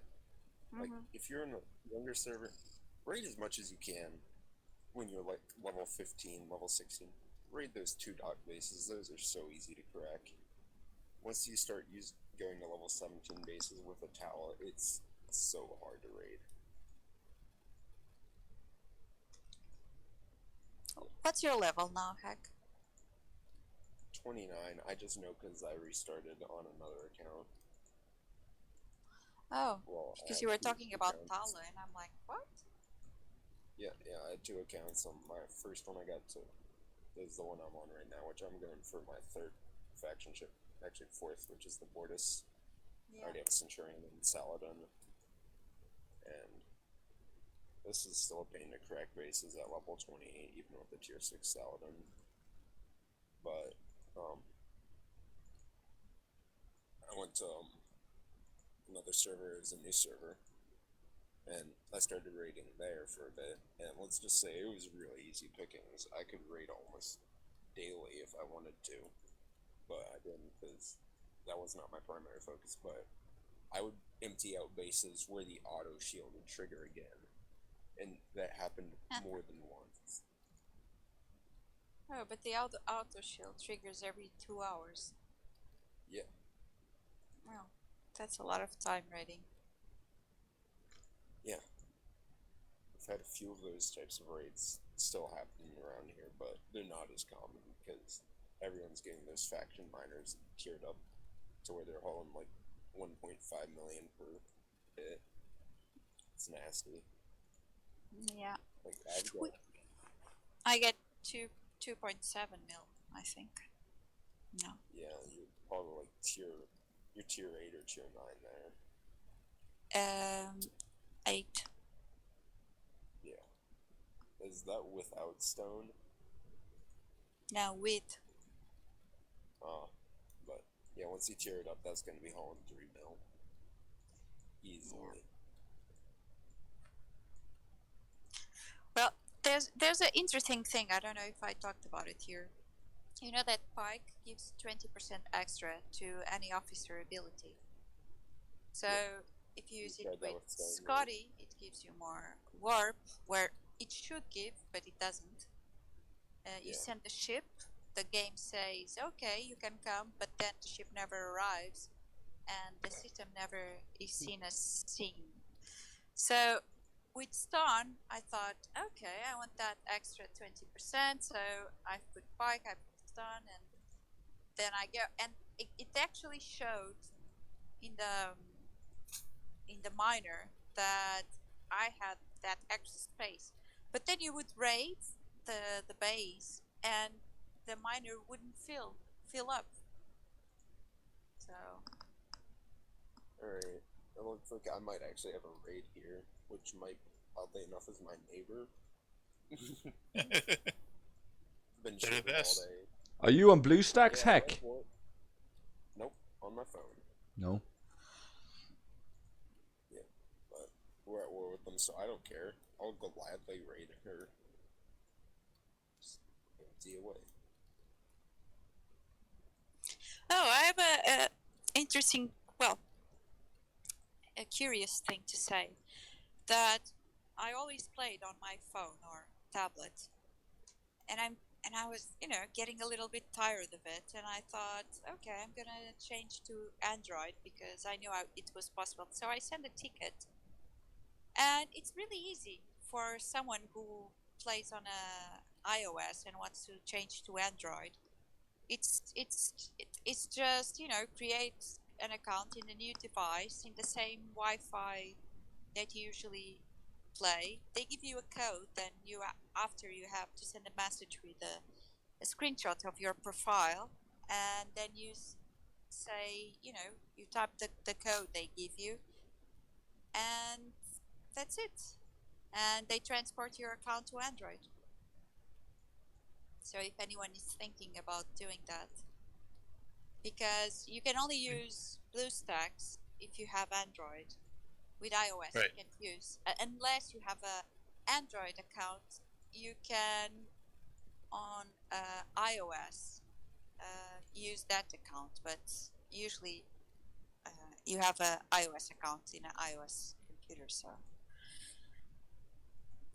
So if anyone wants to do it, here's a tip of how you can do it. And you stayed on the same server? Yeah, everything is the same. You just change from iOS account to Android account. Oh, okay. Is it as easy the other way around? I don't know. I would imagine so. Will you go back to iOS, or is that you now? No, I think I will just change to Android. I didn't change yet. Right. I think I will just change to Android, and because in that way I can play on the computer, laptop, whatever. Well, let us know how that goes. If it is as easy Well, I'm as. gonna screenshot everything before I'll do it. So I'm Yeah, more you're worried gonna have to about make sure passwords. I'm Make sure you afraid. get everything you have. Yeah, I'm gonna just screenshot everything. But by the way they explain, it seemed pretty easy. So I hope this is easy, because it reminds me the story we were talking about, I think yesterday, about the serve merge when people lost things, and I'm just I'm more worried. The things that I'm worried, it's not the things that I see, because those ones I can screenshot. It's the research. If I can screenshot that as well, but something could not work. How can you see? How can you? I don't know. Make sure I don't really know how it works. So maybe I'm saying something silly. Are there servers that merged already? No, but what? Oh. Well, Amorgin's server, yeah, the founder server merged with the Australian server. Actually, they were both founders, no? Yeah, well, Was Alpha the and first Beta?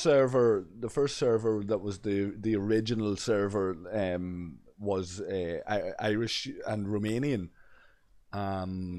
and then they shut the game down. They announced that we were testing, and they shut the game down, and told us that we would be back at a later stage, and that everybody who participated would get a special gift. So everybody dropped the game. All the guys that are left now that are that played back then would be aware that a Facebook group was created. We were called Veil of Cthulhu back then. A Facebook group was created, and everybody hooked up on the Facebook group. I didn't, so I was a little bit behind, and played a bit of catch up then, because all the guys got back in when the game launched again. This time we believed it was proper proper version of the game, that it wasn't a testing thing. And instead of a load of Romanians, it was a bunch of Aussies, a bunch of Australians. And so the game progressed for a while, and we made some new friends, made some new enemies. I rejoined, got the lay of the land, who was doing what and who was friends with who, these new players that we hadn't met before. Some of the old Romanian guys that had been playing back in the day ended up joining us.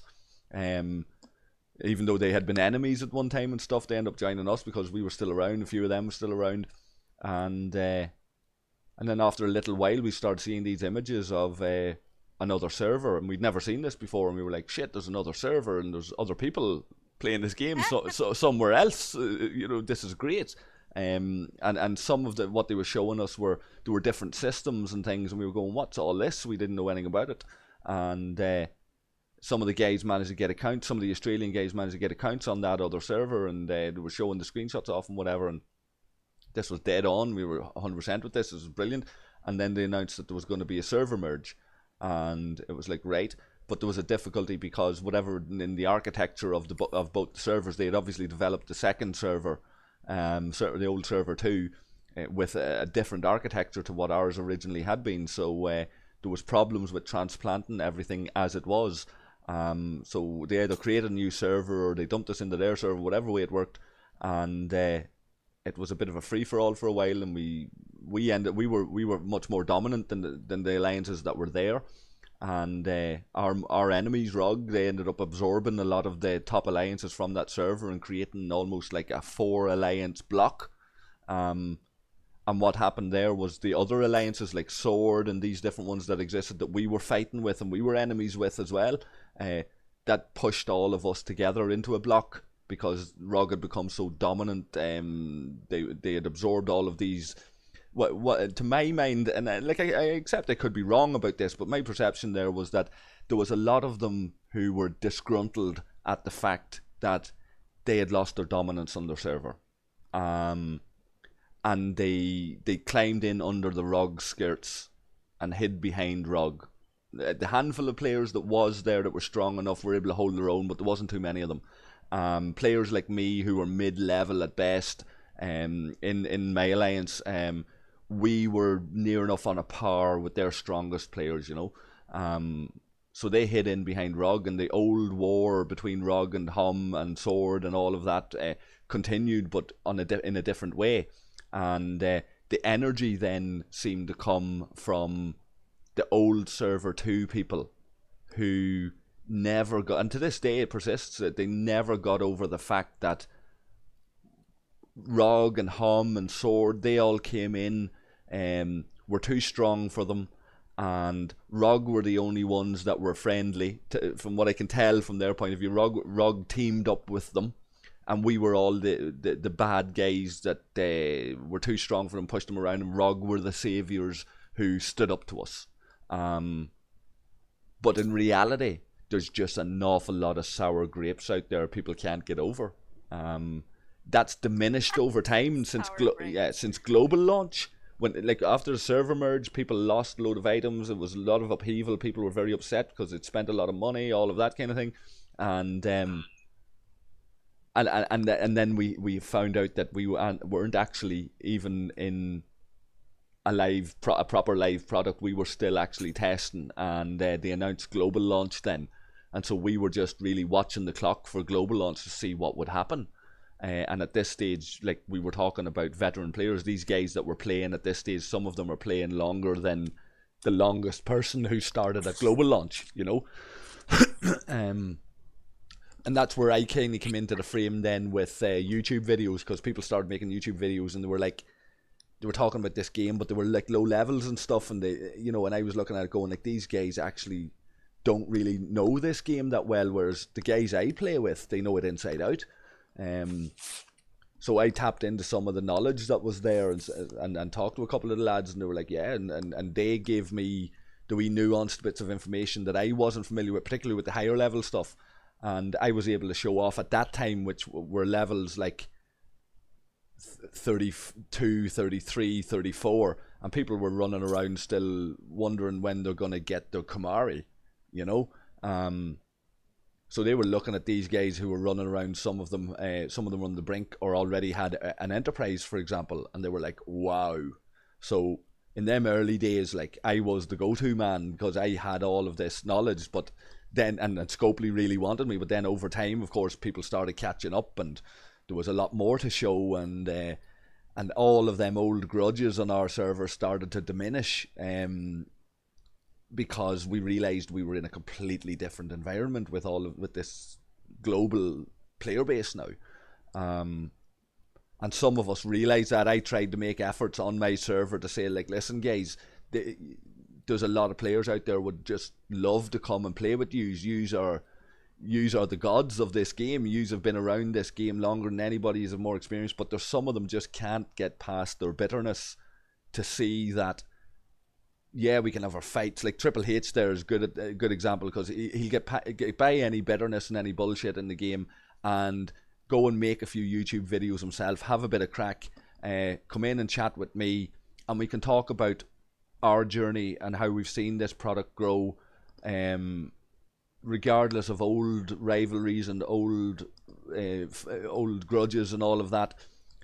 He can get past it, and he can see that we are on a server that people are attracted to. You know, there's a certain kudos to being on our server. The rest of them, they're just, you know, I don't know if they're idiots or what the story is, but they're just so wrapped up in you know, they're just so wrapped up in their bitterness that they actually can't see that we have a brand, and that our brand is more powerful than any of the whales. You know, it's like every whales are common. You know, whales are on every server. There's loads of them running around now with jellyfishes and all sorts of things. Like, they're common as muck.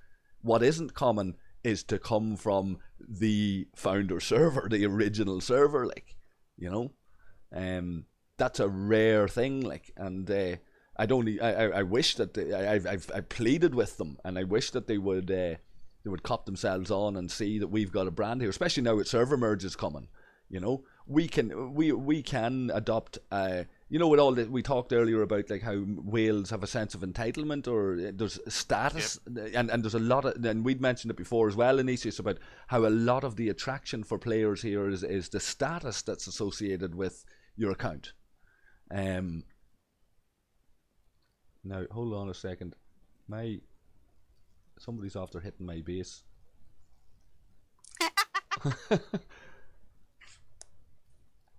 Probably one of those bitter people we'll see now in a second. Probably the monkey guy again. Possibly monkey. No, it's Hiltz. It's Hiltz. Oh. Yeah. Yeah, so Hiltz will tap me just if he sees the shields down regardless, so that might not be... He destroyed his Intrepid against Mavaclis, like, I mean... He has a... And your base? On my base, yeah. Yeah. I get that too. Somebody will just they'll be like, "Oh, his shield's down," so smack him. He's probably watching, you see, and heard me going on whinging about our enemies in the game. You know, he wants to show up in your video. Yeah, that happens to Deuce a lot too. Jeremy wanted to thank you there, Inesias, because he's wondering about that. I presume he means the moving your account to different platform. Not sure. And Steve, Steve must be on my server, like Steve Pataki. I'm not sure who that is, like, but he's saying that he's only sour at Scopely for taking his auger. So when I said that some people lost stuff when we merged, Steve is one of them. Steve, you know, he lost an auger. Like, if you're a paying customer, and that's going back 18 months maybe. You know what I mean? Like people are only getting to the stage where they're getting augers now, and that's people who've played from global launch. Can you imagine having lost an auger and worked towards it 18 months ago? If they took my auger, I would sue them. And this is what I was saying in a previous video, you might remember, Inesias, is that there had, you know, there was all this talk about the legal action that was being taken there relatively recently. Well, it's just because that's not the first time, you know. Even more now. You know, having a tier 7 auger, it's a lot of money invested. So Yeah, Yep. it's not and just, time. oh, Not to my mention auger. time. No, Like it's, oh my fucking God. It's- money. Money's money. You know, it comes and it Yeah. goes. But your time, the time invested, is way more important than the money to me. Yes, but when you don't want to, because I'm not a free to play. When you don't use your time and, to get money, I use my time in my real life. And what? Are you all right?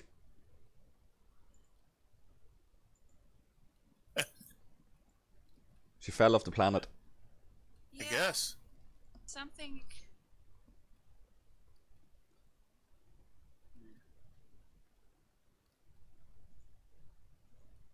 Tap 3 times if you want us to call for. Yeah. What? You use your safe word. Yeah, you just rutabaga.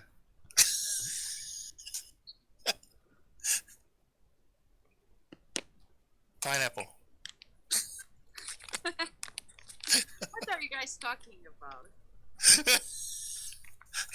You were in the middle of a sentence and then you just kind of stopped. You know why? And I'm telling you why. Because I'm on my phone and I started, because I'm seeing the video, I can hear the voices behind, and I was like, oh wait, someone is talking. But I was like, oh my God, this is so low.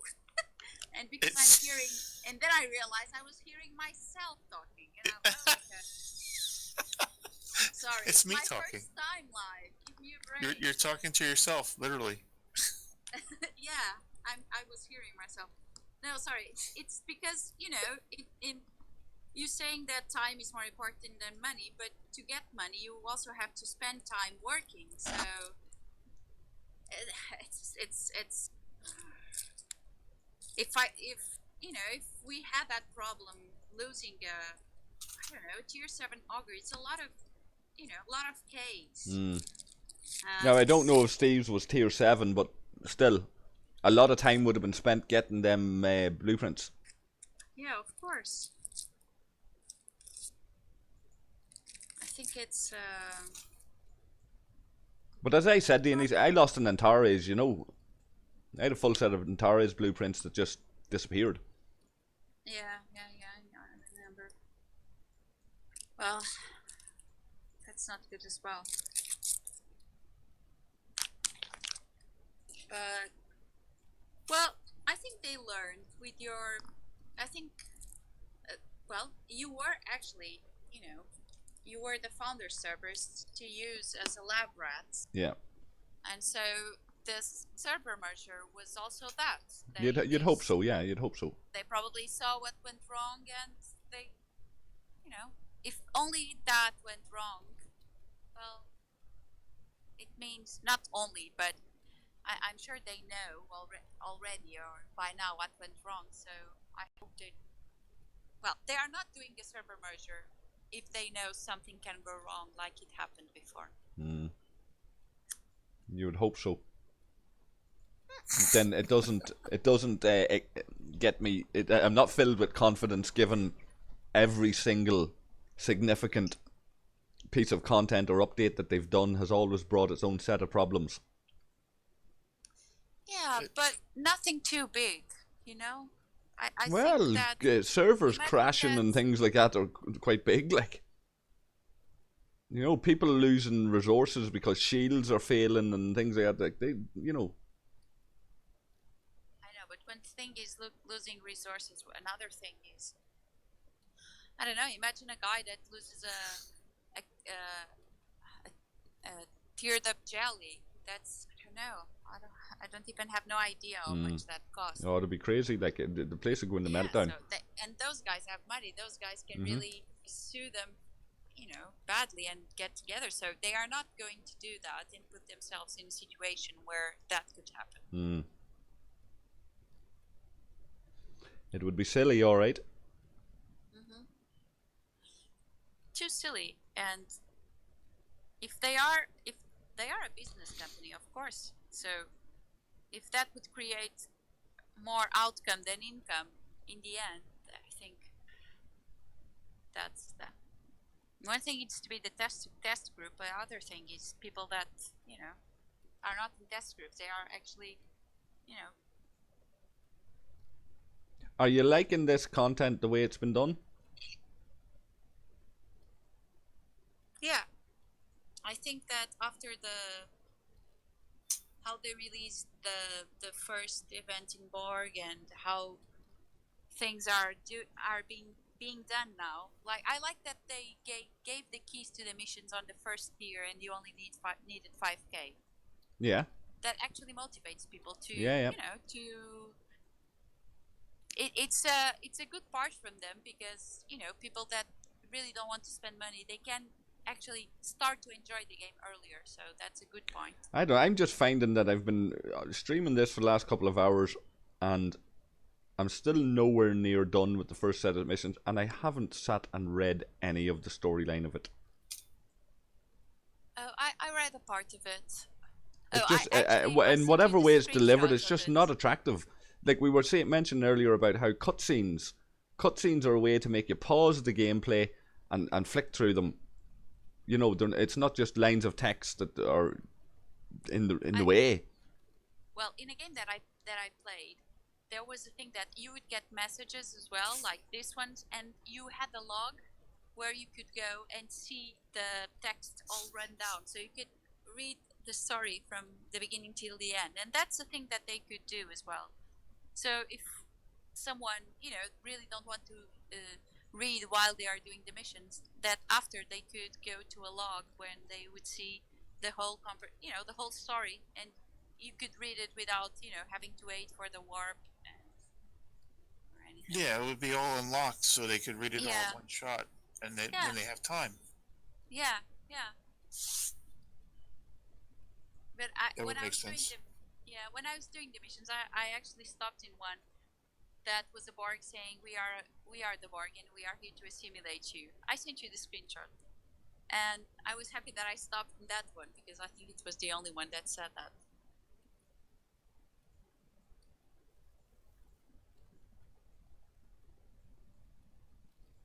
You were pretty quick off the mark in doing this. What? You were pretty quick off the mark. You must have went straight into it after the update, did you? Not really. But I was doing the missions with all my ships, so, and because they go to more or less the same systems, a ship was already there. And with Elvia and Domitia, you can really have one that takes like 1 minute or less than a minute or to go from one system to another. So that's a tip for whoever is listening to us. When you do missions, put Elvia and Domitia in one ship and use that to do longer distances, so it's quicker. Yeah, well, I have Hadley and Helvia on my Centurion for that purpose. Yeah.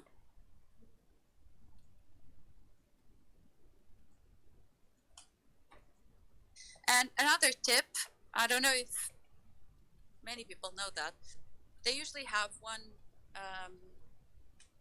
in the end of the missions, they say return to base. You don't really have to return to base. When you're doing your missions, you can leave one ship in base, and when they say return to base, you just go out of your base and come back, and that. Yeah, I've been doing that all evening. Yeah. So.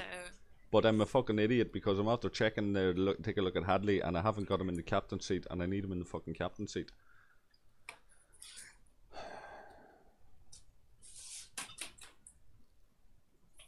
And if you really, really want to go pretty fast, you put Pike as captain and Elvia and Domitia. So it gives a 20% boost if it works on, because Pike. Oh yeah. The 20% boost, I think it's only working with Moreau. And so. Well, it works with her really well. Yeah. That would be good if it worked with Helvia, though. Yeah. Because is that Pike's captain ability? Yeah, is 20% to all officers' abilities. It'll not work for Hadley then. What's I'm not even familiar. What's Hadley do? Hadley gives you a greater warp speed. Oh, Does? Yeah, do you not know? Hadley's the old original officer that gave you that. I don't have Adley. I don't know how I don't have Adley. I have him, but I never knew what he did. He used to be bugged. He used to be. He used to be displayed as greater warp speed, but he used to give you greater warp range. So the thing used to be, before Global launched, that Hadley and Cadet Scotty would give you the greater warp range. So you could use both of them for double boost of warp range. So you'd be getting, it'd be like having two Cadet Scotties on the bridge, you know. But then they fixed them, and he now does what he says on the tin. Now he gives you greater warp range. But he has to be your captain. And another thing, Oh, Adley, it's the only one who can actually complete the synergy with Pike and Moreau. Oh yeah, because he's part of that group, that's Shakedown Cruise. Yeah.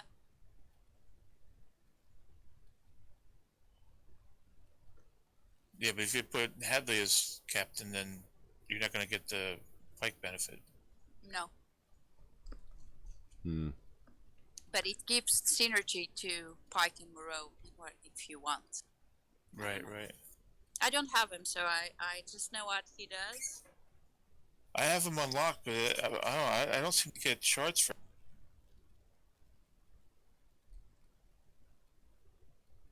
Is he one of the other ones that's kind of like one of those elusive ones, like the Harrison? Say that No. again, sorry, Mark. Is Hadley another one of the elusive officers like Harrison? I don't think so. Like they're not offering shards anymore? I don't think so, but I haven't seen any of his shards in a while, so... No, me neither. I mean, it's him and that one Darwin I haven't seen. See, we used to have all of these, not the newer ones now, but all the original officers, we used to have all of them unlocked and upgraded. That was another thing that we lost during the merge and stuff, and when Global Launch They took came them and away all of from that. Yeah. All them lower decks officers and stuff like that there, like we used to have them all. Yeah, like Leslie and Hendroff and all of them. and Vega. Yeah, all of them. They were shitty enough, like, you know, there were no loss. Nobody was complaining too much whenever we lost them, but, like, you know. I imagine Hadley was even on a event because Night game's I've frozen done all the again. missions, so must be on an event that I haven't done. I don't know. I don't remember Hadley being event based now. I have him unlocked, but like I said, I haven't seen shards from him in quite some time. I think I only have him. He has only tier 2, No, and that's probably just a fluke. not for a long time. A long time. So his power right now is only 231, which is super low level.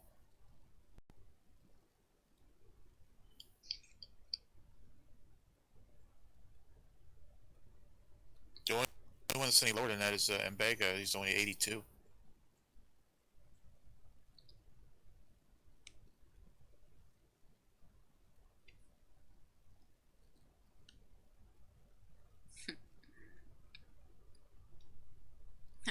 I'm seeing that Steve Pataki, he just said lol because when I start hearing the second voice on YouTube and I thought you were speaking.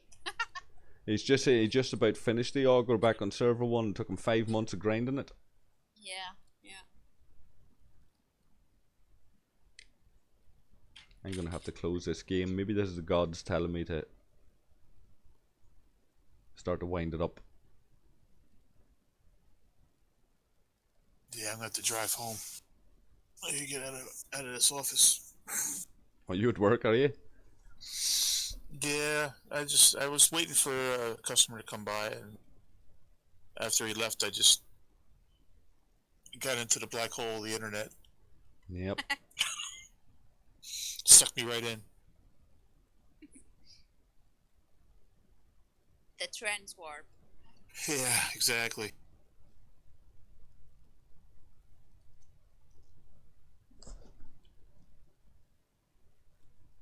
I have to find a stop on. Be able to cook now. I have to stop on the way home and find something to eat. Well, I'm gonna have to go to bed. Well, what time is it there now? It's after 1 a.m. Oh, okay. Yeah, it's 8:30 here in the east coast of New Jersey.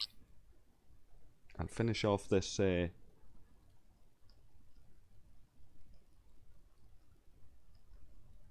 hunt the factions. Okay, so good night, everyone. At least on the live, I'm gonna quit.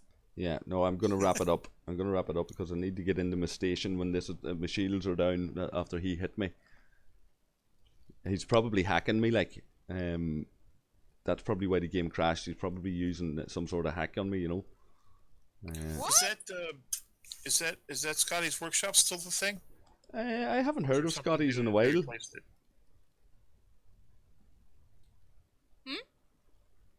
I haven't heard of Scotty's in a while now.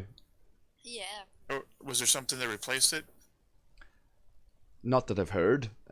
Scotty's Oh. was pretty active when it came, like, there's a bit of banter and a bit of slagging because Scotty's workshop was associated with Hivemind to some degree. Yeah. And then when LCRs came along, people started saying, "Oh, you know, it's the same sort of thing. There's cheat bots and all this kind of thing." Like, but like when Scotty's workshop was around, they were actively sending players messages, offering them the services and all of that. There, like, since that, we've never seen it again. You know, so. Right. But then, if I you talk remember to I received the message. if you talk to these guys that know the industry, they'll tell you that this game is full of holes. Yep, surely my station's being raided.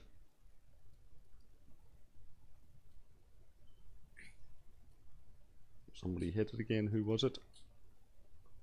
It was Belly. So Scotty's and Hivemind were the same people? Belly and Caffeine, who undoubtedly Belly is watching the stream, I would say. He's in my Discord. Well done, Belly. Raid me when the game crashes. I'll remember that, my friend. No rules. Nice going. You know, I would have had a wee bit of compassion for Belly because he's a bit of a decent skin, but if he's going to get it stooped that low, wait until my game crashes and then hit my base, then... We are talking about Belly Dancer? Yes? Oh!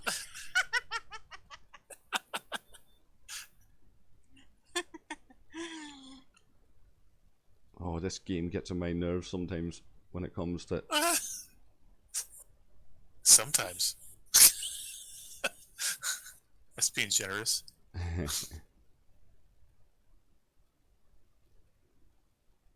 You see when it slows down when you're trying to do something in the middle of a battle or something and it just starts to freeze and shit. Mm-hmm. I know that well. Yeah, well, I'm afraid, lads, I'm on my phone trying to save my resources. I'm not, I haven't loaded up on BlueStacks, so they're not getting the... You have an Android? Yeah, they're not getting the coverage. It's an Android phone? Yeah. Oh, okay. The only thing I mean, I play on BlueStacks with a separate, well, allegedly a separate account. But, Right. It's the only thing I don't like about that is zooming in and out.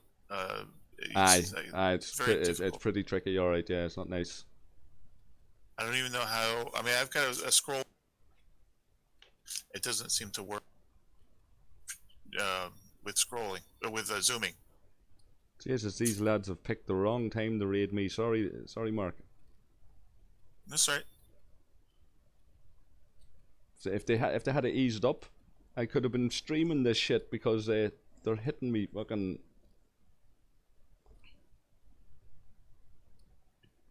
They're playing the game. Yeah, but they're breaking. There's been what 4 Gladius destroyed, a Sally or 2, and a Cavort.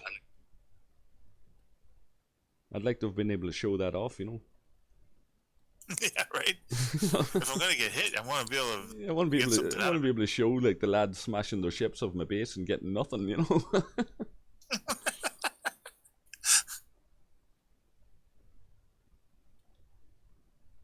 Belly must be watching because they've stopped now all of a sudden. Of course. Give me Okay. if Belly gives me 5 minutes, I'll go back on. No, I'm gonna wrap the stream up now, guys. Listen, Mark, thanks for hanging out for as long as you did.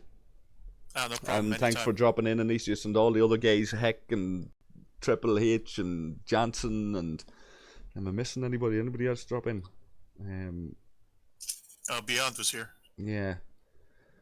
So thanks all them for hanging out. It was quite a long stream. I haven't streamed in a while, so I've made up for it there.